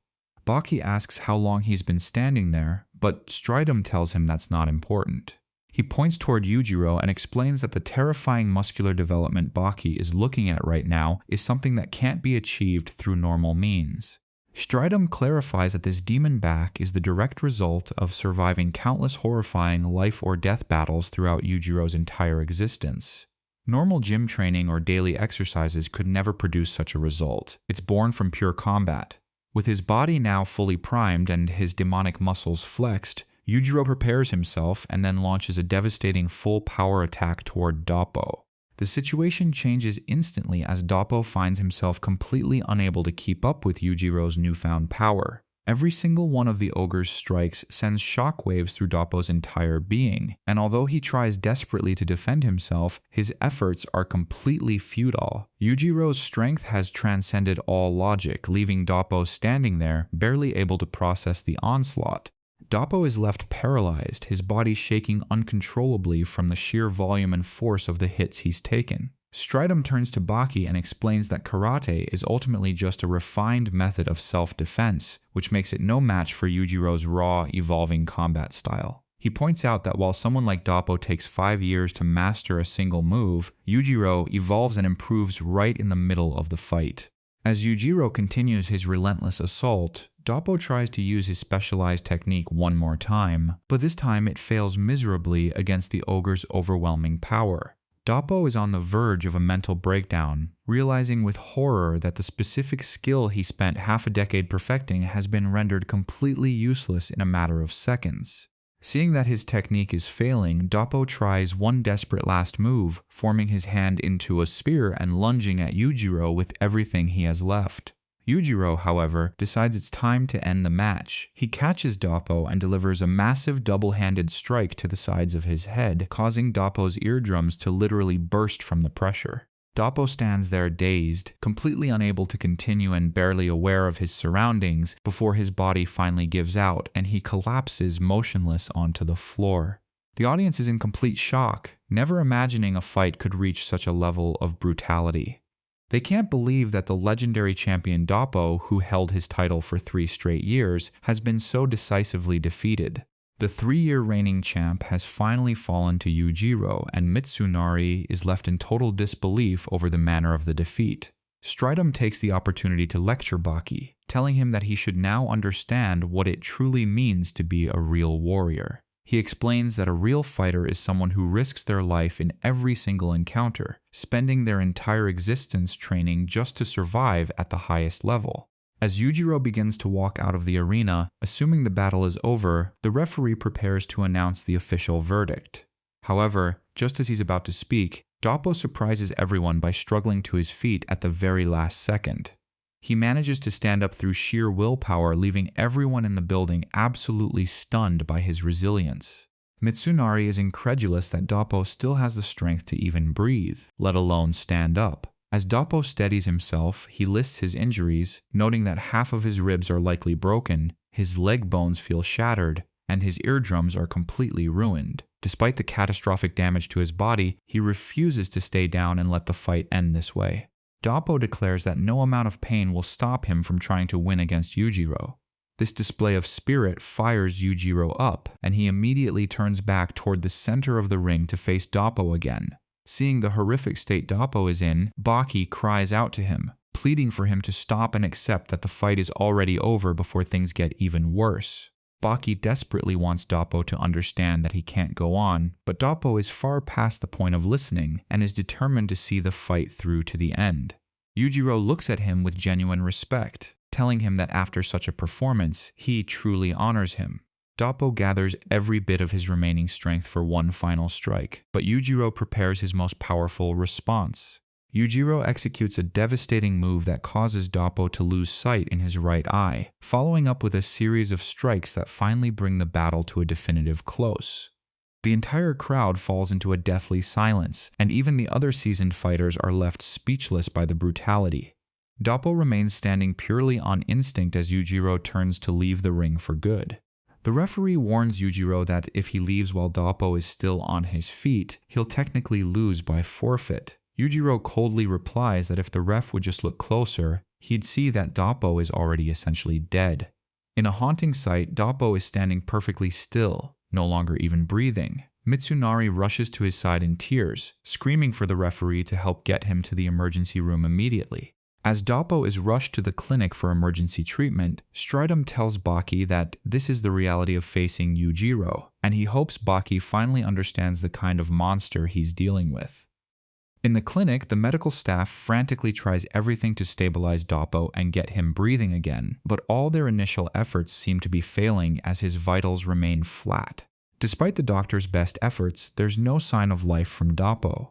Baki stands nearby, overwhelmed with guilt, thinking about how he warned Doppo repeatedly only to have his fears realized. Mitsunari is inconsolable, his crying filling the room until the lead doctor finally stops his attempts, looks at them with a somber expression, and prepares to deliver the news that Doppo is gone. Just as the doctor is about to pronounce him dead, Dr. Shinogi walks in, remarking on the rumor that their strongest fighter had been defeated and killed. The attending doctor confirms the grim news, but Shinogi tells them to move aside, claiming he might be able to find a way to save him. He begins a rapid examination of Doppo's broken body, looking for any possible opening to perform a miracle. Shinogi demands medical needles, which the nurses quickly provide. He tells the other doctor to watch closely, as what he's about to do will be a vital lesson for his future medical career. In a shocking move, he performs a manual intervention, reaching into the chest cavity to physically pump Doppo's heart with his own hand, desperately trying to jumpstart the body's circulation. Miraculously, Shinogi's extreme procedure works and Doppo's heart starts beating again as he regains consciousness. Shinogi tells the other doctors to handle the rest of the recovery and then turns to leave. Before exiting, he notices Baki standing there and mockingly asks him what he was so afraid of. Baki is left completely speechless, still processing the near-death experience he just witnessed. The doctor tells Baki to toughen up, reminding him that their own match is about to begin and he needs to be at his absolute best. After Shinogi leaves, Motobu approaches Baki, looking very concerned. He tells Baki that he doesn't even have the words to describe how dangerous the next fight will be, warning him that Shinogi's power is on an entirely different level than what he's used to. Motobu explains that Shinogi's deep medical knowledge of human anatomy makes him a terrifying opponent who knows exactly where to strike for maximum damage. He wishes Baki luck, as he'll certainly need it. The big question now is whether Baki can overcome a genius like Dr. Shinogi, or if this upcoming match in the underground arena will be the last one he ever fights. Today marks the legendary showdown between Baki and the infamous Dr. Shinogi. As they both step into the arena, the referee clarifies that anything goes as long as no weapons are used. They face each other down, and Shinogi immediately starts with the mind games, telling Baki that he feels like Baki is underestimating him, though he can't quite figure out why. Shinogi continues to mock Baki, saying it's disrespectful to enter a ring against someone of his stature without even breaking a sweat. Baki remains completely silent, ignoring the taunts as they both move to their starting positions. Katu then leans in toward Baki and asks him how he expects to fight such a dangerous opponent without even doing a proper warm-up first. When Katu actually touches Baki, he is stunned by the intense heat radiating from his body, which immediately shuts him up. He steps back outside the ring where Doppo asks if Baki is really going to fight without warming up. Katu reassures him, saying Baki has clearly been mentally and physically prepared for this for a long time. Meanwhile, Baki flashes back to a significant meeting he had before the match. Before the fight, a young woman in a wheelchair approached Baki and asked for a moment of his time. Baki agreed to listen as she began a heartbreaking story about Dr. Shinogi. She explained that she and others were suffering from debilitating conditions and were completely helpless, unable to find any doctor who could successfully treat their various illnesses. She told Baki that Dr. Shinogi was the only person who claimed he had a cure for them. Desperate for help, they went to him, and he agreed to perform surgeries on them. However, the tragedy was that after the operations were completed, not a single patient's condition actually improved. In fact, many of them were left worse off than before. Except for a few very rare cases, the surgeries were failures. When they confronted Shinogi, he arrogantly claimed that he had provided the most advanced medical care possible and that they were cured, even if they didn't feel like it yet. Upon investigating further, they were horrified to discover that he wasn't even a licensed doctor and lacked any official medical degree whatsoever. The woman revealed that all the procedures he performed were actually untested experiments on human subjects. She begged Baki to help them get justice against such a despicable man. Hearing this, Baki's blood begins to boil with rage. He finds it intolerable that someone could be so cruel and think they could get away with it without anyone ever standing up to them. Baki's aura becomes absolutely terrifying as the memory fades and we return to the ring. As soon as the referee gives the signal, Baki explodes into action, catching Shinogi completely off guard with his blinding speed. He lands a massive first punch with zero intention of showing mercy, and Shinogi finds himself unable to even react to the speed of the assault. Baki slams Shinogi against the arena fence and warns him that his past crimes won't go unpunished. He tells the doctor flat out that he isn't leaving the arena alive today. Shinogi is confused by Baki's words, while Katu and the rest of the spectators are stunned by the sheer ferocity and speed Baki is displaying right from the start of the match. The crowd remarks that they've never seen Baki attack with such relentless fury before. He charges in again, delivering a powerful kick that pins Shinogi's head against the fence. Baki then grabs him and begins a brutal cycle of lifting and slamming him into the ground, showing absolutely no restraint. Shinogi is left reeling, still unable to figure out why Baki is so incredibly angry. Baki doesn't give him a single second to breathe or even process what's happening. He continues the punishing beatdown until Shinogi is visibly broken. With one final powerful throw, Baki sends the doctor crashing to the floor, causing the entire crowd to erupt in cheers, chanting Baki's name as he dominates the fight. It looks like the match is over, and Baki feels a sense of satisfaction at having taken down the doctor so quickly. He glances over at the girl in the wheelchair, who is overwhelmed with relief that Baki is winning for them. Katu and Motobu admit they had no idea Baki could end a fight against someone like Shinogi this efficiently. However, Kosho speaks up from behind them, telling them they couldn't be more wrong. He knows his brother Shinogi better than anyone and warns that the real fight is actually just beginning. Sure enough, Shinogi starts to get back up. Noticing Baki looking at the girl he operated on, Shinogi realizes Baki is fighting on behalf of his former patients. Shinogi tells Baki that taking up the cause of those weaklings will only make this fight more painful for him, mocking Baki for having such a soft heart. He looks at the group of people he treated and sees their hopes pinned on Baki. He scoffs at them, asking if they really think they can get some kind of revenge through this match. Shinogi dismisses their efforts as useless, even thanking them for being such perfect lab rats that helped him gain more medical experience. The girl's father yells that he is the most despicable person on earth, but Shinogi just retorts that they don't understand how medicine works. He claims that a doctor only assists, but the real healing comes from the patient themselves. He argues that if a patient lacks the inner courage and strength to heal and move again, no doctor in the world can save them. He points at the man's daughter and says she needs to understand that her failure to walk isn't his fault. It's a failure of her own will. He insists that his surgeries were technically successful, and it's their own weakness holding them back. Shinogi continues his twisted logic, saying the girl just needs to encourage herself to get out of the chair. Baki asks him if he's finally finished with his speech. Shinogi rudely replies that he never asked Baki to wait for him to talk anyway, but mockingly thanks him for his patience before shifting back into a combat stance. Shinogi takes a unique defensive posture, leaving Kosho wondering what his brother is planning. Baki goes on the offensive again, but this time his strike is blocked with incredible efficiency, and Shinogi counters instantly. Baki is surprised by the sudden change in Shinogi's performance, but he lunges in once more, only to find the same result. Shinogi continues to block and counter every single move Baki makes, and the intensity of the fight begins to skyrocket.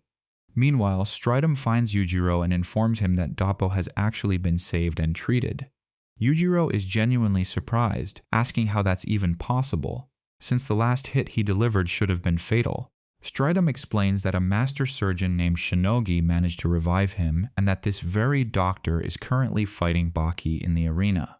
Intrigued, Yujiro decides he has to see this for himself. He heads to the ring and finds Baki and the doctor locked in a brutal exchange, both of them having taken considerable damage as the fight rages on. Shinogi seems to have the upper hand now, landing multiple strikes and putting Baki on the defensive.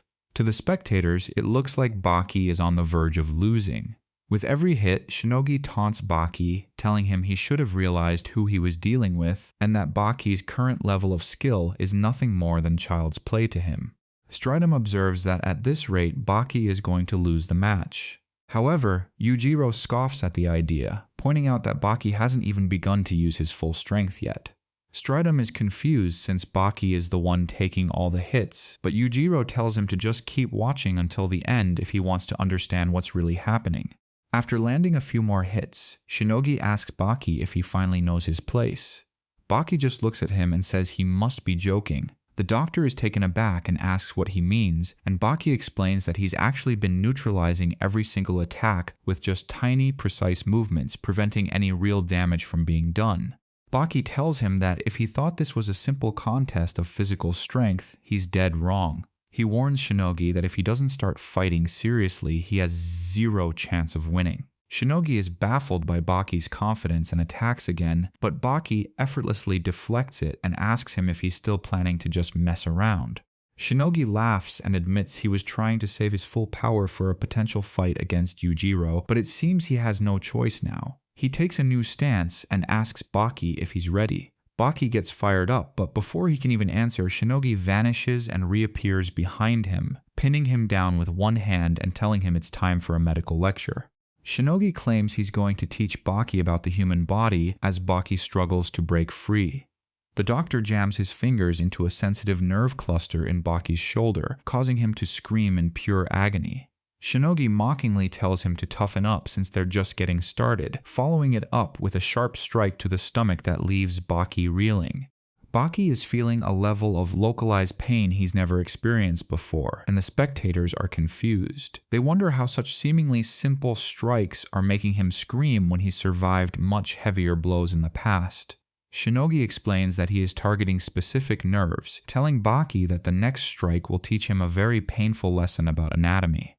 The doctor points out that hitting someone in the chin is far more effective than hitting them in the skull, and he delivers a precise blow right under Baki's jaw. The strike sends Baki's world spinning, leaving him unable to speak or even maintain his balance. He collapses to the ground as Yujiro watches the scene unfold from the sidelines. Yujiro observes that Shinogi is likely the first fighter in history to perfectly blend the science of anatomy with martial arts, making him one of the most dangerous men alive. As Baki remains sprawled on the floor, struggling to regain his senses, the doctor stands over him, continuing to talk as if he's giving a clinical presentation. Shinogi notes that Baki probably can't even hear him right now, which is a shame because it ruins the lecture. However, Baki shocks him by pushing himself to his limits and managing to stand back up despite the nerve damage Shinogi inflicted. The doctor is genuinely surprised that Baki can even find his footing after those precision strikes. Shinogi is certain that his hits were pinpoint accurate and should have incapacitated Baki completely. He wonders how the boy is still standing. Shrugging it off, he tells Baki that since he wants to be stubborn and keep fighting, he'll show him what it really looks like when martial arts and medical science are fully integrated. Shinogi starts explaining that the human body is comprised of roughly 60% water, meaning we are mostly liquid. He asks Baki to imagine what kind of strike would be the most devastating to a body made primarily of fluid, preparing to reveal his most dangerous and secretive technique yet. Baki is still dazed, barely aware of Shinogi's words as he tries to recover his senses. The doctor announces that he's about to demonstrate the deadliest blow a human can receive. He then unleashes a strike so incredibly powerful that the shockwave seems to vibrate through the entire arena floor, leaving everyone watching in awe. The impact is so intense that Baki is left standing frozen in place, completely motionless. Motobu is shocked, wondering how a mere doctor could have mastered an ancient Chinese technique of that magnitude. He knows that only the most elite practitioners of ancient Chinese martial arts possess the skill to execute such a move. Shinogi completely ignores the paralyzed Baki and turns his attention toward Yujiro, calling him out and asking how long he plans to just stand there and watch. The crowd is surprised to see the ogre even interested in the match, wondering when he arrived, as Yujiro rarely bothers to watch a fight unless it truly piques his interest. Shinogi arrogantly tells Yujiro that he knows he's impressed, and then dares to ask if the ogre would even be able to stand against him after seeing such power. Yujiro finds the doctor's arrogance almost laughable, thinking to himself that he's never encountered anyone quite as foolish or delusional as this man. Yujiro leaps down from the spectator stands, landing right in the center of the ring to confront the doctor. He tells Shinogi that he should have kept his mouth shut while he was ahead, but since he doesn't seem to realize who he's talking to, he's about to find out. Shinogi remains unimpressed, retorting that whether he's the strongest creature or not, it means nothing. Shinogi claims that even the ogre is nothing compared to the power of medical science. Yujiro asks if he's really that certain, and the doctor challenges him to fight right then and there. Yujiro warns him never to compare him to the weaklings he's fought before, adding that his earlier fight with Doppo didn't quite satisfy his urge for combat. Yujiro says he might just give the doctor the chance to fight him, but Baki suddenly speaks up, struggling to find his voice. He points at his father and demands to know why he's interfering in a fight that belongs to him. Shinogi is completely shocked that Baki is even able to form words after the massive strike he took. Shinogi asks how Baki is even conscious, let alone talking. Baki tells him to shut up and focus because their match is far from over. The doctor is incredulous, asking if Baki really intends to keep fighting after sustaining such severe internal damage. Baki simply tells him that he's become way too arrogant for his own good. Yujiro senses a sudden change in Baki's energy and tells the doctor that the fight is already over. Shinogi is confused, asking what he means. Yujiro simply warns him to be prepared to lose the match with just a single strike. Feeling insulted, the doctor wonders who could possibly take him down in one hit as Yujiro starts to exit the ring. As Yujiro leaves, he tells Shinogi that his biggest mistake was assuming Baki's body functions like a normal human's. Shinogi looks at Baki, confident that since he targeted vital nerve centers, Baki wouldn't be able to land a powerful blow anywhere except maybe his face. He decides he'll just protect his head and let his body absorb whatever Baki tries. Shinogi braces himself, thinking he only needs to guard his face to win. Baki begins to move, fully aware that his internal injuries are critical, so he decides to gamble everything on one final, massive strike. As Shinogi takes his defensive position, Baki charges toward him with every ounce of strength and willpower he has left. The doctor is convinced of his victory since Baki isn't aiming for his face, but he is caught completely off guard when Baki delivers a devastating blow right to the center of his stomach. The force of the impact is so great that it stuns the entire audience into silence. Shinogi immediately coughs up blood, unable to even breathe, before collapsing to the ground at Baki's feet. Baki finally secures the win, and the crowd goes wild, chanting his name in celebration of the hard-fought victory. Baki ignores the noise for a moment to look at the girl who asked for his help, seeing her speechless and emotional. Meanwhile, Shinogi is rushed to the medical clinic, where his brother Kosho stays by his side. The pain Shinogi is experiencing from Baki's final strike is so excruciating that no one in the clinic can calm him down or ease his suffering. He continues to scream in agony at the top of his lungs, a sound that Baki and Kosho can hear clearly from outside. Kosho turns to Baki and pleads with him to do something if there's any way to help his brother. Kosho begs Baki to help quickly, but Baki tells him that he still doesn't truly understand the magnitude of his brother's actions. Kosho looks around and sees all of Shinogi's former patients standing there, waiting for their chance to enter the room and see the man who caused them so much pain now suffering himself. When they finally walk in, they find Shinogi in a pathetic state, completely broken. Listen, life hasn't exactly been a walk in the park for some of these people, and things were looking pretty bleak. One of the men who went under the doctor's knife tells Baki that they finally feel like they've gotten their justice and can call it even. But Baki isn't having it. He tells the guy that it's not over yet. He insists that every single one of them needs to get a good, long look at the doctor's state so they can find some actual psychological closure. Meanwhile, the medical staff is frantically calling for type D blood because Dr. Shunji is literally on the verge of death right now, and he might not make it through the night. The young girl he operated on is just standing there, staring at him, completely frozen and unable to find the words. She eventually decides to push through her own pain, forcing herself to stand up and walk over to him. She actually manages to make it to his side and starts to speak from the heart. She tells the crowd that the doctor was actually right all along. She explains that physically, she was almost entirely healed, but she couldn't move because a part of her mind simply refused to believe she was better. It turns out, all she really needed was the willpower to push forward, exactly like Dr. Shunji said. He hit the nail right on the head with that one. But anyway, she realizes what needs to happen next. The girl announces that she has the blood type they need and tells them to take as much as they want to save him. Fast forward a bit, and we see Baki catching up with Kozue. He tells her he has a bit of a favor to ask, and she looks at him, wondering what he could possibly want. He asks her if she can look after his dog for a couple of days, maybe 3 at the most. He explains that he needs to head out on a quick trip and might be gone for a while. Kozu immediately asks where he's going, but Baki just tells her it's not the right time to talk about it and that he'll explain later. He leaves her there, his mind already racing. Baki is looking to shut out the rest of the world so he can focus entirely on his training and the terrifying power his father possesses. He tells himself that the time is almost here and that long-awaited confrontation is finally approaching. He heads deep into the same forest where he used to train as a young kid and settles into a meditative stance to sharpen his focus to a razor's edge.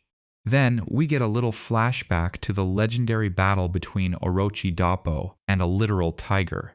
Back then, absolutely nobody could believe what they were seeing. People were calling him a total madman for trying to take on a tiger one-on-one, but Doppo didn't give a damn about what anyone said. He jumped right into a brutal, savage fight with the beast. Honestly, Doppo didn't even seem to break a sweat. He danced around that tiger with ease until he delivered a devastating finishing blow that ended the fight right then and there. Ever since that day, things changed. Doppo became an absolute legend in the world of karate, even more famous than a house on fire. He opened his own academy where students flocked to train under him. Now, having regained his legendary strength since his last clash with Yujiro, he's back in the dojo. He's training right in the middle of his students, actually letting all of them rush him and attack at the exact same time. Doppo starts shattering the wooden beams around him without even touching a single student. Mitsunari, Kato, and everyone else watching are stunned, realizing that Doppo hasn't lost an ounce of his power despite that loss to Yujiro. Doppo turns to them and makes it very clear that after what went down in his last fight, he has absolutely no intention of staying quiet or sitting on the sidelines. When they ask him what he plans to do next, he calmly tells them he's throwing Katsumi into the arena to face the monster himself, and the second those words leave his mouth, Katu is left completely stunned, along with the rest of the students, because Katsumi Orochi was known as one of the strongest karate fighters in the entire world, a man so powerful that almost nobody could stand against him.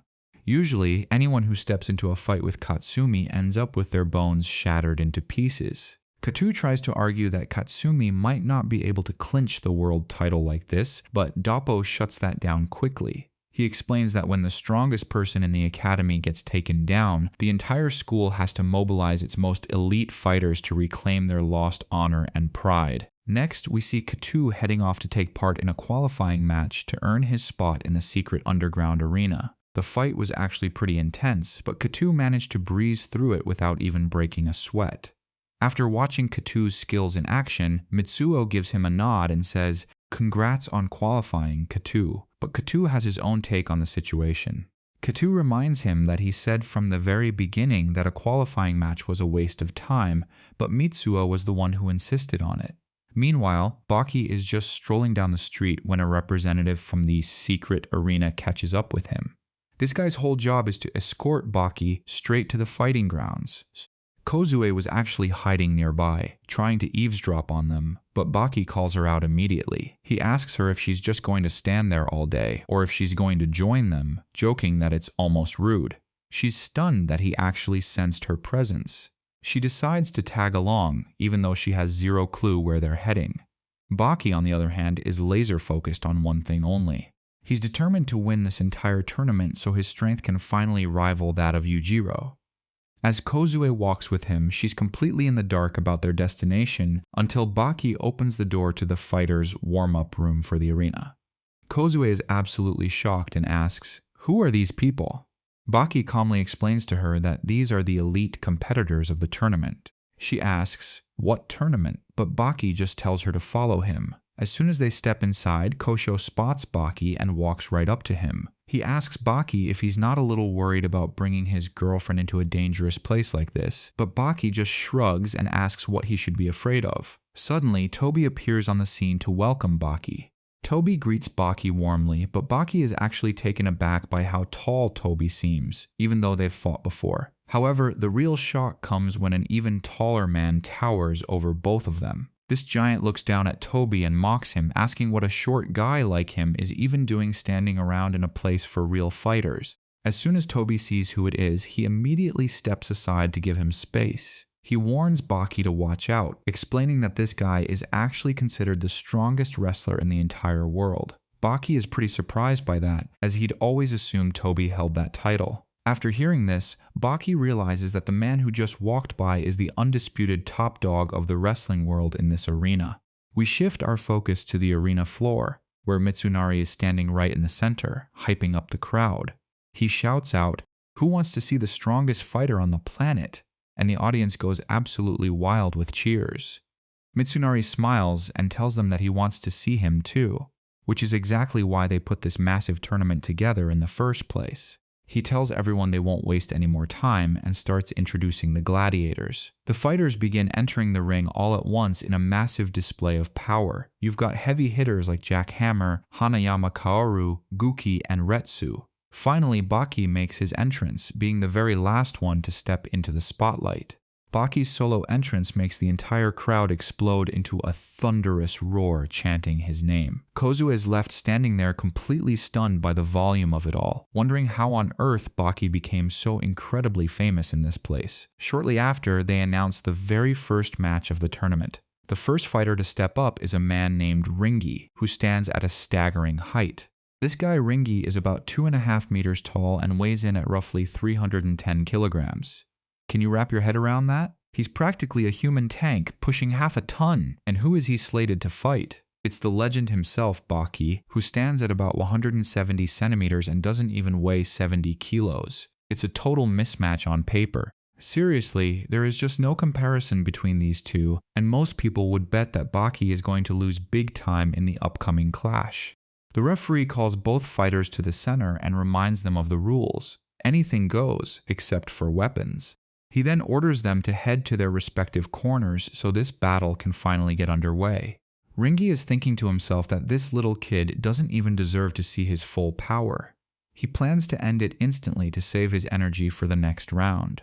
But as soon as the bell rings, before Ringi can even turn around properly, Baki has already lunged in, grabbed him by the waist, and started shoving him backward with incredible force until he slams him right into the arena wall.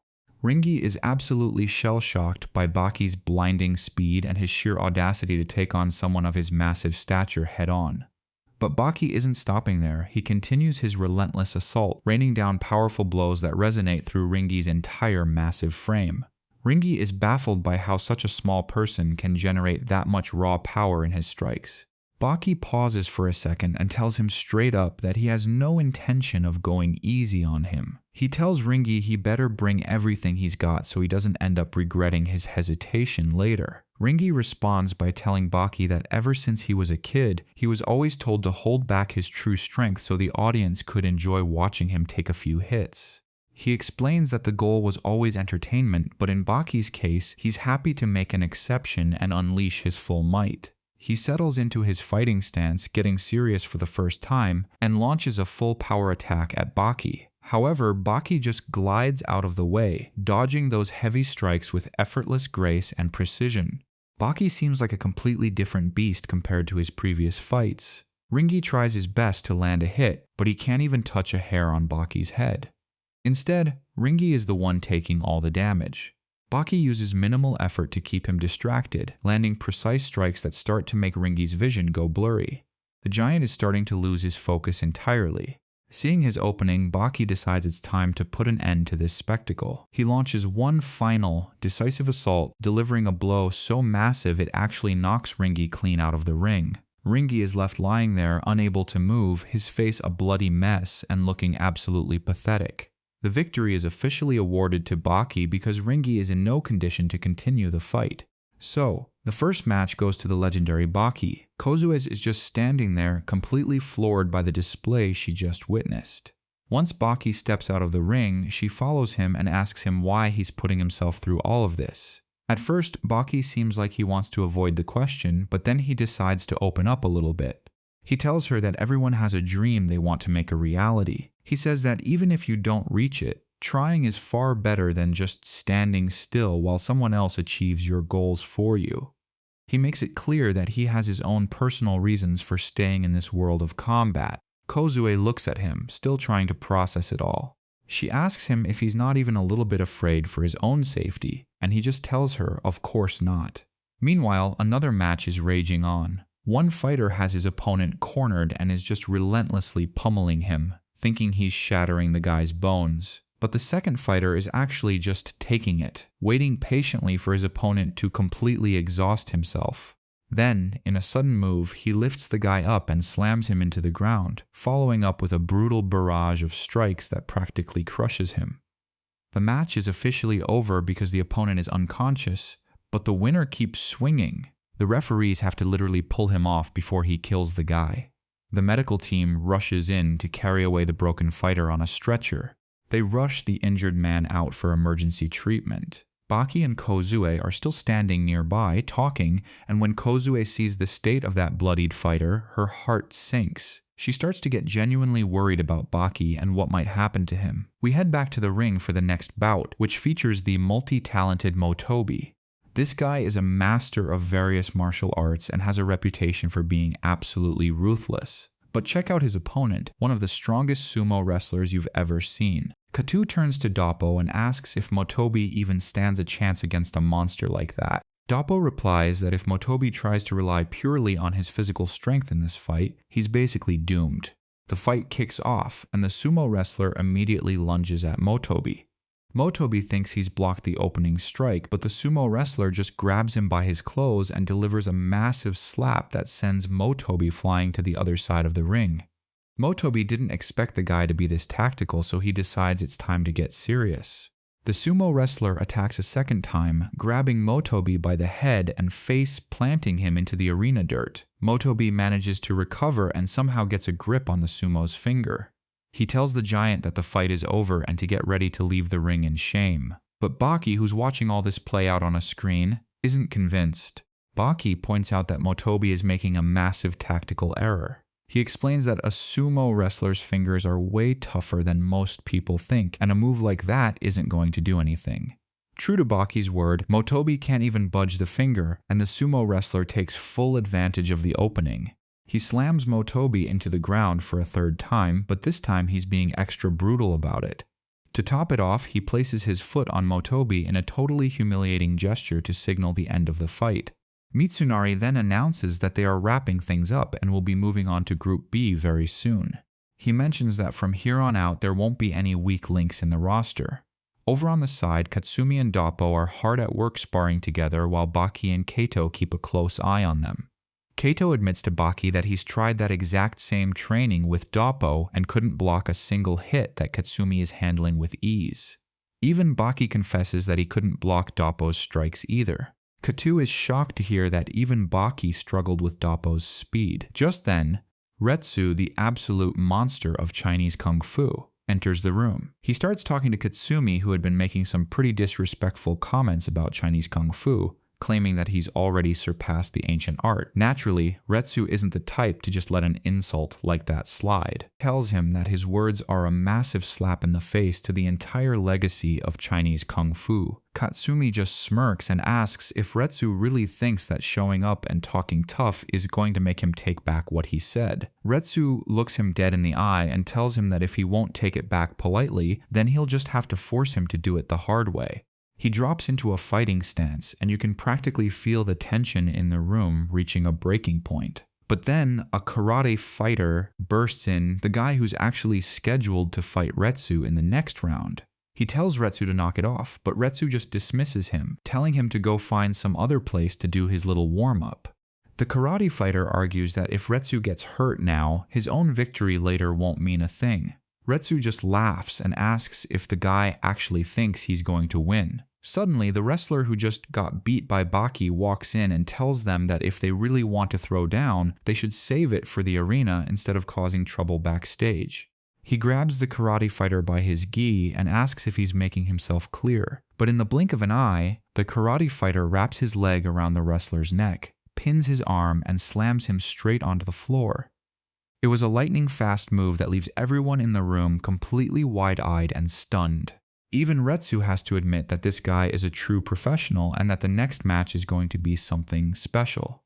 We find out this fighter's name is Sergei. We then cut to the arena floor because it's finally time for the showdown between Retsu and Sergei to begin. The referee signals for them to take their marks and then shouts, "Start!" Retsu immediately assumes his stance, and Sergei starts scanning him, but he can't find a single opening or weakness in Retsu's posture. He's completely frozen, unable to make a move. Retsu notices the hesitation and starts walking toward him, taunting him. He asks Sergei why he's so still, mocking him for acting so tough earlier when he was worried about Retsu getting hurt. Retsu starts tearing him down psychologically, calling his karate nothing more than child's play. Baki, watching from the side, is taken aback by the sheer arrogance and realizes this is more than just a regular match now.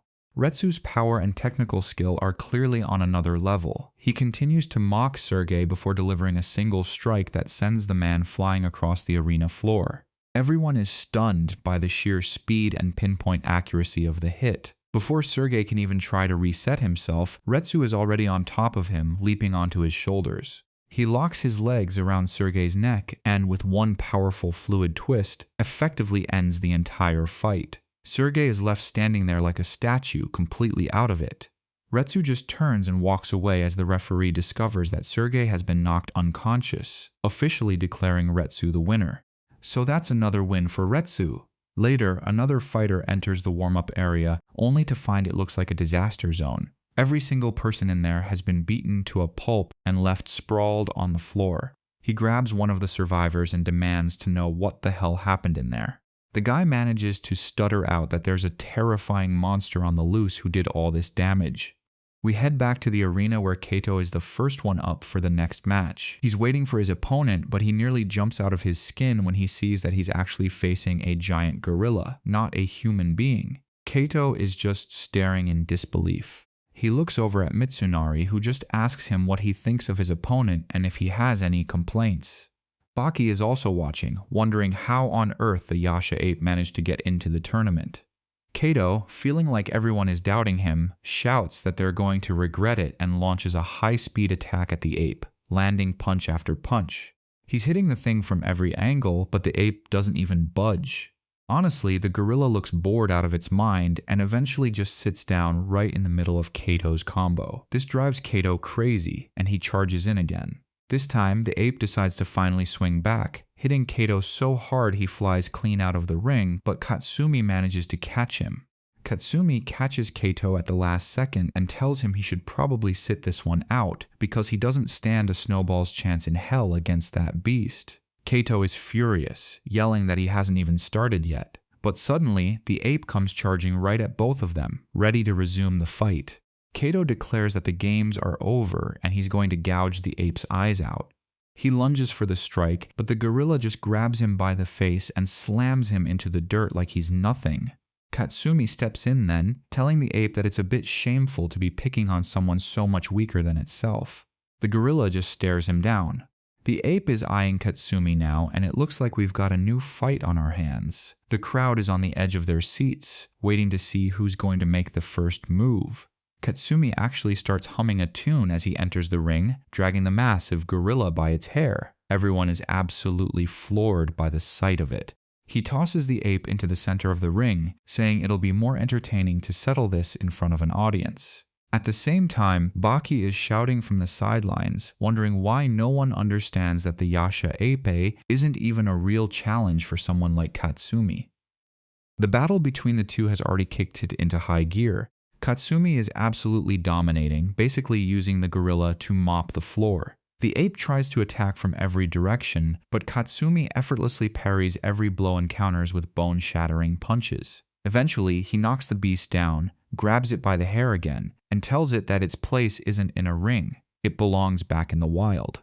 He tells the ape it's time to go back to the mountains where it came from and delivers a knockout punch that leaves the creature unconscious. The entire crowd is chanting Katsumi's name after seeing that display of raw power. Katsumi looks down at the ape and says he's certain that if it wakes up, it'll just cause more trouble in the future. Because of that, he decides to deliver a final blow to put it down for good. But just as he's about to strike, someone shouts for him to stop. He turns around to see Baki charging at him without a second thought. Baki asks if he realizes what he's doing, but Katsumi just calmly blocks Baki's sudden attack. Baki is genuinely surprised by the speed of his response. Baki thinks to himself that Katsumi is definitely not your average fighter if he can stop a surprise attack like that so easily. Kato jumps in between them to break up the tension and tells Baki that while he might have lost to the ape, he's not going to let them fight here. He acknowledges Katsumi's overwhelming victory. Katsumi really did make that fight look like child's play. Doppo walks over as well and tells Baki that if he's so eager to test himself against Katsumi, he better work hard and make it all the way to the finals. It looks like things are starting to get really interesting. Baki then goes over to sit by the fallen ape. He starts talking to the creature and vows to himself that if Katsumi makes it to the final round, he'll be waiting for him and he won't be holding anything back. Meanwhile, Mitsunari is over at the karate dojo, checking out the guy who's scheduled to fight Hanayama next. He's watching a really intense training session and turns to the coach to ask about him.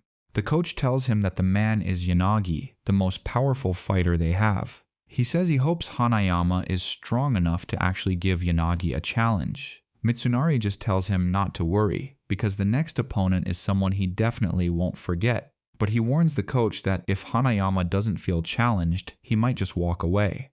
The coach snaps back that Yanagi is going to prove to everyone exactly what a legendary fighter looks like. Later on, we see Hanayama walking down the street when he happens to run into Baki. Baki tells him that he knows his match is coming up next and that he's going to be rooting for him with everything he's got. Hanayama gives him a pretty cold response, telling him not to think for a second that he actually cares about this tournament. He says the only reason he's even here is to find some genuinely strong people to test himself against. After that little exchange, he just leaves Baki standing there and keeps walking toward the arena. He steps into the ring and finds Yanagi already waiting for him. Yanagi holds out a heavy iron helmet and tells Hanayama to put it on. Hanayama just stares at him, wondering if this guy is a complete idiot or just has no idea who he's dealing with. Yanagi doubles down, insisting that he's only making the suggestion for Hanayama's own benefit. He claims the helmet will help minimize the damage from the injuries he's about to receive. Baki and the others are in total disbelief that someone would have the guts to talk to Hanayama like that. Hanayama actually takes the helmet, but then he just crushes it into a flat piece of scrap metal with his bare hands, showing off his insane grip strength. Yanagi is momentarily stunned by the display of power. Then, Hanayama pulls out a long dagger and hands it to him as a sort of challenge. Yanagi takes the blade, tosses it onto the ground, and uses his own unique striking style to split the dagger perfectly in two. Everyone watching is caught off guard, not expecting him to match Hanayama's bravado. It was a pretty impressive way for Yanagi to stand his ground against someone like Hanayama. Both fighters take a few steps back and prepare for the real battle to start. Mitsunari is genuinely impressed by Yanagi's skill, noting that he might actually be a worthy opponent for Hanayama.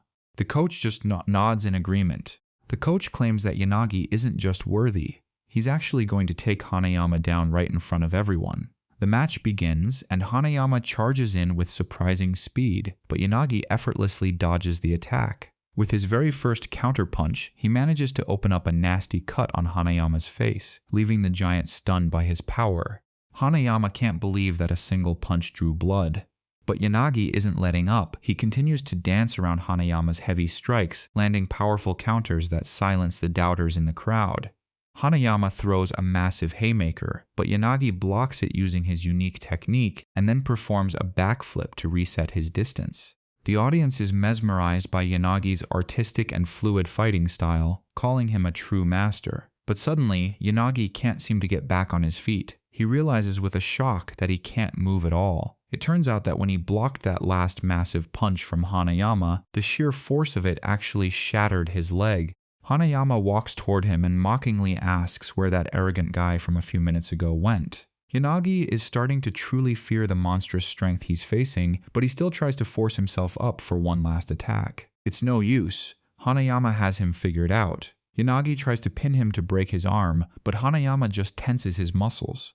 That simple act of tensing his arm is so powerful, it literally shatters Yanagi's spine. Hanayama's final strikes are so overwhelming that Yanagi completely loses consciousness. Just like that, the fight is over, and Hanayama is the winner. He's actually a bit disappointed that it ended so quickly. Then, Yanagi's coach jumps into the ring.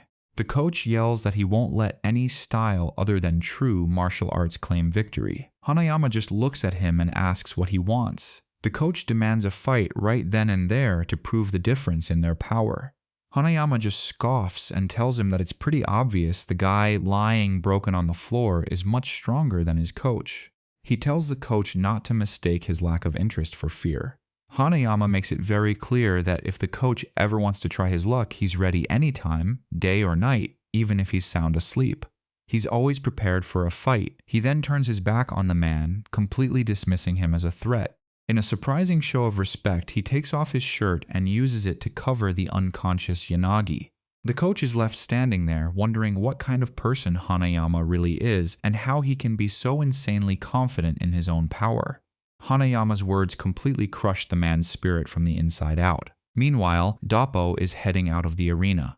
On his way to find Katsumi, Doppo happens to run into Katsumi's next opponent, a guy named Gustavo. Doppo gives him a bit of a greeting, but Gustavo doesn't want to waste time with small talk. He asks Doppo if he truly understands what it means for Katsumi to step into the ring against him. Doppo just nods and says he understands perfectly well.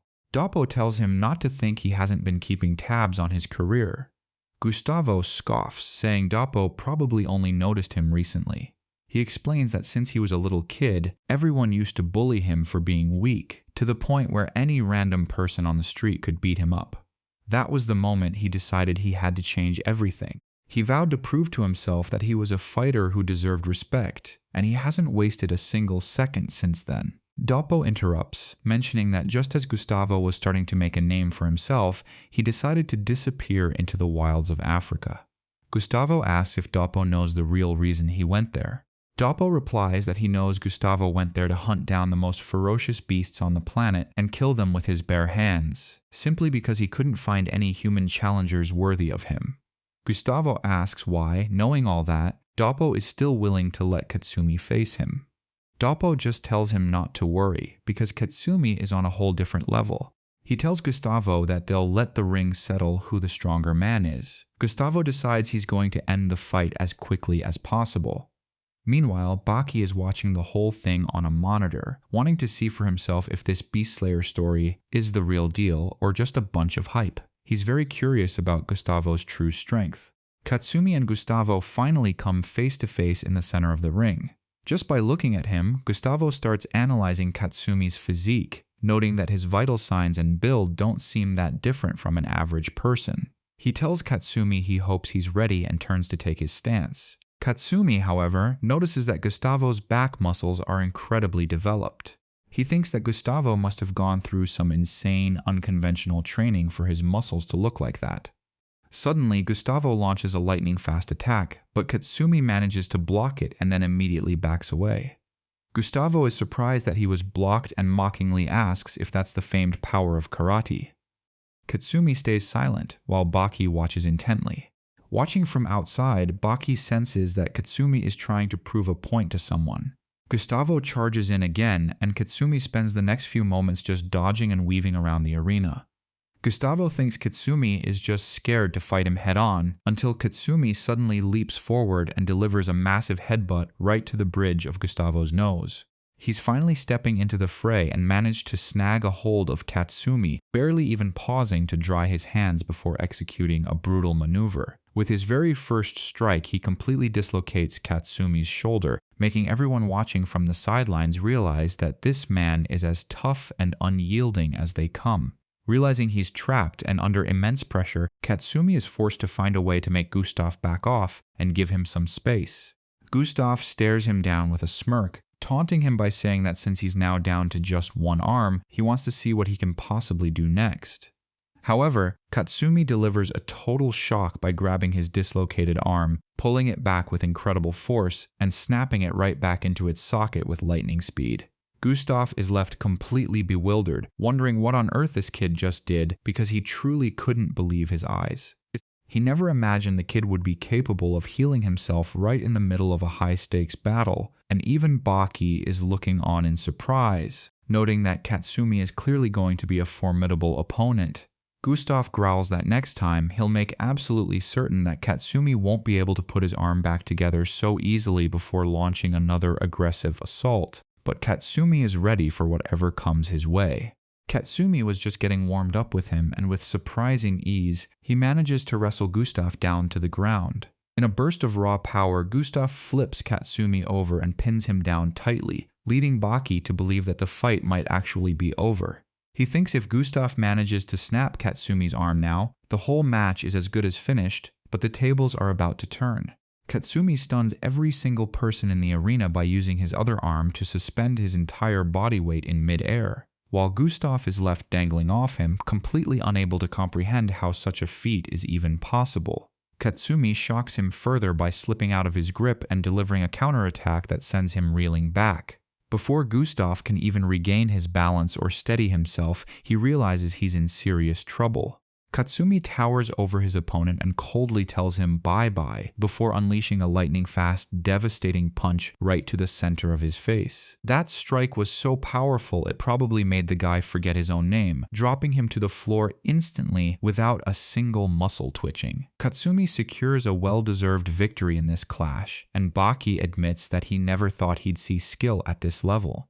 The level of performance was staggering, and Katsumi looks straight at the screen, warning Baki to wait for him because after he wins, he's coming for his next target, the ogre Yujiro, the man who defeated his father in their final battle. We then shift scenes to a military camp where a high-ranking commander is speaking firmly to an officer, giving him some very specific and serious instructions about an upcoming visitor. The commander warns him that he must be extremely cautious when dealing with the person who is arriving and tells him to make absolutely sure he doesn't upset or annoy this guest in any way. The officer is stunned as he's never heard his commander speak with such caution before, so he agrees but asks if he might be permitted to ask a single follow-up question regarding the situation. The commander tells him to go ahead, and the officer points out that since they are arguably the greatest military power on the planet with no real rivals, he doesn't understand why he should be so wary of some ordinary civilian who isn't even a soldier. The commander simply replies that this is no ordinary man, adding that as soon as the officer lays eyes on him, he will understand exactly why those warnings were given. After explaining his reasoning, the commander dismisses the officer. Right at that moment, a high-speed fighter jet touches down, carrying none other than the ogre, Yujiro, who remarks that he didn't expect the trip to be so fast. Meanwhile, the officer waiting on the tarmac is questioning himself, wondering just who this individual could be to warrant such a terrifying warning from his superior about not causing any offense. Suddenly, the ogre exits the aircraft and starts walking toward him, and the officer immediately feels a strange, overwhelming pressure radiating from the man. By the time Yujiro reaches him, the officer is paralyzed with fear, rooted to the spot and thinking he never expected such an intense aura to come from a civilian. Yujiro looks him in the eye and asks if he knows where they are supposed to be going. The officer confirms that he certainly knows the way. Meanwhile, Baki and Katsumi are squaring off, and Baki asks Katsumi if he actually finds satisfaction in fighting opponents who aren't even close to being on his level.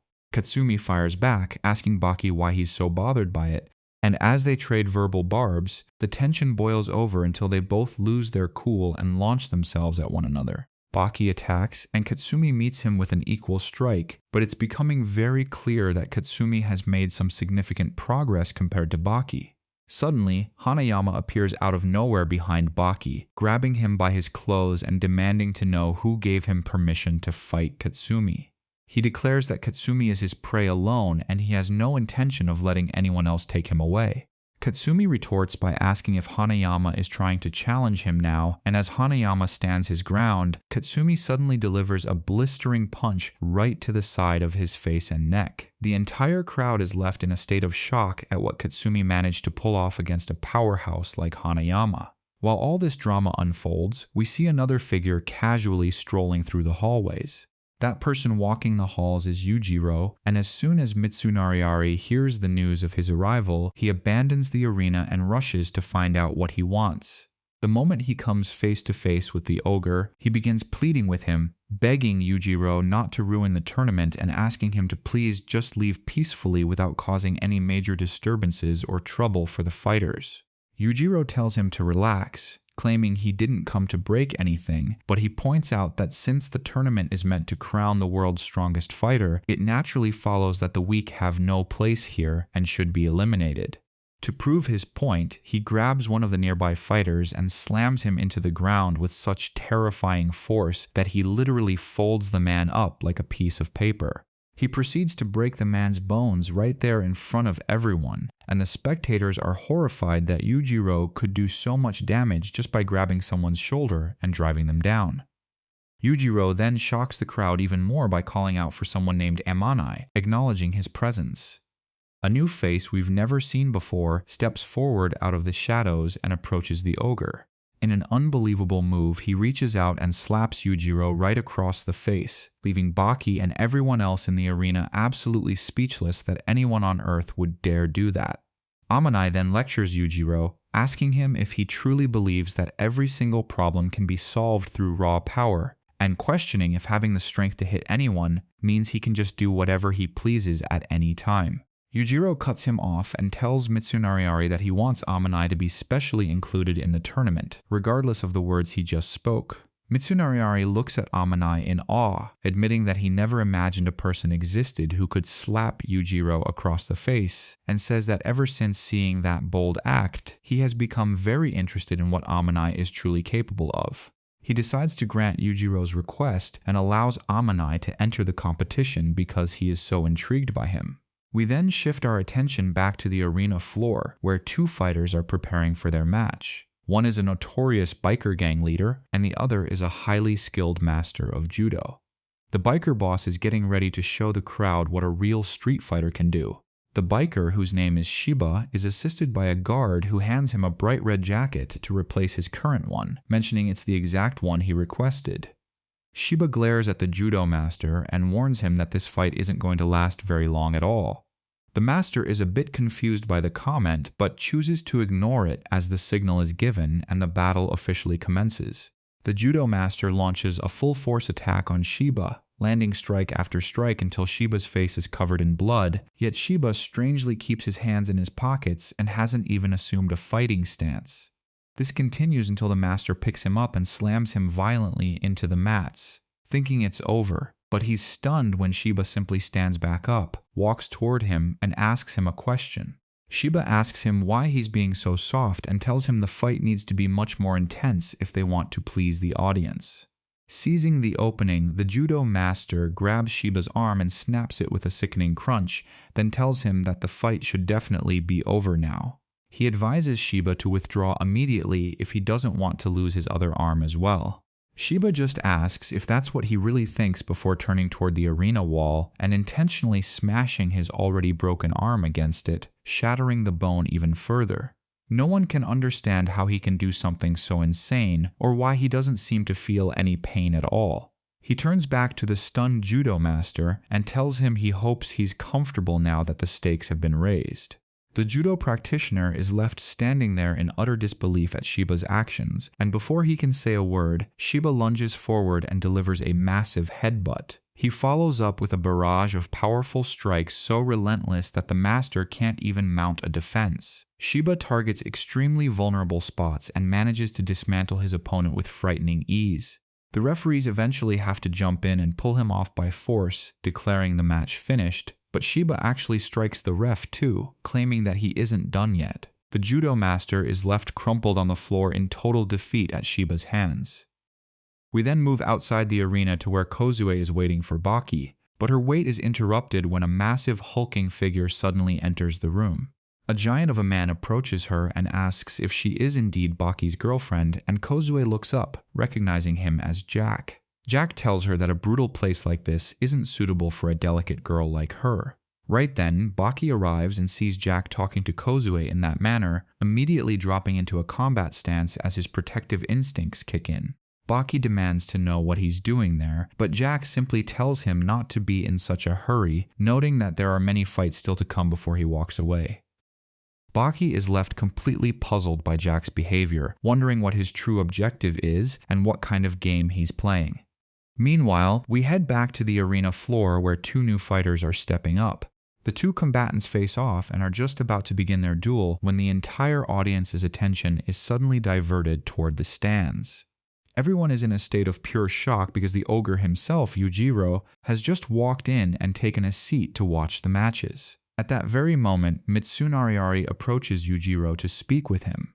Mitsunariari tells Yujiro that since he's here, he must realize that predicting the winner of this particular fight is nearly impossible, even for someone like him. Yujiro responds with a booming laugh, claiming that he knew exactly who would win before the fight even started, and his arrogant laughter echoes through the crowd, drawing everyone's eyes toward him. Mitsunariari is skeptical of his claim but watches the match closely to see if the ogre's prediction holds true. Yujiro explains to him that just because the fighter on the right has a massive, hulking physique doesn't mean he's actually stronger than his opponent.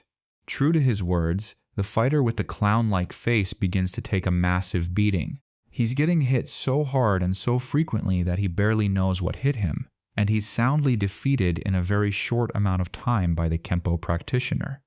Mitsunariari turns to ask Yujiro how he could possibly have known that the Kempo fighter would emerge victorious, but he's shocked to find that the ogre has already vanished from his side and left the area.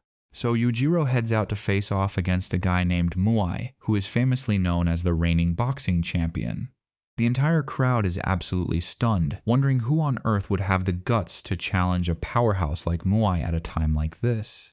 But Yujiro? He's on a completely different level. He actually starts fighting the champ using nothing but his fingertips. It's wild. He's treating this high-stakes title match like it's nothing more than simple child's play, not even breaking a sweat. Muai is left speechless and says he can't believe he's being mocked like this and launches a full-power assault, yet Yujiro continues to parry every single punch using only his fingers. Muai is going absolutely crazy, thinking he needs to end this fight immediately before the crowd starts thinking he's a fraud. But as he lunges forward for one more attack, Yujiro simply taps him on the head with a single finger. That simple gesture is enough to knock him unconscious instantly, meaning Yujiro defeated a world-class boxing champion with nothing more than his fingers. He turns to leave, muttering that while his thirst for battle isn't fully quenched, he's done enough for today. He decides he can wait until the tournament's final match to find some real entertainment. Next, we see Jack Hammer, who is shown consuming performance-enhancing substances at a level that's honestly hard to wrap your head around, my friend. He then makes his way to the center of the ring to face off against an opponent who is widely considered one of the strongest contenders in the entire tournament. But Jack doesn't seem even slightly concerned. He doesn't care who is standing across from him. The referee signals the start of the match, and Jack's opponent circles him with extreme caution, while Jack remains completely stationary, not moving even a single centimeter. The opponent starts to wonder if Jack is frozen by fear, so he decides to strike, grabbing Jack with all the strength he can muster as the crowd watches on. The spectators assume that Jack is in trouble since he allowed the first move to be made against him. But the real shock comes when the attacker realizes he can't budge Jack even an inch. He strains every muscle in his body trying to lift or even slightly move him, but it's completely useless. He ends up just hanging off Jack like a small child clinging to an adult. Finally deciding to break his silence, Jack puts a hand on the man's face and casually pushes him away, forcing his opponent to let go with almost no effort. Then, Jack unleashes a massive uppercut that sends the man flipping through the air before he crashes back down to the ground, completely motionless. It was easily the fastest and most brutal displays of power in the tournament so far. Yujiro was watching the whole thing from the stands and was clearly impressed by what he saw, leading him to leap down into the center of the ring. He addresses Jack Hammer, telling him that he performed exactly as expected, securing a victory without even breaking a sweat. Jack looks back at him and asks if he was actually expecting any other outcome to happen. Jack then insults him, saying a weakling like Yujiro has no business interfering in his business. This infuriates the ogre, who declares that they need to settle this right now as he prepares himself for a real fight. Seeing Yujiro's intense readiness, Jack decides to step back and prepare to put the man in his place, but suddenly the situation takes an unexpected turn. Without any warning, Baki lunges between them and attacks Jack, demanding to know who gave him the right to challenge Yujiro in the first place. Jack responds by telling Baki that he admires his courage, noting that Baki knows he can't possibly win, yet he chose to attack anyway. Yujiro watches the scene unfold, looking genuinely surprised by Baki's sudden and aggressive intervention. Baki continues to yell at Jack Hammer before launching another strike, but Jack effortlessly blocks the blow. He tells Baki not to be so impatient, promising that their time to fight will definitely come soon. Then Yujiro moves in behind Baki and strikes him, demanding to know who gave him permission to step in. Yujiro's strike is so incredibly powerful that it slams Baki right into the arena fence, leaving him humiliated by both sides of the conflict.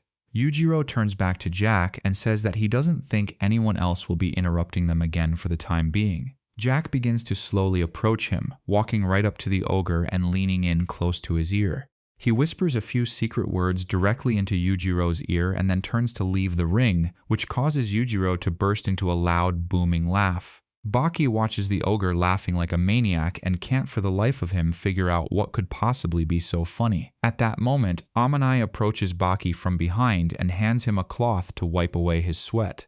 He checks to make sure Baki is okay, leaving Baki wondering what this guy's deal actually is.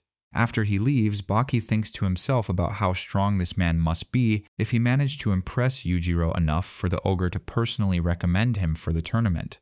Now, my friend, we move to another match between a guy named Yamamoto, who is a speed striking specialist. Standing across from him is Amanai himself, and everyone in attendance is eager to see exactly what kind of power he possesses. The referee informs them that anything goes as long as no weapons are used, then signals for the fight to start.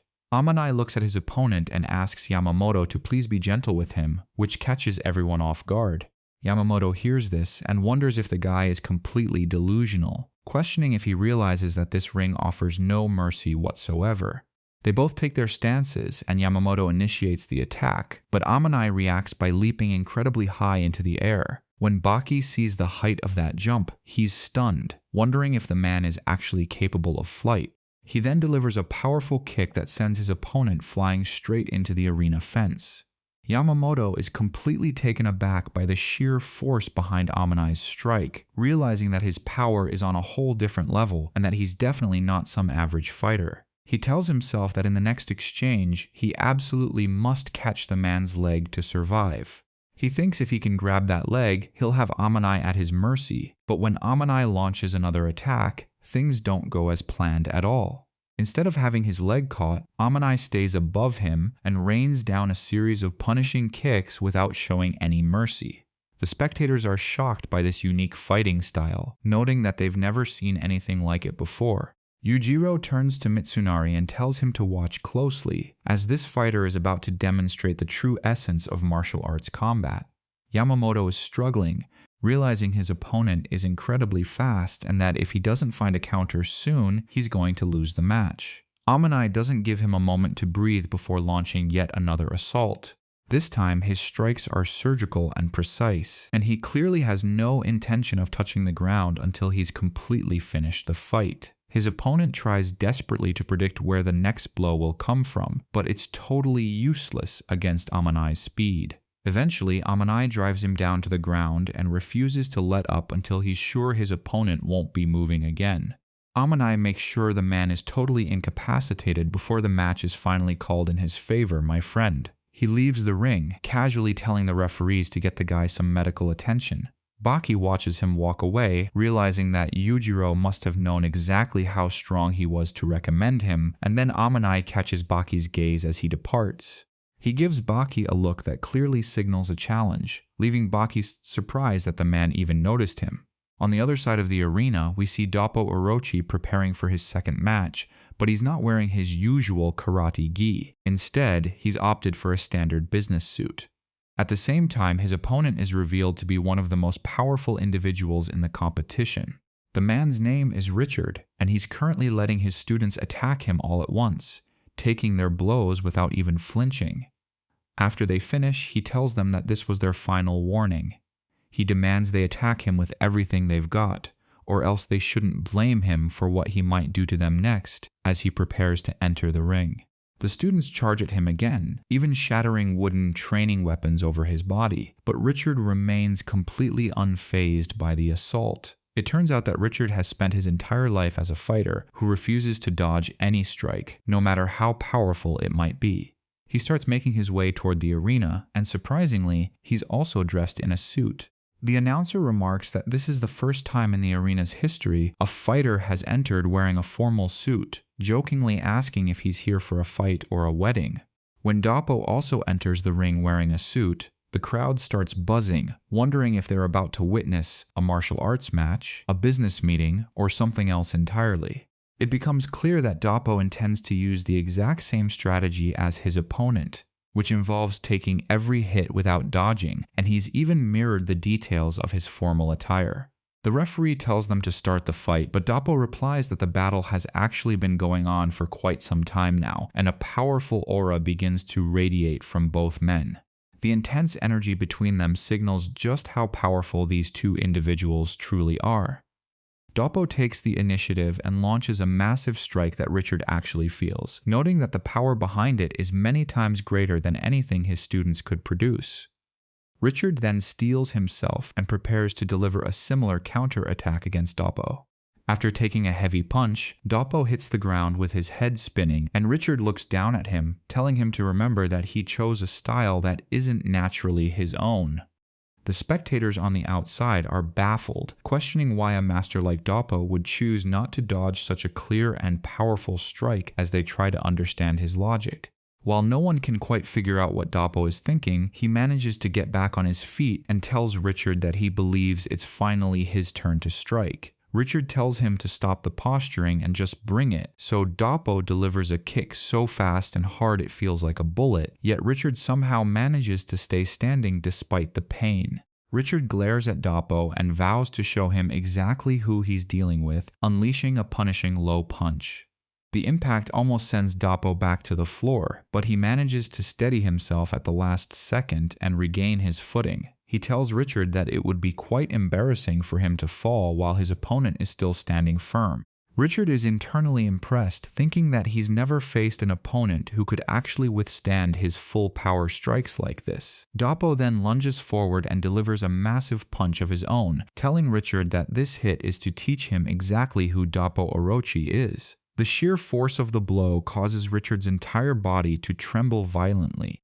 Richard asks him if he's still playing around and retaliates with a direct strike right to the center of Doppo's face, a hit that really should have ended the match. Doppo just laughs it off and asks Richard if he's finally convinced that he's not the only one capable of taking a beating. Richard is in total disbelief as Doppo tells him that the fight is reaching its conclusion. Doppo decides to end it and delivers a swift, precise strike that finally forces Richard to the ground for the very first time. He falls in total defeat before the master, and Doppo emerges as the true victor of the clash. However, showing great sportsmanship, Doppo goes over to help Richard up and raises the man's hand in front of the entire cheering crowd. He explains to him that fighting should be for the thrill and the sport, rather than carrying around hatred or grudges, which isn't what true fighting is about. Outside the ring, Kato, Baki, and another companion are waiting to greet the legendary Doppo, cheering him on for his performance. Doppo simply tells Kato that all the fanfare isn't really necessary. He says the real celebration will have to wait until they actually secure the championship title. Just then, an elderly man approaches Baki and asks if he's the one everyone is talking about, mentioning that he saw his last fight and was genuinely impressed by his unique style. He grabs Baki's hand and starts laughing, while Baki is left standing there completely bewildered. Baki wonders if this old man really knows what he's getting into by participating in these underground arena matches. We then see Doppo as he sits down, and it becomes clear that Richard's blows actually did quite a bit of damage, as he's visibly bleeding from the impact. His wife, who was watching the match intently, approaches him to offer some comfort and support. She tries to console him, but Doppo reassures her that he's fine, explaining that he only let the guy hit him because he was trying to beat him at his own game. He playfully asks her what she thought of her husband's world-shaking performance in the ring, and she lovingly replies that he's always been the most impressive and handsome man she's ever known. After that touching moment, we head back to the arena where the elderly Guki is making his entrance. He's slated to face a monstrous opponent from the Olympics who stands nearly 2 meters tall and weighs in at close to 150 kilograms. When the two of them stand face to face, the massive difference in their height and overall size is almost comical to behold. The disparity in their physical presence is so extreme that the crowd starts whispering, wondering if the old man even knows where he is or if he just wandered into the ring by mistake. Everyone is literally making fun of him as he prepares to fight. The Olympic athlete looks down at Guki and tells him that he hopes the old man understands the danger he's in. He declares that he plans to crush anyone who stands in his way, regardless of whether they are an old man or not. Guki simply thanks him for the advice before walking over to the arena fence to speak with Baki. He asks Baki if he wouldn't mind holding onto his glasses so they don't get scratched during the scuffle, which leaves Baki looking on in total confusion. Baki thinks it's wild that the man is more worried about his eyewear than his own physical safety. Suddenly, the Olympian charges with everything he's got, aiming to end the match in seconds since he assumes Guki is an easy target. However, Guki simply ducks his head, strikes the man's lead leg, and sends him tumbling face first into the arena fence. He manages to humiliate the giant with his very first move, leaving the Olympian staring at himself in disbelief. He tries to convince himself it was just a fluke and gets back up, vowing to finish the fight properly this time. As he lunges at Guki again, the old man advances and warns him never to underestimate a veteran martial artist like himself.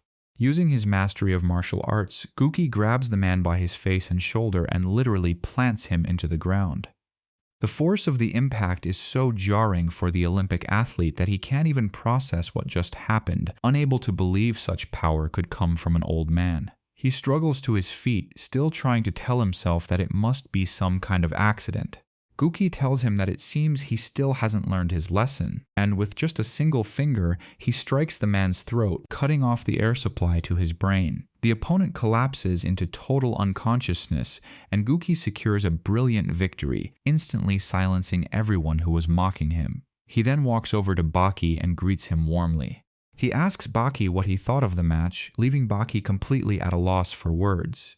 The old man tells him not to look so gloomy, noting that they might just end up facing each other in the future before he walks away. Baki stares after him, never having expected such prowess from someone his age. Right after that, the next match begins. It's a battle between the two brothers, Kosho and Dr. Shinogi. Kosho knows exactly how dangerous his brother is and had never seriously considered challenging him before, mainly because he recognized that Shinogi's abilities were far superior. However, after witnessing Shinogi's fight with Baki and seeing how Baki managed to overcome him, his mindset changed. He tells himself that losing is no longer an option. Shinogi tells his brother that this match is pointless and asks Kosho to withdraw so his brother can advance, but Kosho flatly refuses. Instead, he launches a cutting attack that successfully severs the tendon in Shinogi's right eye, leaving him blind on one side and forced to rely only on his left. Shinogi remains calm, telling Kosho to act as if the injury never happened and suggesting he should leave the tournament now before he gets seriously hurt. This only makes Kosho angrier, as he feels like his brother is still looking down on him as if he were weak. He starts to dwell on their childhood and how Shinogi was always the one taking care of everything. Because of those old memories, he decides to repeat the same vicious attack, successfully cutting the tendon in Shinogi's left eye as well. Now, Shinogi is completely blind in the ring. Kosho tells him to forget about the weak little brother he used to know, insisting that Shinogi needs to realize that the power balance has shifted. He claims that his level is now far beyond his brother's, but despite his total blindness, Shinogi asks him if he really thinks all of this will guarantee him a victory. Then, right in front of the horrified crowd, he thrusts his own fingers into his neck and starts performing a medical procedure on himself, leaving everyone in absolute shock. The doctor is operating on his own body without any surgical tools or even being able to see what he's doing. Once he's finished, he tells Kosho to surrender while he still has the chance, but Kosho is too stunned that his brother can even see at all, and attacks again. Shinogi blocks the blow with ease and asks him if he didn't already tell him to give up. He delivers a strike to Kosho's head that leaves him dizzy and disoriented, as Shinogi is determined to teach his brother a lesson he'll never forget. He pummels him until Kosho is thrown to the ground, and suddenly, the old fear of his brother returns. As Shinogi closes in, Kosho starts begging for forgiveness, promising he'll never do it again. Shinogi is momentarily taken aback by his little brother's pleas, flashing back to their childhood when he was always there to help Kosho out of any trouble. He places a hand on Kosho's head and tells him not to worry, saying he's still his brother and will do whatever he wants, but he begs him to stop now to avoid further injury. Suddenly, Kosho feels insulted by the pity and strikes out.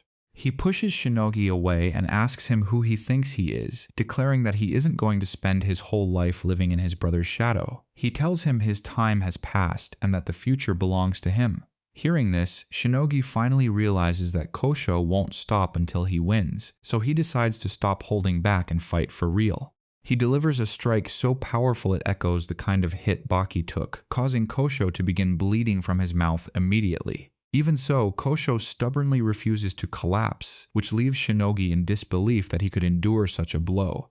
He decides to land another one, this time directly to his face, and I don't even have to tell you how bad of a state that leaves Kosho in, my friend. He completely collapses onto the floor, but then he somehow manages to drag himself toward his brother, Shinogi, once more. For the very first time, we see real fear in Shinogi's eyes after witnessing that terrifying level of determination from his brother. Without even realizing how it happened, Shinogi finds himself backed up until he hits the ring's edge. At that point, he decides that's enough fighting for one day, stepping forward to pull his brother into a protective embrace while promising him that everything is going to be okay from now on. He tells him that he's leaving everything in his hands from this point forward. Naturally, nobody in the audience can wrap their heads around why Shinogi would just quit like that.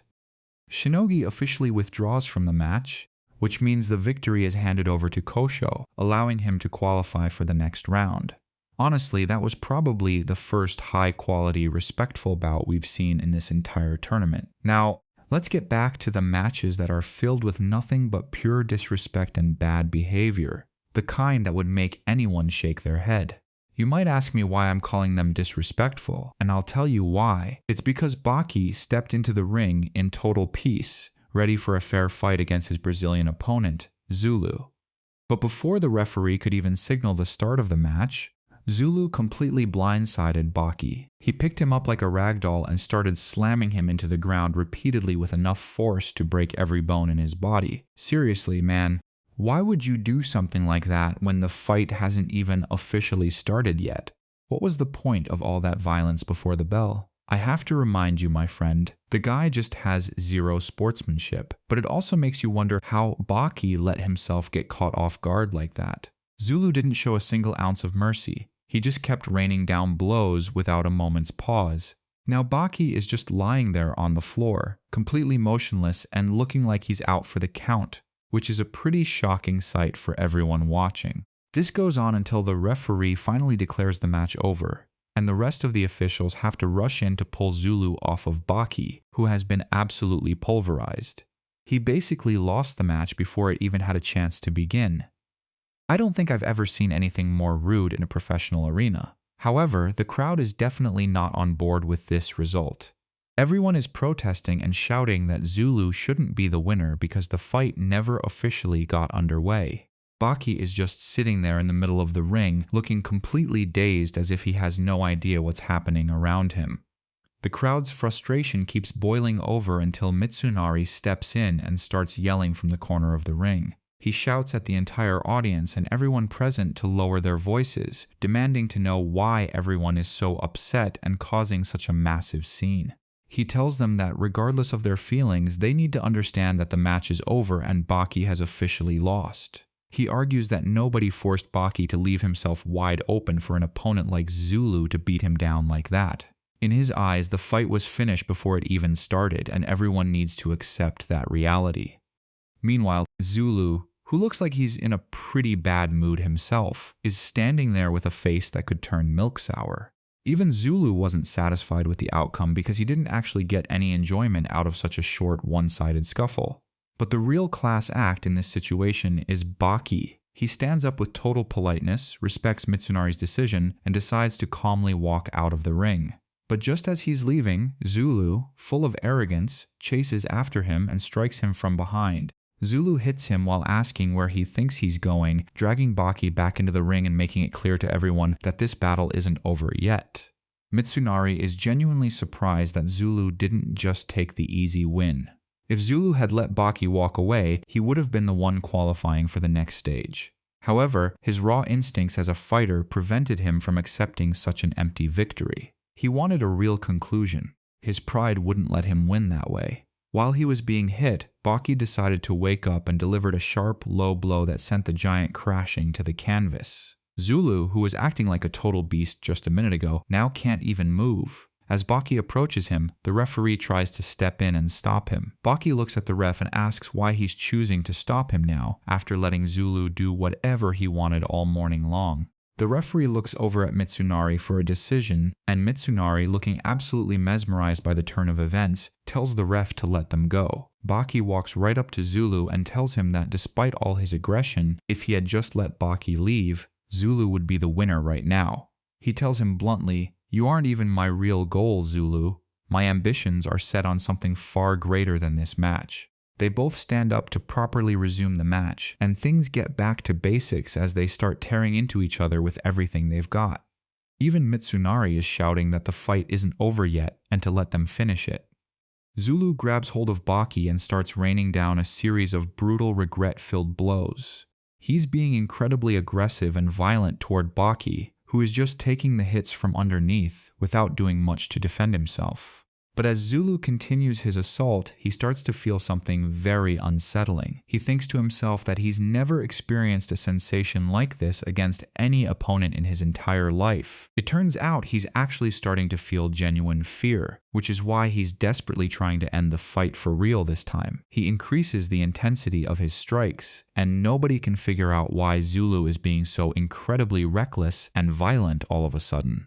He even resorts to biting Baki, who seems like he doesn't feel a thing. Once Baki realizes his opponent has finally understood that victory is impossible, he simply stands up from the floor, carrying Zulu with him as the entire crowd watches in pure shock. Everyone is asking how Baki could possibly have the strength to do that after being pinned and attacked for so long. Suddenly, Zulu finds himself trapped in Baki's powerful grip. Baki decides to let him go without any further attacks, wanting Zulu to fully realize his position, that Baki could have ended this at any point from the very beginning. Zulu finally drops to his knees in front of Baki, admitting defeat and refusing to fight any longer. The entire arena erupts with the crowd chanting Baki's name and cheering for his incredible skill and his composed fighting style. The fans are all screaming for Baki, praising his unique way of handling the fight. Suddenly, the wrestler Igari enters the scene to talk to Baki, admitting that he never expected such a swift victory. He officially announces Baki as the winner to the public and advises him to go get some rest. He mentions that it's quite possible he might be Baki's next opponent in the upcoming rounds, so he wants Baki to be ready. Baki just shrugs it off, telling him he's ready to go whenever and against whoever. But before the two of them can even leave the ring, the entire floor starts to vibrate as if a massive earthquake is hitting the building. It turns out this isn't a natural disaster, my friend. It's actually another fighter making his grand entrance into the arena, and he is absolutely massive. This is a sumo wrestler by the name of Kyuzan, and he has come to the ring specifically to challenge Igari right here and now. When Igari realizes who he's facing, he gets incredibly pumped up, and both men prepare themselves for a collision. Once the match starts, the sumo wrestler immediately takes control of the situation, exerting his dominance from the very first second.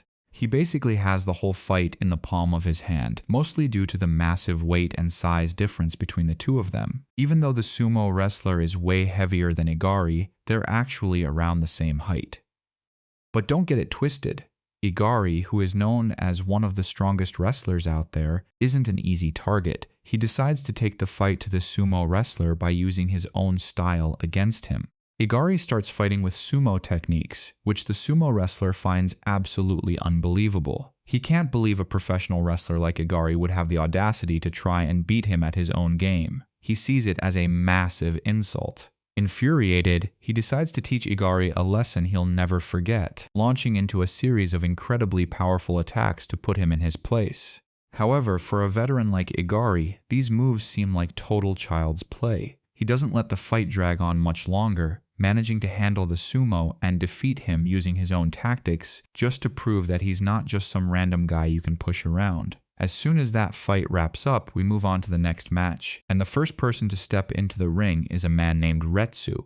Retsu is a Chinese fighter who's come all this way to prove that Chinese martial arts are the absolute pinnacle of combat. Unfortunately, the opponent he was supposed to face is nowhere to be found, leading to a rather strange atmosphere. But then, another fighter makes a very dramatic and unusual entrance into the arena to take the empty spot. After a rather pointless and flashy entrance, we find out that this fighter is actually Toba, the same guy Baki absolutely wrecked in his last match. The big problem here is that Baki left him with a severe leg injury, yet Toba is stubborn as a mule and insists on fighting anyway, even though he hasn't fully healed. Retsu just stands there in front of Toba, staring him down with a look of intense focus. Toba starts mocking him and trying to diminish his presence, but Retsu just tells him to keep blabber as much as he wants, because this fight is going to be over in less than 60 seconds. Everyone in the crowd is shocked by Retsu's bold claim. To give you some context on who Retsu is, he's one of the most powerful people in all of China, possessing incredible skill. When his master originally refused to let him enter any tournaments, Retsu wanted to prove his strength, so he challenged the master himself. It turned out that Retsu's power was a perfect match for his teachers. Seeing this, the master told Retsu to follow him and led him to a very special place within their training grounds.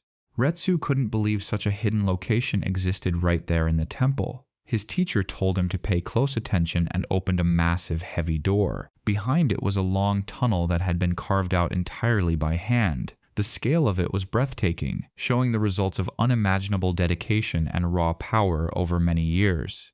Retsu was completely floored and asked what it was. The master explained that a single man had dug this entire cavern using nothing but his bare hands, which was meant to show Retsu the level he needed to aspire to. Even though he was amazed, Retsu didn't give up. He became determined to find the person capable of such a feat to see that level of power for himself. Returning to the present, Retsu reminds Toba that he has 1 minute. Toba, feeling insulted, tries a dirty trick just as they're taking their places. He throws a cloth over Retsu's head to blind him and starts throwing punches. What Toba did was definitely not a clean move, but Retsu didn't even flinch despite being caught in such an underhanded trap. Everyone else in the arena was confused by Toba's bizarre tactics, but Retsu just saw it as a sign of cowardice and nothing more. Toba manages to grab him and mocks him, saying that 30 seconds have already passed since the fight started. He asks if Retsu can really finish the match in time like he boasted, trying to get into his head. Retsu simply replies, "Fine, consider the match over." As Toba tries to shut him up by performing a backdrop to pin him to the floor, Retsu pulls off an incredible maneuver. He flips himself mid-air and slams Toba down, making sure the giant lands directly on his already injured leg, ending any chance of a comeback. Toba lets out a horrific scream of pain. He clearly didn't expect Retsu to be that precise or ruthless. Retsu calmly asks him if he wants him to use the remaining few seconds to finish him off, or if he's had enough punishment. Toba immediately admits defeat, saying that's plenty. It's clear Retsu isn't here to play games. He's a serious contender. Right after that, the next match is announced. The first fighter to enter the ring is Katsumi, and he is absolutely fired up and ready for action. You might wonder why he's so enthusiastic this time. It's because he's about to face off against one of the most legendary and powerful fighters in the entire competition. He's fighting none other than Hanayama Kaoru, a match that a lot of fans have been dying to see. As usual, Katsumi starts off by underestimating his opponent and acting arrogant, but he needs to realize that Hanayama isn't just some random guy. He's a literal legend in the world of street fighting and raw power. Just as Katsumi is moving to his starting position, he gets hit with a lightning-fast strike from Hanayama that uses Katsumi's own karate style. It wasn't just a regular hit. The force was so immense it literally buried Katsumi's head into the ground and left him with a serious injury right from the start of the bout. Neither the spectators nor Katsumi could believe that a brawler like Hanayama could pull off a move with that much speed and technique. Hanayama just stands there, refusing to attack again until Katsumi gets back on his feet. Katsumi laughs it off, telling him he just wasted his absolute best chance at winning, but Hanayama doesn't seem bothered at all. He doesn't care about anything Katsumi has to say. Katsumi gets back into a fighting stance, swearing that he won't let another single hit land. Hanayama launches another assault, and Katsumi tries to block it, but blocking a guy like Hanayama is a tall order. The hit smashes right through his guard like it wasn't even there. The blow lands squarely on Katsumi's face, making him forget his own name for a second.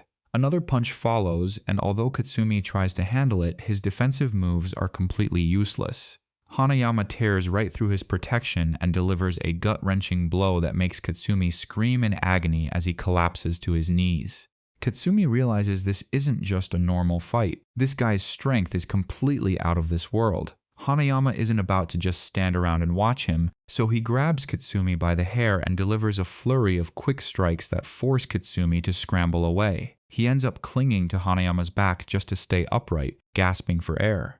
He literally has no idea how to deal with Hanayama's raw power, and even the crowd has started mocking him, asking what on earth he thinks he's doing. Katsumi eventually breaks away to put some distance between them, desperate for a few seconds to recover. His father, Doppo, yells out, asking if he's ever going to wake up the beast inside him. Hanayama charges again, and Katsumi continues to evade him, thinking to himself that he only needs 10 seconds of avoiding hits. He believes if he can just stay untouched for that long, his strength will return and he'll be able to fight back properly. So, he focuses entirely on dodging Hanayama's massive strikes for those crucial 10 seconds. After successfully dodging for 10 seconds, Katsumi unleashes a massive counterattack that is so powerful it actually floors Hanayama. Katsumi feels a wave of relief, thinking that the tide has finally turned in his favor. Even Baki is shocked to see Katsumi suddenly wake up and manage to knock the giant down to the canvas. Hanayama gets back up, and for a moment, Katsumi seems to have the upper hand. However, the momentum doesn't last long because Hanayama suddenly grabs Katsumi's leg and practically snaps it. Just like that, Katsumi joins the long list of victims who have been crushed by Hanayama's overwhelming strength. Everyone watching thinks that any advantage he had is gone now. With his leg broken, Katsumi's chances look incredibly slim, but he refuses to let an injury like that stop him. He takes off his belt and ties it tightly around his leg to stabilize it, preparing to fight once more despite the fact that he can barely stand. He even tries to attack Hanayama using that same injured leg. Unfortunately, those were just desperate moves that didn't have much effect on a tank like Hanayama, who responded by literally mopping the floor with Katsumi. This is easily the most brutal beating Katsumi has ever endured in his life. He was tossed into the corner of the ring and was ready to give up until something changed his mind. His friend Kato and the other academy students started screaming his name and cheering him on. They told him they knew it wouldn't make him stronger, but they begged him not to surrender. Seeing that level of passion from his peers gives Katsumi the spark to stand up again despite the damage. Hanayama attacks, but Katsumi lands a counter that pushes him back. Katsumi looks Hanayama in the eye and tells him that the fight ends here. He explains that he's going to use a special technique that he never intended to reveal in this match. This move was one he had been saving specifically for a showdown with his father, or more accurately, the man who defeated his father. He looks directly at Yujiro and tells him this technique is meant for him. Nobody really understands what Katsumi is talking about until he decides to show them exactly what he means. It turns out the secret is the incredible speed of his strikes, which are so fast that the sound of the impact doesn't even reach your ears until after the blow has landed. He's basically hitting at the speed of sound. He tells Hanayama to give up because they both know there's no hope for him now, but that kind of advice doesn't work on someone with Hanayama's spirit. Hanayama decides to charge in anyway just to see if Katsumi's claims are true and to feel that power for himself. Katsumi unleashes a barrage of these supersonic strikes that are impossible to block or dodge. The sheer air pressure and force of the blows actually shred Hanayama's clothes, and the giant can't even see the hands that are hitting him. The audience and the commentator are completely mesmerized, as they've never seen anything like this before. Hanayama tries to retaliate, but Katsumi delivers one final blow that sends him crashing to the floor. The man who was a monster just moments ago is now clutching his stomach in agony, yet he still refuses to surrender, which is starting to drive Katsumi crazy. He admits he never expected Hanayama to remain conscious after taking those hits. Katsumi is even more shocked because Hanayama is muttering something under his breath, almost like he's speaking in tongues. Katsumi doesn't understand the point since the fight is clearly over, but since Hanayama is the type who never quits, Katsumi decides to end everything with one final all-out attack to finish the job. As Katsumi prepares his strike, Hanayama actually turns his back, choosing to take the strongest hit of the match directly on his spine. In that moment, he has a flashback to his childhood and the man who sacrificed everything to save him. A man who endured endless beatings and insults until his death, yet died while still standing on his feet. Back in the ring, we see that Katsumi's final blow has knocked Hanayama unconscious, but true to his spirit, the giant remains standing even in defeat. It just goes to show you, my friend, how incredibly tough Hanayama really was in this battle. The match is finally awarded to Katsumi, who won by what feels like a total miracle. When Katsumi leaves the ring and meets Doppo, the older man starts teasing him for keeping such a powerful technique a secret from his own father. Katsumi just shrugs and says he's lucky he got to see it before they ever had to face each other. He reminds Doppo that Hanayama was an incredibly difficult opponent to overcome. Meanwhile, Baki is by Hanayama's side, trying to wake him up and check on him. When Hanayama finally comes to, he looks around and realizes he lost the match, but he feels a sense of happiness knowing that people still care enough to stand by him and check on his well-being. After that, we move on to the next segment. Now we're heading into one of the weirdest matches in this whole competition, featuring a guy named Shiba against the world's strongest heavyweight boxer. We've seen Shiba before, and it's obvious he's still badly injured and hasn't fully recovered. At first glance, you'd think the outcome is a foregone conclusion because there's no way a guy in his condition should be able to win. You'd look at Shiba and think there's zero chance this beat-up guy could beat the world's top boxer. But to prove his determination, Shiba actually starts slamming his broken arm, which is still in a cast, against the ring, further injuring himself on purpose before the fight even starts, just to show he doesn't care about the pain. The boxer is just standing there watching, wondering what on earth is wrong with this guy and why he's mangling his own body before the bell even rings. Shiba takes his place in the ring with only one working arm, and as soon as the fight starts, he lunges at the boxer with total aggression, using anything he can to cause damage. Technically, he's breaking the rules since weapons aren't allowed, but Shiba seems to be making up his own set of rules as the fight progresses. He's using dirty tactics and forcing the boxer to play his game. The judges start talking to Mitsunari about Shiba's blatant disregard for the tournament's official regulations. They argue that Shiba should be disqualified for his behavior, but Mitsunari tells them that if the boxer makes a single formal complaint, then Shiba will be declared the loser instantly. However, the boxer is far too proud and thinks he's going to win in any way, so he just agrees to keep going despite Shiba's rule breaking. That was exactly the opening Shiba needed. Now that he's got the advantage, he relentlessly attacks the boxer with his own unique, dirty fighting style. He's hitting him from every angle and utilizing every trick in the book, managing to cause a significant amount of damage to the world champion. Every time the world champion tries to get his bearings and fight back properly, Shiba tricks him and strikes from a different direction. Even though he's a world-class boxer, he's taking a massive beating. Eventually, one of the boxer's own trainers intervenes to stop the slaughter, but that counts as a rule violation, which actually gives the victory to Shiba. So Shiba spends the whole time breaking rules and still wins, while the guy trying to play fair ends up losing. Honestly, I don't even know what to say to Mitsunari about that one. Anyway, the next set of fighters enters the ring even faster than expected, and one of them is the infamous Jackhammer. Jack is facing a Kempo master who recently defeated a wrestler 3 times his size. They stare each other down with intense looks of challenge, and as soon as the referee gives the signal, Jack lunges forward. However, the Kempo fighter is ready and manages to block Jack's first strike effortlessly. The Kempo fighter counters and begins a legendary flurry of strikes that are so fast you can't even see his hands or feet moving. Jack is basically being treated like a human punching bag until suddenly, the Kempo master notices a deep cut on his own hand. Nobody understands how that's possible since he was the one attacking. The Kempo master is baffled, wondering how he ended up with an injury when Jack wasn't even landing hits. He says he didn't see Jack do anything at all. As Jack moves in for another strike, the Kempo fighter blocks him and decides to switch to using his legs for his next offensive move.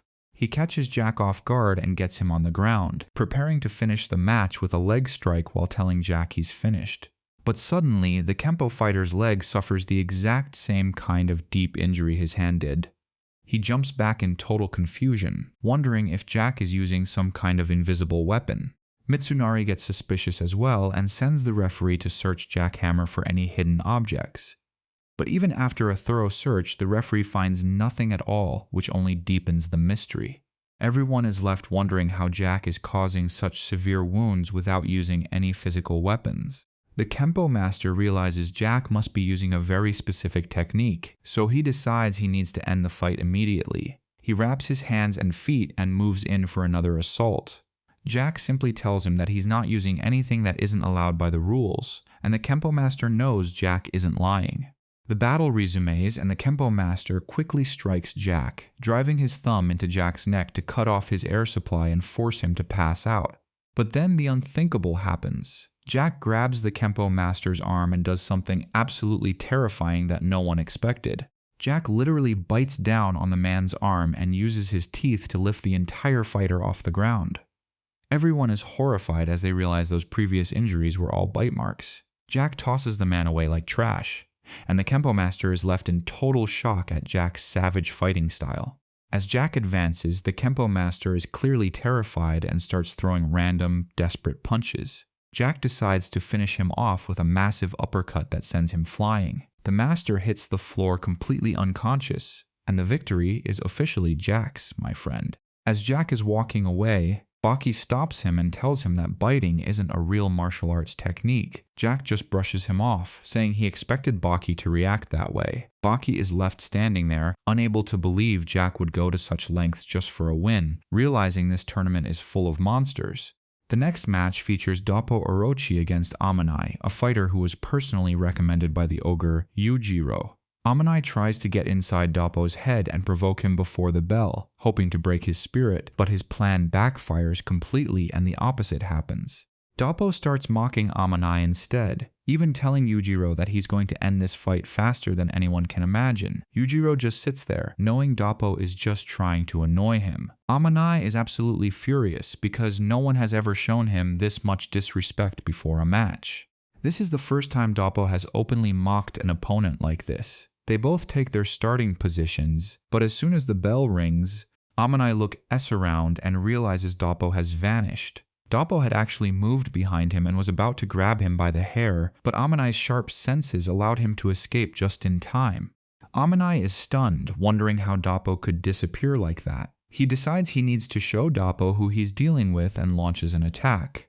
Doppo takes a solid stance, blocking every strike and even managing to wound Amanai during the exchange, leaving him on the floor. Amanai can't understand how Doppo is handling techniques he's never even seen before. Doppo moves in and tells him that as a karate master, his entire body is a lethal weapon. He launches a fierce attack that nearly slashes Amanai's face, forcing him back into the corner of the ring. Amanai, who came into this tournament with so much hype, is now completely overwhelmed. He refuses to accept this humiliation, so he manages to slip away from Doppo's grip and starts jumping off the ring ropes, trying to catch Doppo off guard from above with his acrobatic style. But Doppo is a seasoned veteran and dodges the aerial strike easily. He counterattacks with such precision that he breaks the bones in Amanai's foot to prevent him from jumping around anymore. Amanai tells him he still hasn't seen his true power and manages to wrap his legs around Doppo's neck. He tells Doppo that jumping isn't his only trick as he slams him to the floor. Suddenly, the tables are turned and Doppo is the one pinned down. Amanai twists his body and delivers a brutal elbow strike directly to the top of Doppo's head, leaving the crowd in total disbelief. Amanai shows no mercy, repeatedly striking Doppo's head until he opens up a nasty gash. He then uses his incredible flexibility to lock Doppo's leg and neck simultaneously, showcasing a level of physical agility that is almost inhuman. Doppo is now in a very dangerous position. Everyone watching thinks Doppo is finished because that hold seems impossible to escape. But then, to everyone's surprise, Doppo managed to break free in a way no one could explain at first. It turns out Doppo literally ripped off Amanai's fingernails to force him to let go of the lock. Doppo looks at Mitsunari and asks if using weapons is allowed, which leaves Mitsunari very confused about his intentions. Doppo then turns back to Amanai and apologizes, saying the fight has gone on long enough. He begins to treat every single part of his own body as a literal blade. Every strike he lands causes a deep cut, and even if Amanai tries to block, he ends up getting injured anyway. This new style is a total shock to Amanai, who finds himself completely defenseless against Doppo's master-level skills. I don't even need to tell you how effective this was, my friend. Doppo makes up for all the damage he took by landing precision strikes on Amanai's most vulnerable spots. Amanai can feel every single hit, but he's too overwhelmed to counter them. Doppo delivers a crushing blow to the center of his head and then says goodbye with one final strike that shatters his defenses. After that final strike to the skull, Doppo declares the match finished and starts walking away. Amanai is left standing there, completely frozen by the force of the impact. When Doppo reaches Katsumi, he simply remarks on how intense the fight was and asks him to hand over a towel. Doppo actually starts using the clothes to wipe off his sweat, which leaves Katsumi wondering what on earth he's doing. Katsumi warns him, but Doppo acts like he didn't hear a word, prompting Katsumi to shout that the battle isn't over yet. Suddenly, Amanai reappears right behind Doppo, launching a sneak attack that the veteran fighter barely manages to dodge in the nick of time. Doppo regains his footing and tries to talk some sense into him, warning Amanai to wake up because continuing this brutal match after everything he's suffered is essentially a death sentence. However, Amanai is completely deaf to the warning and lunges forward. Before Doppo can even react, he finds himself completely restrained again, as if Amanai has transformed into a totally different person. Doppo growls that he's going to show him what real fighting looks like, attempting to break free using his leg, but Amanai is lightning fast and snatches his limb mid-air. Doppo can't believe the kid managed to grab him from such a position. They both tumble to the ground, and this time, the legendary Doppo is genuinely trapped with no way to escape the hold. Amanai doesn't stop there. He adds to the agony by literally snapping Doppo's right leg right then and there. In just a few seconds, the momentum has shifted 180 degrees, proving that the fighter Yujiro recommended is no joke. Amanai finally releases Doppo, stands over him, and mockingly repeats the same words Doppo once said to him about ending the fight. Amanai asks to be declared the winner, suggesting they call it a day, but then something impossible happens. Doppo, despite the excruciating pain and the broken bone, forces himself back to his feet, leaving Amanai in absolute shock. He can't wrap his head around how Doppo is standing on a fractured leg, asking him what he thinks he's doing. Amanai points out that fighting on one leg is suicide, but Doppo just scoffs, asking why the kid is underestimating him. Desperate, Amanai runs toward Mitsunari and the crowd, begging them to accept him as the victor and stop the match. He screams that everyone knows Doppo will literally die if this brawl continues any further. Doppo places a hand on him, telling him not to worry and to show him everything he's got left. But out of nowhere, the ogre Yujiro interrupts everything, dropping Amanai with a single massive blow. He calls Amanai a pathetic coward before grabbing him by the hair and tossing him across the arena like a piece of trash, leaving the entire stadium stunned. No one understands why Yujiro interfered, and Doppo is furious, demanding to know how he dared to step into his match. Yujiro completely ignores him, turning to Mitsunari instead. He acknowledges that the old man is probably upset about the interference, so he makes an offer too good to refuse. He wants Mitsunari to bring out all 9 winners at once. Yujiro declares he will teach all the winners what a real fight looks like. Just then, Baki approaches from behind and demands to know why Yujiro stepped onto the sand. He gives him one warning: get out of the ring for his own good. Yujiro just laughs, mocking the little brat for finally finding his voice and acting tough in front of everyone. Dappo watches in awe, wondering where Baki got the guts to speak like that without a hint of fear. Yujiro stirs the pot even more, telling Baki that if he were in his shoes, he wouldn't wait for the others and would start the fight right now. Dappo gets fired up and is ready to charge, but a hand suddenly stops him. It's Dr. Shinogi stepping onto the scene. Dr. Shinogi tells Dappo not to waste his energy fighting alone, since Yujiro asked for a challenge, and they intend to grant it. It turns out the doctor has already gathered all the top-tier fighters to officially challenge the ogre together. He asks Yujiro if this group is enough or if he needs them to bring out even more bodies for him to break. Yujiro scoffs, telling them that no matter how many of them there are, they are all still pathetic and will remain so for the rest of their lives. He adds that people like them need to learn how to speak to the truly powerful with respect. He begins to prepare himself, looking like he's ready to absolutely demolish every single one of them without leaving anyone standing. Suddenly, one of the fighters charges at him with incredible speed, but Yujiro doesn't even bother dodging. He delivers a single crushing blow that sends the man down instantly. After that one hit, the guy doesn't move a muscle, leaving everyone in total disbelief yet again. The crowd is losing it because the fighter didn't even last a second against Yujiro. Next, the world's strongest boxer steps up, but Yujiro effortlessly dodges every punch. He then mocks the boxer by mimicking his exact stance, showing him how a real pro does it. When the boxer lunges again, Yujiro slips the punch and counters with a devastating strike. He lands a low blow so powerful that the boxer probably forgot his own name before collapsing next to the first guy. Yujiro looks down at them with pure contempt, asking why they are so weak, and decides to take on the whole group at once. One fighter tries to strike Yujiro's head, but his fingers end up shattering upon impact with the ogre's skull. Yujiro grabs a judo master and taunts him, asking if he's actually going to show off some skills. The judo player tries to throw Yujiro, straining with everything he's got, but Yujiro doesn't budge an inch. After a few failed attempts, Yujiro lifts him up and slams him into the floor, knocking him out cold. Immediately after, a massive sumo wrestler enters the fray, confident in his size. The sumo wrestler believes that no matter how strong Yujiro is, he can't possibly push a man of his stature. He charges and starts pushing with all his might, but Yujiro is only letting him do it. Once Yujiro decides to plant his feet, he becomes an immovable object. The wrestler keeps pushing until he's red in the face, but he can't move the ogre a single centimeter. With just one hand, Yujiro grabs the wrestler's face and starts pushing the world-class sumo across the ring with ease. No one can believe their eyes as Yujiro drives him into the corner. He insults the man, telling him he's a worthless excuse for a wrestler, before getting bored and turning his attention back to the rest of the fighters who won't last long. The rest of the fighters are finished in under a minute, leaving only Dr. Shinogi standing. Yujiro looks at him and points out that everyone else stepped up except him, even though he was the one who brought them.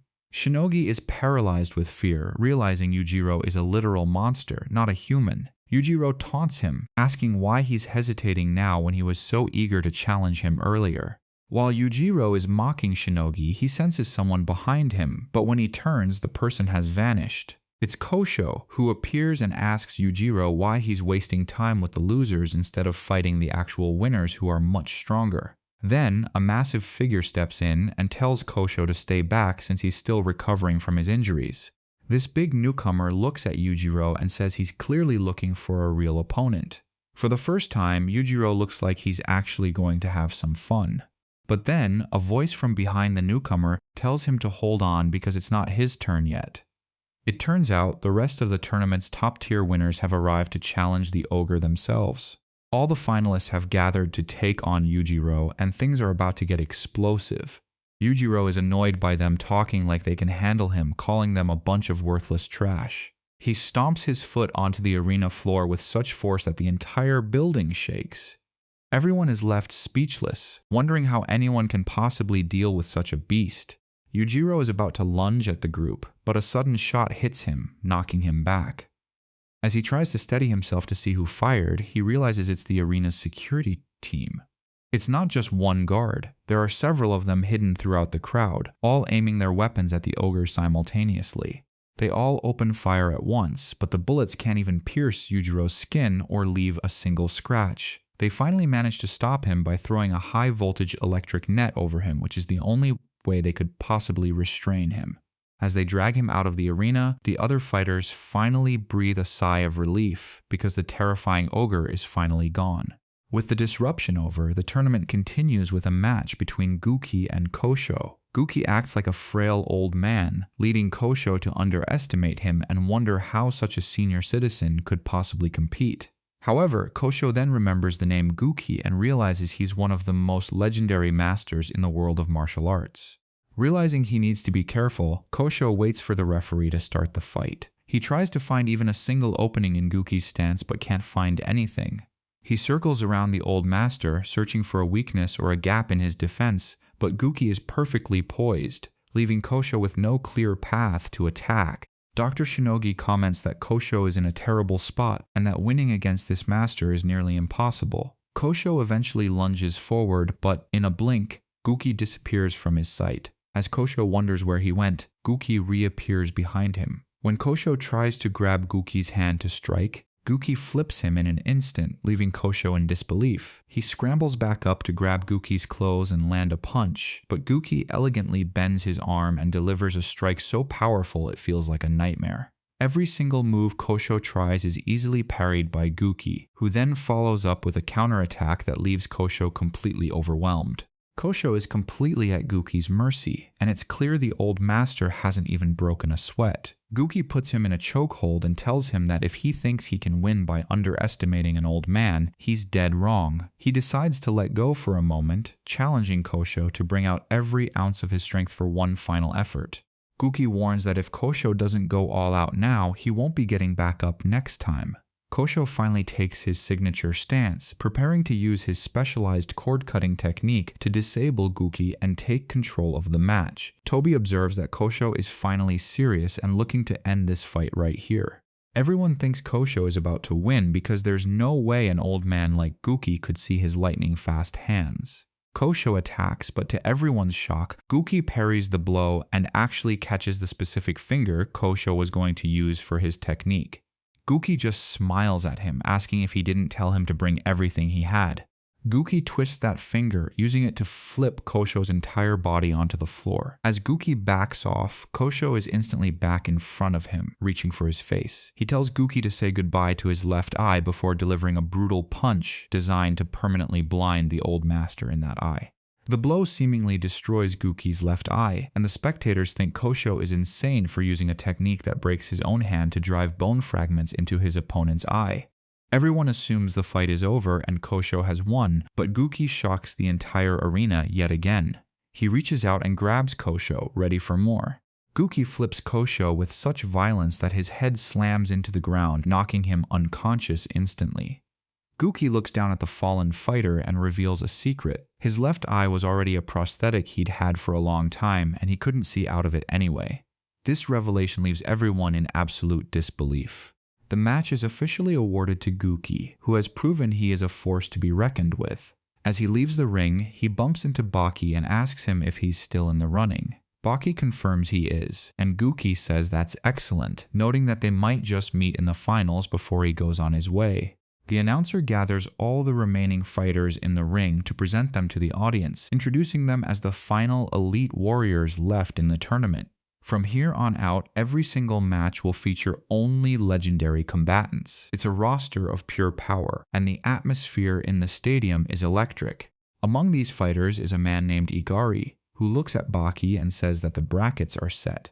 Since their match is next, he asks Baki for a shocking favor. He wants Baki to let him win. Baki is completely caught off guard by the request, especially coming from someone considered one of the strongest wrestlers in the world.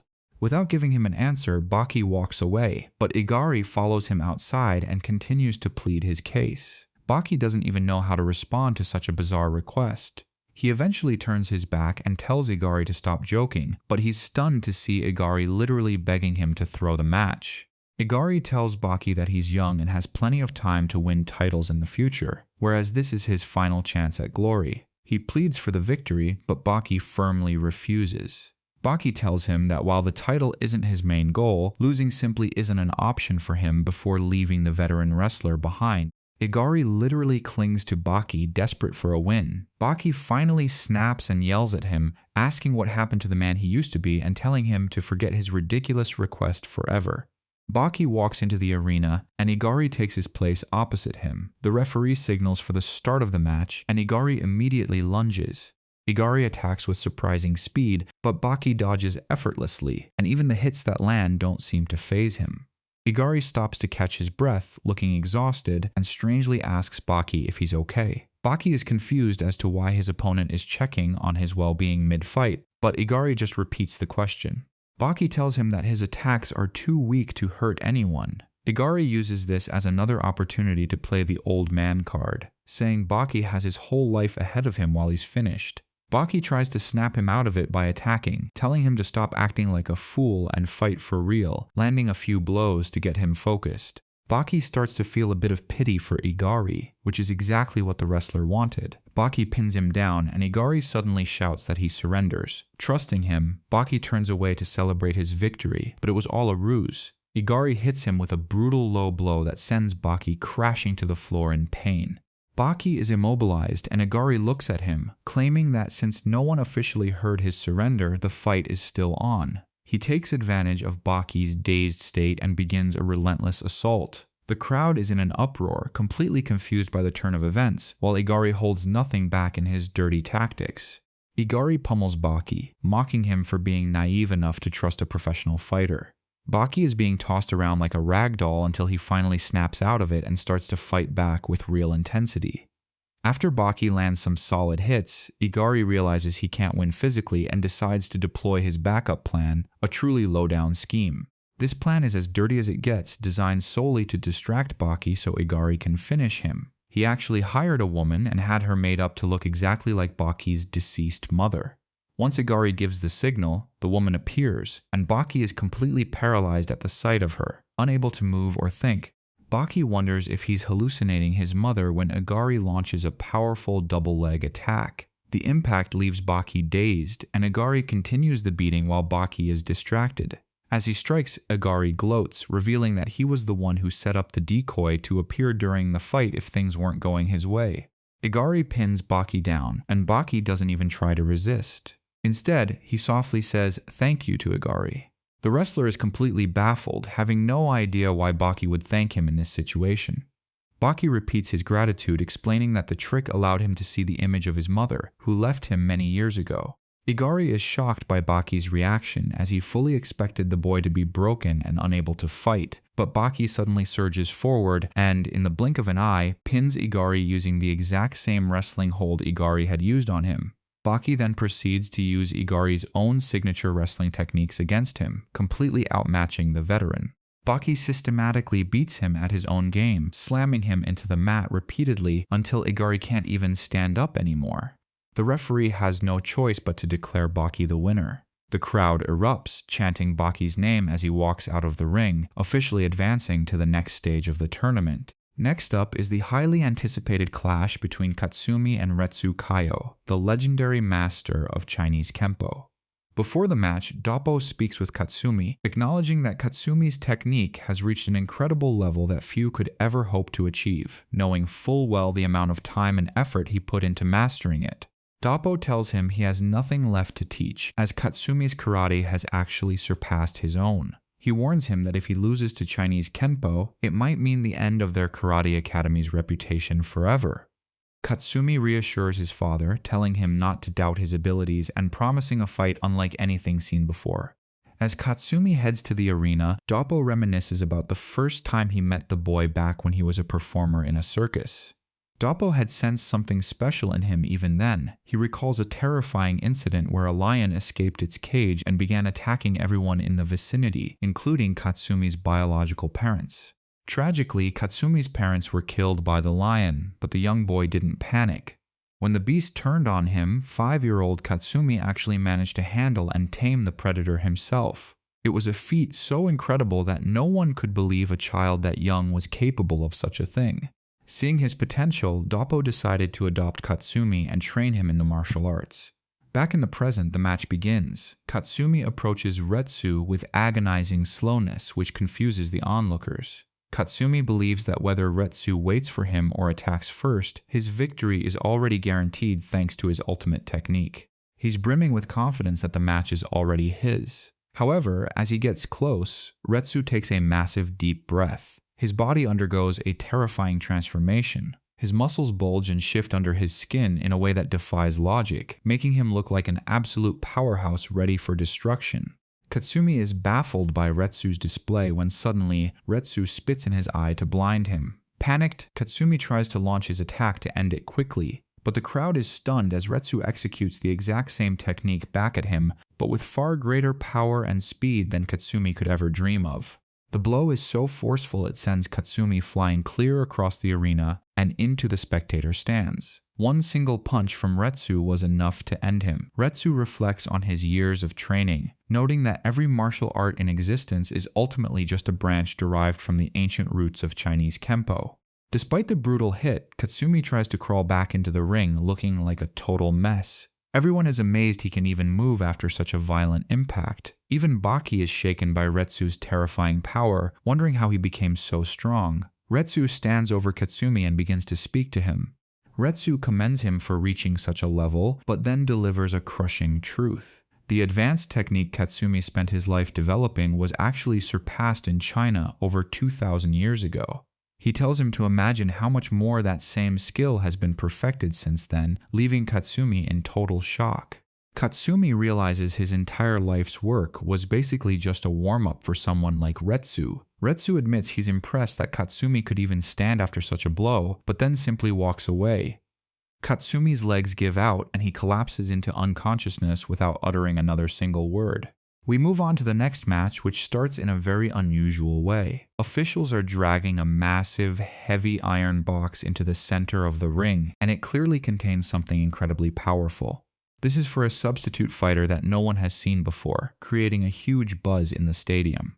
Mitsunari knows this man well and decided to give him a special exhibition match to make up for the rounds he missed. His name is Alexander Garland. Suddenly, something inside that massive box starts pounding against the door with such force that the metal begins to buckle and eventually breaks open. Out of the box slithers a gargantuan anaconda, and Garland is expected to fight it. People think Mitsunari has lost his mind allowing a man to face such a beast, but he doesn't care. The snake lunges and bites Garland's arm, but he doesn't even flinch, acting as if it were a mere mosquito bite. Garland proceeds to absolutely manhandle the giant snake, slamming it around until he eventually pins its head and beats it to death with his bare hands. This was just a demonstration of his raw power. He then turns to Mitsunari, telling him to forget these games because he wants his real opponent right now. Garland's opponent is none other than Jack Hammer, who is currently in his locker room pumping himself full of extreme steroids. Jack isn't just taking a pill or two. He's consuming them in such massive quantities, it's like he's having a full meal of performance enhancers just to boost his strength. When the referee enters to call him to the ring, he's so terrified by Jack's monstrous appearance that he runs away, screaming that Jack is a beast and not a human. Jack Hammer eventually makes his way to the arena, where Garland takes note of his incredible size but remains completely unfazed. Despite Jack's massive frame, Garland doesn't show any concern as they take their positions. Garland decides to catch Jack off guard by attacking from behind. Before Jack can even turn around, Garland slams a shoulder into him, pinning him hard against the arena fence and leaving him slumped on the ground.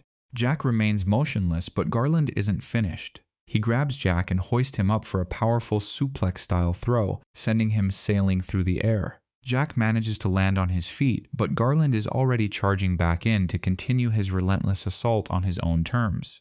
Garland pummels Jack, who doesn't even bother to fight back yet. Then, Garland executes another throw, slamming Jack's head directly into the hard floor. The impact is so severe that Jack nearly loses consciousness. Garland stands over him, remarking that anyone else he's ever held like this has surrendered immediately. Garland tells Jack that people fear his strength because he can toss them like dolls, and then proves it by hurling Jack across the entire arena.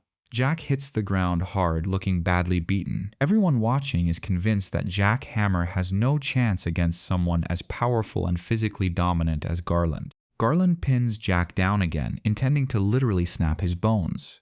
Jack looked up and coldly told him that he hoped he had enjoyed himself so far. Confused by the remark, Garland is caught off guard when Jack wraps his legs around him. Garland barely manages to catch himself with one hand to avoid being taken down. The crowd can't believe Jack still has the strength to fight back. Suddenly, Jack opens his mouth and bites Garland with such ferocity that the giant is forced to throw him away. Garland looks at his mangled hand and realizes that if he hadn't pulled away, Jack would have bitten his fingers clean off. Garland demands to know what kind of dirty trick that was, but Jack just retorts that he hasn't broken any tournament rules. Garland tries to charge back in with brute force, but the tables turn completely as Jack begins to land massive strikes, putting the giant on the defensive for the first time. Furious, Garland grabs Jack and slams him into the center of the ring, determined to cripple him. But Jack quickly proves that size doesn't equal superiority. He delivers a devastating low kick that actually lifts Garland's massive body off the ground, leaving everyone in the arena completely speechless at his power. Garland is stunned by the power but vows to show Jack what real fighting is. He grabs Jack around the waist to throw him, but Jack just looks at him and says he clearly still doesn't understand. Jack's expression changes completely, and he prepares to show Garland who the real monster in the ring is. Years ago, Jack was actually incredibly frail and weak. Because of his obsessive overtraining and lack of food or rest, his health was failing, and he was on the verge of death. He lost every single fight he ever entered, but despite his constant failures and crumbling body, he refused to ever give up on his training. A scientist studying human physiology noticed Jack's extreme dedication and warned him that he would literally die if he continued this way. Jack didn't care, stating that he'd rather die while pushing his limits than live a life of weakness. He was willing to sacrifice everything for the sake of his ultimate goal. Jack said his dream was to defeat a specific person no matter the cost. The scientist called him over to a fish pond and showed him a powerful chemical compound. He explained that this drug was experimental and highly dangerous, but it had the potential to unlock physical capabilities far beyond anything Jack had ever imagined. To demonstrate the drug's power, the scientist put just a single drop into the pond. The fish went into a violent, superhuman frenzy, thrashing so hard the water splashed out of the pool. However, shortly after this burst of extreme energy, every single fish in the pond died instantly from the sheer strain on their bodies. The scientist warned Jack that if he took the drug, it would be up to his own body to survive the excruciating pain and physical stress. He promised that if Jack survived, he would possess strength and abilities far beyond his wildest dreams, but the risk of a gruesome death was incredibly high. Without a second thought, Jack began consuming the drug in massive doses. He swallowed everything the scientist gave him, enduring levels of agony that would have killed anyone else. Within just 1 week, his body underwent a total and terrifying transformation, turning from a frail man into a hulking tower of muscle. Jack Hammer became an unstoppable force of nature and hasn't lost a single fight since. Back in the present, Garland senses the shift in Jack's aura and realizes he needs to end the fight immediately. Jack stares him down, looking ready to deliver the finishing blow to the giant wrestler who had been dominating him moments before. Garland tries to lift Jack for another throw, but he can't even move him. Jack stops the attempt using just one leg, then overpowers the giant, throwing Garland into the arena fence with enough force to break his bones. The announcers and the entire crowd are in absolute shock at Jack's sudden display of overwhelming power. Garland staggers back, refusing to accept defeat, but Jack is in a primal state now. He delivers a punch to Garland's stomach so deep and powerful that the giant is paralyzed with pain. Garland had never felt such agony in his entire life. Watching from the sidelines, Baki is stunned, wondering where Jack got such incredible strength. Jack decides to end it all with one final devastating strike that officially puts Garland down for the count. Without even waiting for the referee, Jack turns his back and walks out of the ring with total confidence. The referee declares Jack Hammer the winner, marking another legendary victory for the man who was once the weakest in the world. Everyone's jaws hit the floor after witnessing that display of absolute insane power. Moving right along, we get to the next showdown on the card. Orochi Doppo versus the legendary veteran Guki Shibukawa. Old Man Guki has been a total wildcard this entire tournament, pulling out surprising victories left and right just when you think he's finished. As the two masters square off, Doppo looks him in the eye and warns him, "Listen, don't think for a second that your previous little tricks are going to work on me." Doppo is adamant that the old school tactics won't fly here, but Guki just offers a humble apology, telling him to forget about the past matches and just focus on the battle they have right now. Doppo is visibly confused by such a calm and nonchalant reaction, but there's no time to think as the referee shouts for the match to begin. Both fighters drop into their combat stances, tension filling the air, until Doppo finally makes the first move and launches into an aggressive attack. Doppo initiates the fight with a devastatingly powerful punch aimed straight at Guki. From the sidelines, everyone watching is convinced that such a heavy blow must have shattered Guki's ribs instantly. However, the shocker of the century happens. The one who actually feels the impact is Doppo himself. He gets sent flying backward with such force that he crashes right into the arena's perimeter fence. Guki just watches him calmly and remarks, "Wow, I really didn't expect you to fly that far back. Your own punch must have been even stronger than I thought." It quickly becomes apparent that Guki used his masterful defensive skills to reflect the entire force of the attack back at Doppo. Realizing he's dealing with a dangerous opponent, Doppo closes the distance again, but this time he's being incredibly cautious. He starts throwing a flurry of random strikes to test the waters, but Guki sees right through them, identifying them as mere feints. The moment Doppo commits to a real kick, Guki is already one step ahead and prepares to capitalize. Guki catches the kick mid-air and tosses Doppo aside, but the karate master is agile enough to right himself before hitting the ground. Doppo immediately tries to follow up with a sharp knife hand strike, but he suddenly freezes in place, completely unable to move. No one in the crowd can figure out what happened until the camera zooms in. Guki had simply stepped on Doppo's foot to pin him. It's a brilliant display of using pure tactical intelligence over raw strength. Doppo continues to press the attack, desperately trying to find an opening. Doppo tries every trick in the book, varying his methods, but Guki dodges every single strike with unbelievable grace and precision. The spectators are in a state of total disbelief. They can't wrap their heads around the fact that Doppo, the undisputed king of the arena for the last 3 years, is being handled like this. It's the first time anyone has seen him look so utterly overwhelmed and ragged. After taking such a psychological and physical beating, Doppo realizes he needs a change of plans. Doppo decides to pivot his strategy, opting to mirror Guki's patient style instead of rushing in recklessly. He stands his ground and refuses to initiate, asking Guki, "So, what do you do when your opponent refuses to attack you first?" Guki doesn't miss a beat. He maneuvers behind him and coolly responds, "That's easy. If my opponent won't attack, then I'll be the one to go on the offensive." Guki actually moves in to strike, but this was exactly what Doppo wanted. He successfully baits the old man into a trap. Doppo catches him off guard with a sudden, powerful punch that sends Guki reeling backward. This marks the very first time since the fight started that Guki has been hit with a blow of that magnitude. It was a move no one saw coming, and it clearly took a toll. Guki manages to struggle back to his feet, but you can see he's visibly exhausted and drained from the sheer impact of that one heavy hit. The tide seems to be shifting as the physical toll of the battle sets in. Guki walks toward Doppo, admitting with a smile, "Well done. You're actually the first person who's managed to pull one over on me like that." He starts closing the distance slowly until he's standing right in front of Doppo, the tension reaching a boiling point. Both fighters are fully prepared for the climax. Doppo decides it's time to end this right now with his ultimate technique, putting every ounce of his strength into one final, massive punch aimed straight at the old master. Guki somehow avoids the direct impact and uses Doppo's own momentum to spin him around, slamming him into the ground with several times the original force. The impact to Doppo's head is so severe that he's left completely paralyzed on the floor, unable to even twitch. Guki is declared the winner, but as he's walking away, a defiant Doppo calls out to him saying, "Even if the ref gives you the win, I'm still standing in spirit, Guki. This isn't over."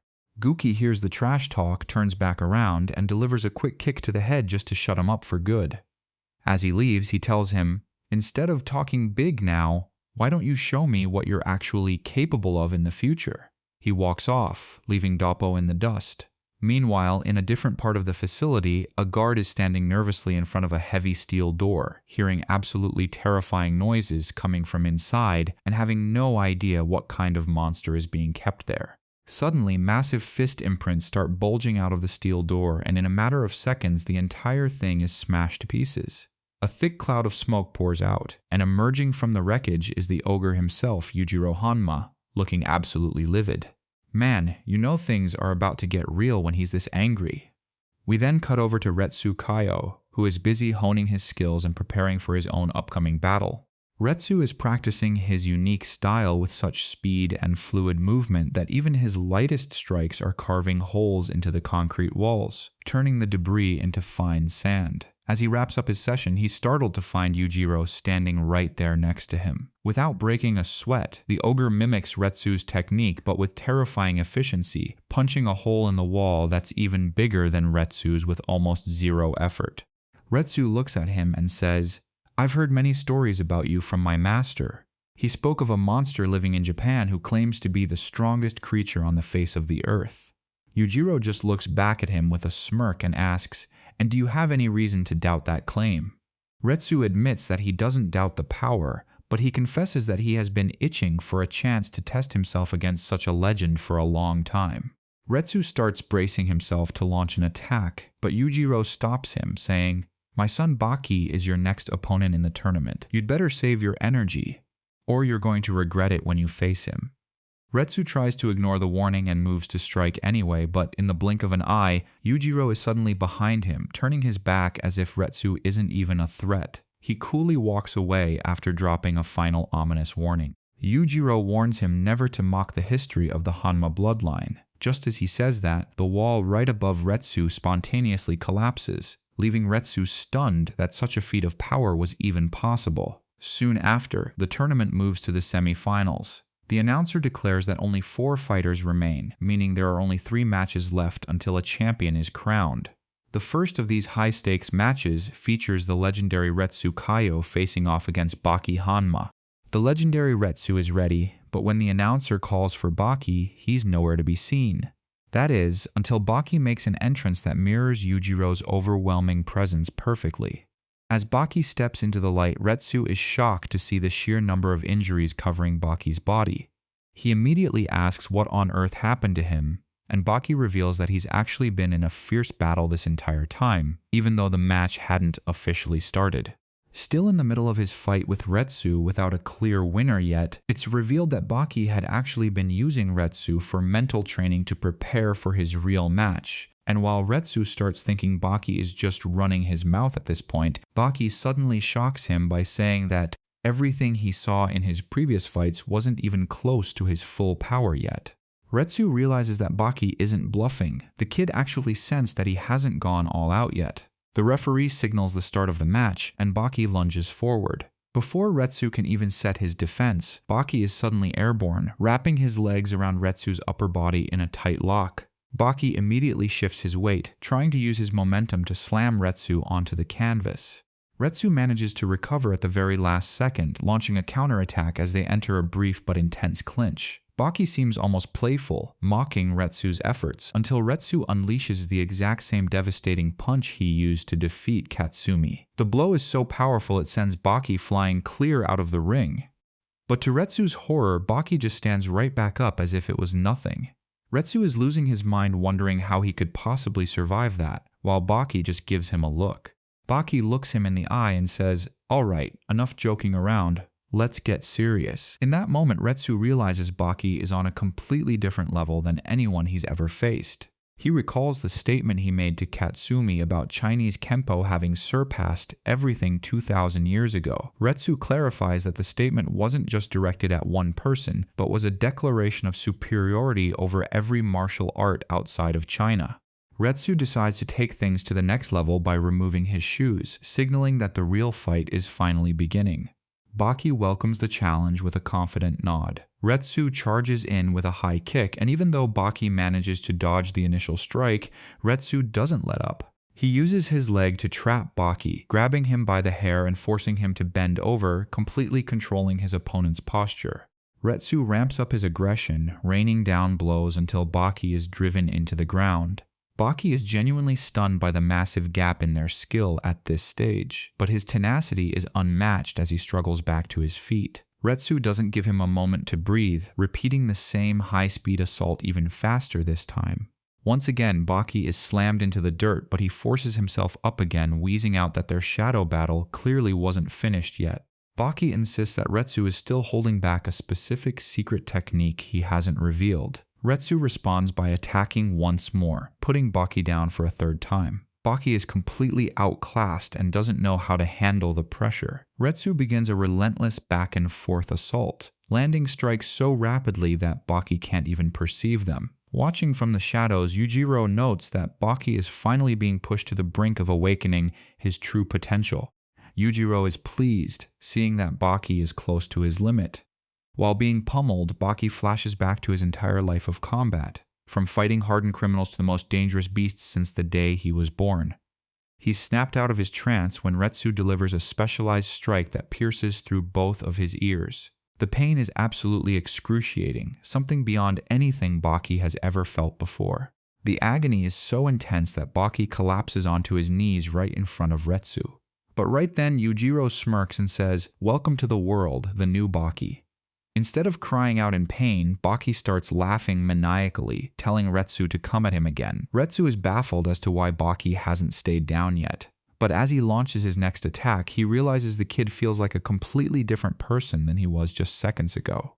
Retsu is internally screaming that this isn't the same Baki he was fighting before. He backs off for a second, but Baki taunts him, asking if that's all he's got. Retsu is stunned, and as he tries to attack again, Baki is suddenly above him. This time, Baki grabs Retsu's head and twists it with terrifying force, literally snapping his neck and attempting to sever the connection to his spine. It's a brutal, lethal move. Baki lets go, and Retsu nearly collapses, but somehow he manages to manually reset his neck, even though it was practically broken. Baki follows up with a finishing kick that slams Retsu back onto the ground, dislocating his neck all over again. Yujiro looks at the defeated master and asks if he finally understands the gap between them. Baki then simply turns his back on the ring and starts walking away. Baki is the winner, but the stadium is eerily silent. The crowd is too shocked by the brutality they just witnessed to even cheer. As Baki makes his way out, he runs right into his father, Yujiro. The ogre looks at him and asks why he didn't just finish Retsu off for good. Baki refuses to give him the satisfaction of an answer, choosing to stay silent as he walks past his father's imposing figure. Yujiro dismisses him as a hopeless case, but tells him to show something worthwhile in the next match. Now, if you haven't been keeping up with Baki's journey, with Baki heading to the final, the other semi-final features Jack Hammer facing off against the martial arts legend Guki Shibukawa, a man who has mastered nearly every defensive technique known to man. But as Guki is walking toward the arena, something strange happens. He suddenly trips and falls flat on his face. His assistants rush over to help him up, worried about his condition. Guki tries to laugh it off, saying he just stumbled, but just a few steps away from the ring, he collapses again. He's visibly shaken, wondering why his own legs seem to be refusing to let him enter the arena. He starts to feel that this is a dark omen, a warning of something terrible to come. On the other side of the curtain, Jack is already in the ring, preparing himself in a much more sinister way. Jack is shown shoveling a massive handful of steroids into his mouth and swallowing them all at once, clearly intending to unleash a monstrous level of violence. When Guki finally stands across from him, he tries to bolster his own courage, telling himself that his decades of experience should be enough to overcome the fear of a beast like Jack. Jack just stares him down silently, looking like a predator about to feast. The two fighters take their places, but before the start, Jack picks up a whole coconut. To the horror of the crowd, he uses nothing but his teeth to bite through the rock-hard shell, tearing it open effortlessly. Everyone knows how incredibly tough a coconut shell is, and seeing Jack crush it with his jaws makes Guki realize that this fight is going to be an absolute nightmare where one wrong move could mean losing a limb. Guki knows he can't win a fair brawl, so he takes a final swig of water but holds it in his mouth as he enters the ring. The moment the ref shouts, "Start!" Jack lunges forward like a freight train. Guki immediately sprays the water directly into Jack's eyes, a clever trick designed to momentarily blind him and throw off his sense of balance right as the fight begins. Jack is left stumbling, his equilibrium completely shattered by the surprise tactic. Guki tells himself that to survive this monster, he has to utilize every dirty trick and ounce of wisdom he's gained over the decades. He seizes the opportunity, grabbing Jack by the face and slamming him headfirst into the concrete to try and knock him out early. It's a massive impact, but Guki knows a beast like Jack won't stay down for long. Guki prepares to follow up with a stomp, but his instincts suddenly scream at him to get away. He jumps back, only to realize his leg is gushing blood. Jack had actually managed to bite a chunk out of his calf mid-attack. Guki can't believe he's already taken such a gruesome injury. Jack rises from the floor as if nothing happened, looking even more dangerous than before.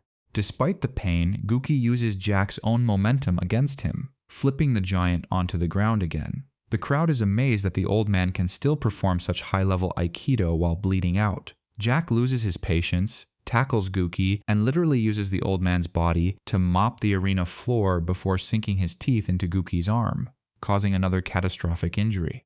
With his mobility and strength slashed in half, Guki makes a desperate move. He sits down on the ground and dares Jack to finish him. Jack takes the bait and rushes in for a finishing stomp, but Guki catches his leg with both hands, twisting the giant's weight and throwing him across the ring. No one can believe that Guki is still controlling the fight even while seated and broken. Jack gets up and tries again, but Guki puts him down once more using his effortless technique. For the first time, Jack actually stops to think, realizing that Guki relies on his opponent's power to counter. Jack purposely weakens his next strike, hitting Guki with a very soft blow. Because there's no momentum to redirect, Guki is unable to use his Aikido, leaving him wide open.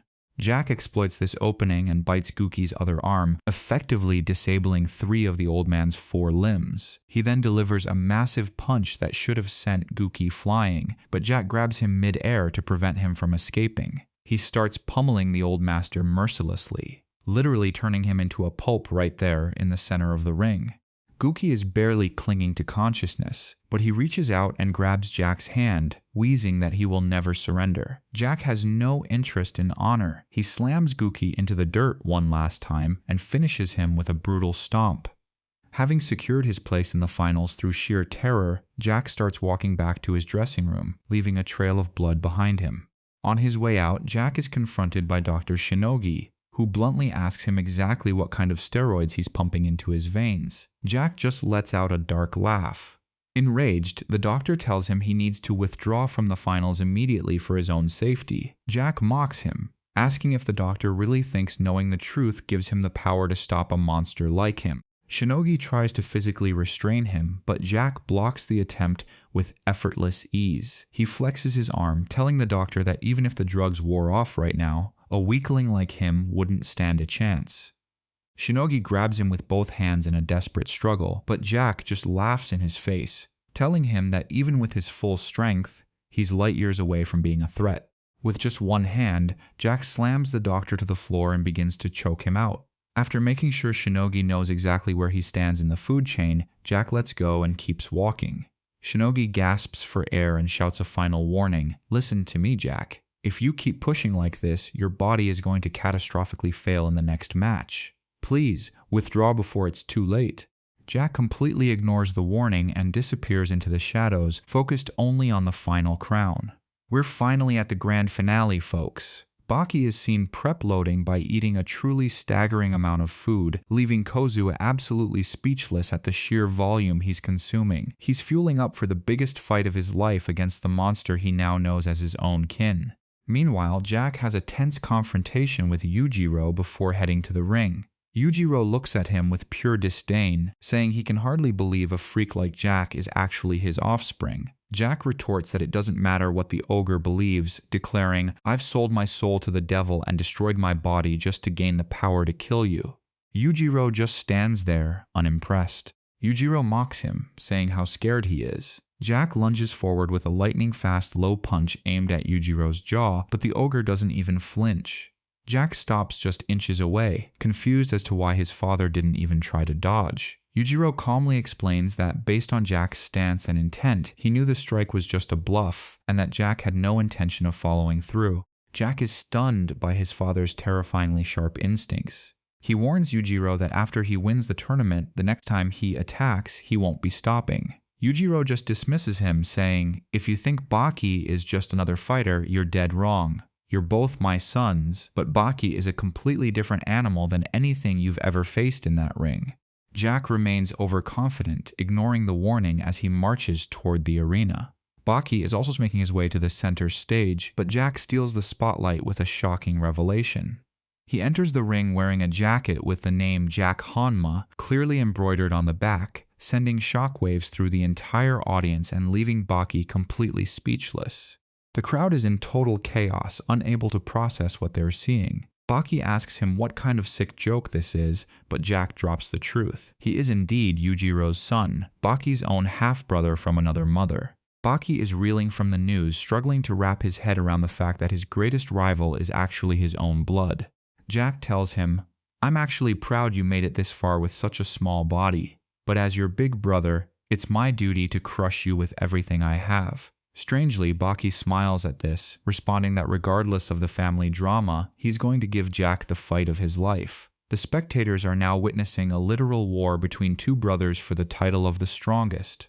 Old man Mitsunari whispers to himself that he'd suspected Jack's lineage all along, as his strength was simply too monstrous to be human. The referee signals the start, and neither brother wastes a single microsecond. They collide in the center of the ring, unleashing a flurry of strikes that come from every conceivable angle. It's a total blitzkrieg right from the opening bell. The onlookers can already tell that this isn't just a match, it's going to be a massacre. Baki and Jack are tearing into each other with zero restraint, but Jack's raw power seems to give him a slight edge, allowing him to land some truly bone-shattering blows. Baki, however, refuses to be intimidated, absorbing the damage and firing back with equally ferocious counters. They eventually break away to catch their breath. Baki wipes the blood from his face and remarks, "I think the warm-up is officially over now, don't you?" Jack agrees with a grim nod. Baki begins to concentrate his energy, his body heat rising so high that steam literally starts pouring off his skin. Jack also shifts into a brand new combat stance, one he hasn't shown to anyone in the tournament so far. The audience is shocked to realize that Jack has been holding back his true form this entire time. Dr. Shinogi identifies the bizarre posture as the Leon stance, something he's never seen in real combat before. Jack crouches low, his eyes locked onto Baki with a predatory intensity that suggests the real slaughter is about to begin. They clash again, and Jack manages to trap Baki's hands, growling, "I hope you're ready for this." He leans in to deliver a lethal bite, but Baki counters with a brutal elbow strike right across Jack's face, drawing first blood. Baki sneers, "Did you really think I was as weak as those other guys you've been chewing on?" He immediately maneuvers behind Jack to gain the upper hand. Baki locks Jack into a tight submission hold, trying to force a tap out, but even with Baki's weight on him, Jack just stands up as if the hold doesn't even exist. The entire stadium is in shock.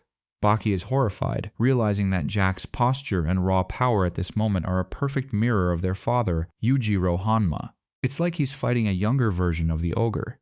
Baki flashes back to his own fight with Yujiro, remembering how the ogre had shrugged off the exact same hold. Jack reaches back, pries Baki's hands apart with sheer brute force, and declares, "I will never lose to you, Baki." Suddenly, tears begin streaming down Jack's face as he's overwhelmed by memories of his mother and the pain that fueled his transformation. He thinks back to his mother, Jane, who met Yujiro in the middle of a literal war zone. An entire army was hunting the ogre, using every weapon at their disposal, yet they couldn't even scratch him. General Stridham, the man in charge of the operation, stood face to face with Yujiro for the first time during that legendary conflict. Stridham told him, "We used airstrikes, tanks, and an entire division just to catch one man, yet you destroyed everything we threw at you. Let me shake the hand of the strongest creature on Earth." Yujiro appeared to accept the gesture, reaching out his hand as if to show some form of mutual respect to the general. But at the last second, Yujiro seized the general and used him as a human shield.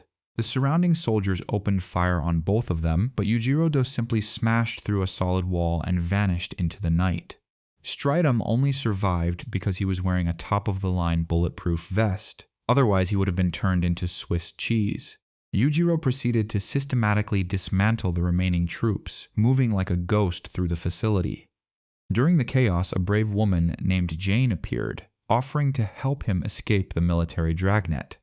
Her sheer audacity and fearlessness caught Yujiro's interest, leading to a fateful connection between them after the smoke of battle had finally cleared. After their brief time together, Yujiro abandoned Jane while she was pregnant with his child, who would grow up to be the Jack Hammer we see today. Back in the present, the brotherly feud is reaching a fever pitch. Jack's physical superiority is becoming obvious as he begins to overwhelm Baki with a series of thunderous strikes. Jack's blows are literally sending Baki flying across the ring. In response, Baki starts a calculated assault on Jack's lower jaw. At first, Jack thinks it's just a lucky shot, but when Baki lands a second, more precise strike on the exact same spot, Jack realizes his brother is systematically trying to shatter his jawbone to end the fight. Baki grabs him and whispers, "You know exactly what's coming next," as he tries to slam Jack's face into the steel cage. But then the unthinkable happens. Jack uses his inhuman jaw strength to bite onto the steel fence, anchoring himself in place. He actually bites a piece of the metal off before standing back up as if nothing happened, leaving Baki in total shock. Baki can't wrap his head around how a human jaw could be that strong. Jack goes on the offensive, snapping his teeth like a rabid animal, desperate to get a grip on Baki. The commentators warn that if Jack lands even one bite, the match is over. Sure enough, Jack finds an opening and sinks his teeth deep into Baki's arm. Jack literally tears a massive chunk of flesh out of Baki's arm, severing a major artery. Blood starts geysering out, and the medical staff notes that Baki will lose enough blood to fall unconscious within 5 minutes. Jack knows he has the upper hand now and starts counting down the seconds until Baki's inevitable collapse. Jack taunts Baki about his limited time, but Baki just calmly unwraps the tape from his hands and uses it as a tourniquet to slow the bleeding. He looks at Jack and says, "5 minutes is way too long. I'm going to finish you in much less than that." This declaration only fuels Jack's excitement, and the two warriors prepare for one final, bloody exchange. They clash again, but Jack lands a blow so powerful it sends Baki face first into the dirt. Baki lies there, motionless, and as Jack approaches to deliver the final blow, Kozue stands up in the stands, screaming for Jack to stop. She begs them to end the fight, saying it doesn't matter who is stronger when they're both literally killing each other. Jack looks down at Baki and mocks him, asking if he wants to listen to his girlfriend and just give up now. But Baki somehow finds the strength to speak, rasping out, "As long as my heart is beating and I can move a muscle, I will never surrender." Jack nods, accepting his brother's resolve, and prepares to pin him down for a final bone-crushing assault. Jack tries to ground and pound him into oblivion, but Baki moves with a sudden burst of speed, dodging the strike and reversing the position. Jack is losing his mind, wondering where Baki is getting this second wind from. Baki tries to gain a dominant position, but Jack is like a mountain, anchoring himself to the floor with pure physical will. Enraged, Jack hurls Baki across the ring, but before Baki even hits the floor, Jack catches him by the arm and delivers a devastating headshot. Jack then goes in for another bite, but Baki's survival instincts kick in. He reflexively uses Kosho Shinogi's cord-cutting technique, targeting the nerves in Jack's face with surgical precision. Baki successfully severs the optic nerve of Jack's left eye, rendering him completely blind on that side. Jack screams in agony and frustration, demanding to know what Baki just did to him. Baki, now cold and focused, simply tells him, "I'll explain it after I've won. Right now, we have a fight to finish." Jack is struggling to track Baki through his blind spot. Baki disappears into his shadow and unleashes Katsumi Orochi's Mach Punch technique, hitting Jack with a barrage of strikes that are too fast to see. Baki has become a hybrid of every fighter he's faced, combining their best moves into a lethal arsenal that is slowly dismantling the giant. Baki catches Jack's arm and snaps the bone with a sickening crack. Despite the injury, Jack refuses to yield, shouting that victory is still his. Suddenly, Jack's body begins to undergo a horrific transformation, his muscles bulging and his skin turning a dark, bruised color. Dr. Shinogi, watching from the sidelines, realizes that Jack is pushing his body beyond the point of no return. Dr. Shinogi tries to rush the ring to save Jack, but the sheer aura of madness stops him in his tracks. He realizes Jack is attempting to double his power through sheer reckless willpower, even if it literally causes his heart to explode. Jack's body begins to lean out, his muscles tightening into hard corded steel as his power levels skyrocket to impossible heights. Jack launches himself at Baki with newfound speed, landing a punch that nearly takes Baki's head off. The giant has gone completely feral, his strength now reaching terrifying levels. He follows up with a kick so powerful it shatters the steel arena fence. The spectators are baffled by this sudden surge of power, but Dr. Shinogi knows exactly what's happening to Jack's physiology. Shinogi realizes these are the final moments of Jack's physical peak. Jack starts moving in bizarre, non-human ways, his joints snapping and his skin twitching as the catastrophic side effects of the massive drug cocktail finally begin to take hold. The doctor watches intently, knowing that Jack's body is on the verge of a total, irreversible collapse. Suddenly, Jack begins to stumble backward. Dr. Shinogi whispers to himself, "I knew it, the crash is here." Baki stands there confused, watching as his brother's massive frame begins to literally shrink and wither before his eyes. Jack's body is burning through every last resource, causing his muscles to atrophy at an alarming rate while he still tries to fight. Dr. Shinogi finally leaps into the ring, shouting for Jack to stop before he kills himself. He grabs Jack's arm, but he's horrified to find that Jack's body has developed a sickening, unnatural flexibility. Jack isn't even human anymore. His fighting instinct has completely taken over, leaving no room for reason or pain. In a blind rage, Jack strikes Dr. Shinogi with such speed that the doctor is sent flying into the crowd. Jack growls that weaklings like them can never understand his path, claiming that steroids only destroy the weak, but they've forged him into a god. He has now entered his final, most dangerous form, a shredded, hollowed-out engine of pure destruction. Jack's body is now nothing but rock-hard, lean muscle. He roars at the top of his lungs, "With this body, I will finally surpass Yujiro." He looks completely delusional, but the sheer aura coming off him is terrifying. He's sacrificed everything, his health, his future, and his humanity, all for this one moment of peak power. With speed that defies logic, Jack teleports in front of Baki and begins a brutal execution. He rains down blows so fast that no one in the crowd can even follow the movement. Baki is being pulverized, hit from every direction as Jack treats him like a ragdoll. Baki is completely unable to defend himself or find any room to escape the onslaught. While Baki is being systematically destroyed, we cut to Retsu in the clinic. He's having a horrific nightmare about his match with Baki, seeing that demonic transformation all over again. Retsu wakes up screaming, drenched in cold sweat from the trauma.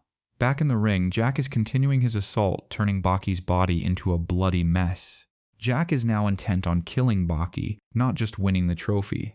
The crowd is horrified, and even Mitsunari is on the verge of calling the match to prevent a murder in the center of his arena. But just as Jack prepares for the killing blow, he suddenly freezes. A strange sensation washes over his body, and the monster finally feels something he didn't expect.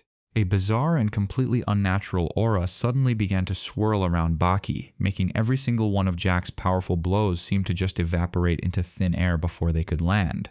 Jack stared at Baki in utter confusion, trying to comprehend what was happening to him, only for Baki to execute a move that simply couldn't be stopped, flipping him over with blinding speed. Jack, who had been dominating from above just moments ago, was left in total disbelief at how quickly the situation shifted. In the blink of an eye, Baki had executed that incredible throw and was already closing in on Jack once more, seizing his neck in a vice-like grip. Baki looked Jack in the eyes and told him that he must realize both of their energies were completely depleted at this point. He explained that this specific maneuver would be his absolute final strike, and if Jack managed to remain standing on his own 2 feet after this, then he would be the winner, because Baki himself was right on the verge of blacking out. He then began to tighten his grip with everything he had left, leaving Jack wondering where on earth he was sourcing this hidden reservoir of strength.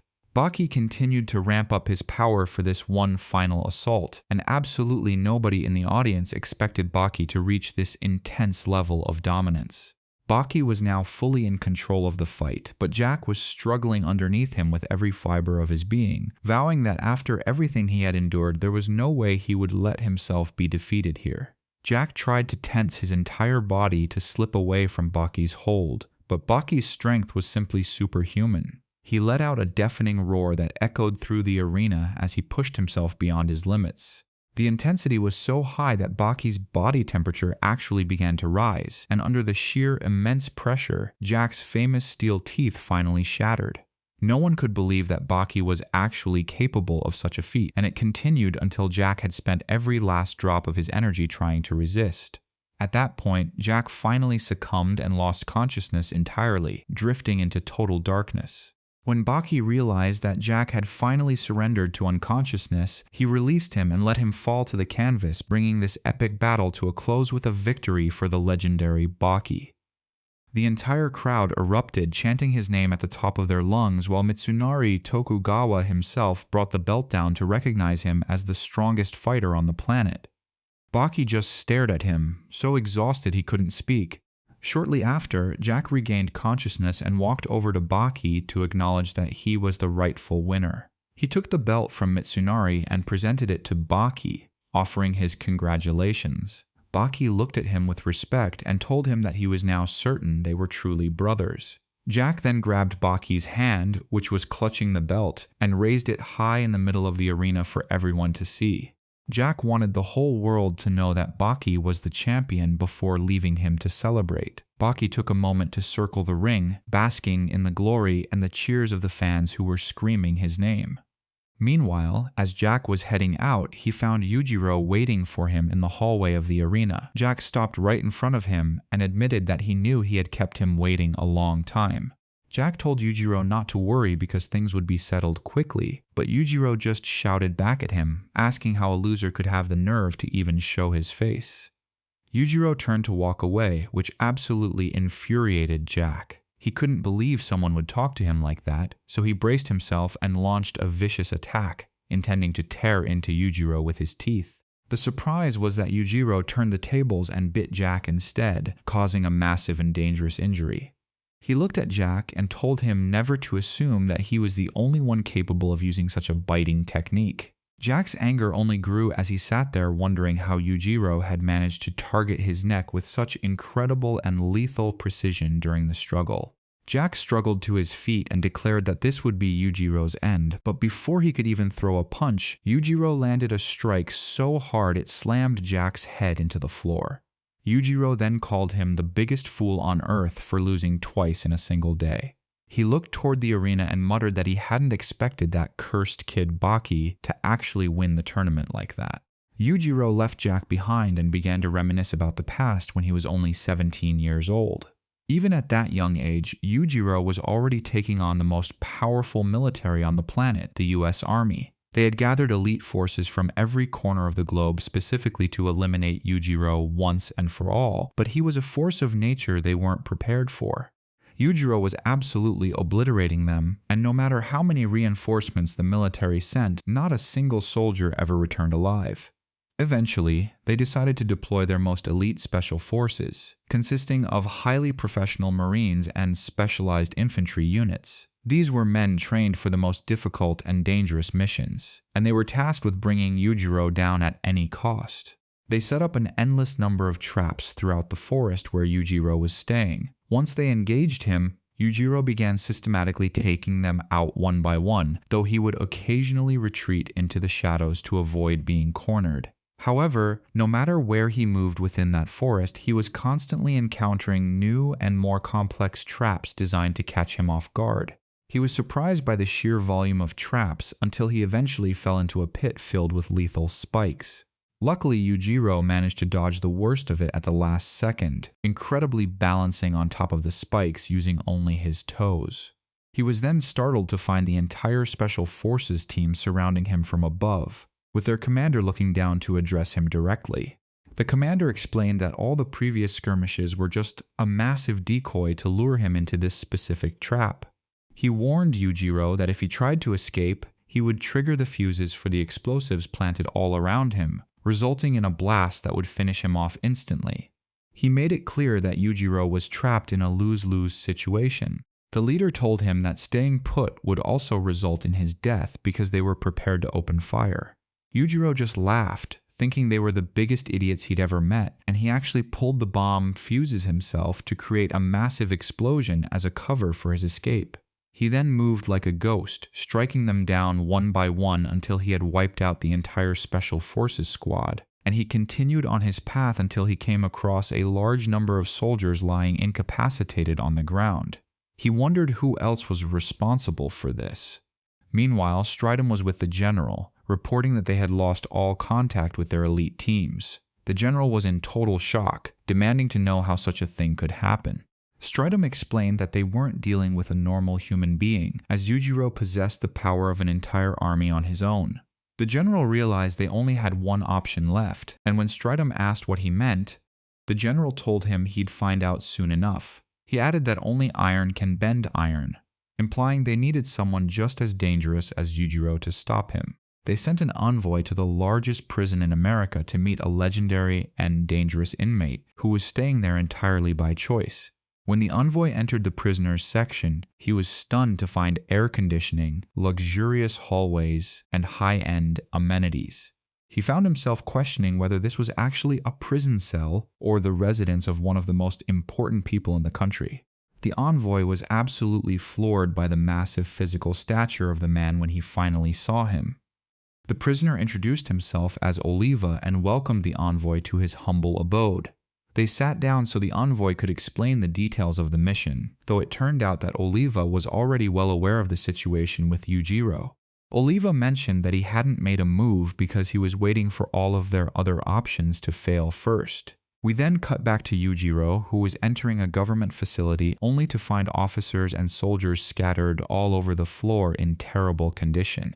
The injuries they had sustained were so severe and brutal that it looked like they had been attacked by a wild beast rather than a human. The marks left on the soldiers' bodies were terrifying, confirming that whoever did this possessed monstrous power. As Yujiro was observing this, a soldier was suddenly hurled at him from a distance. That's when Oliva made his entrance. Yujiro took one look at him and immediately realized that this was no ordinary man standing before him.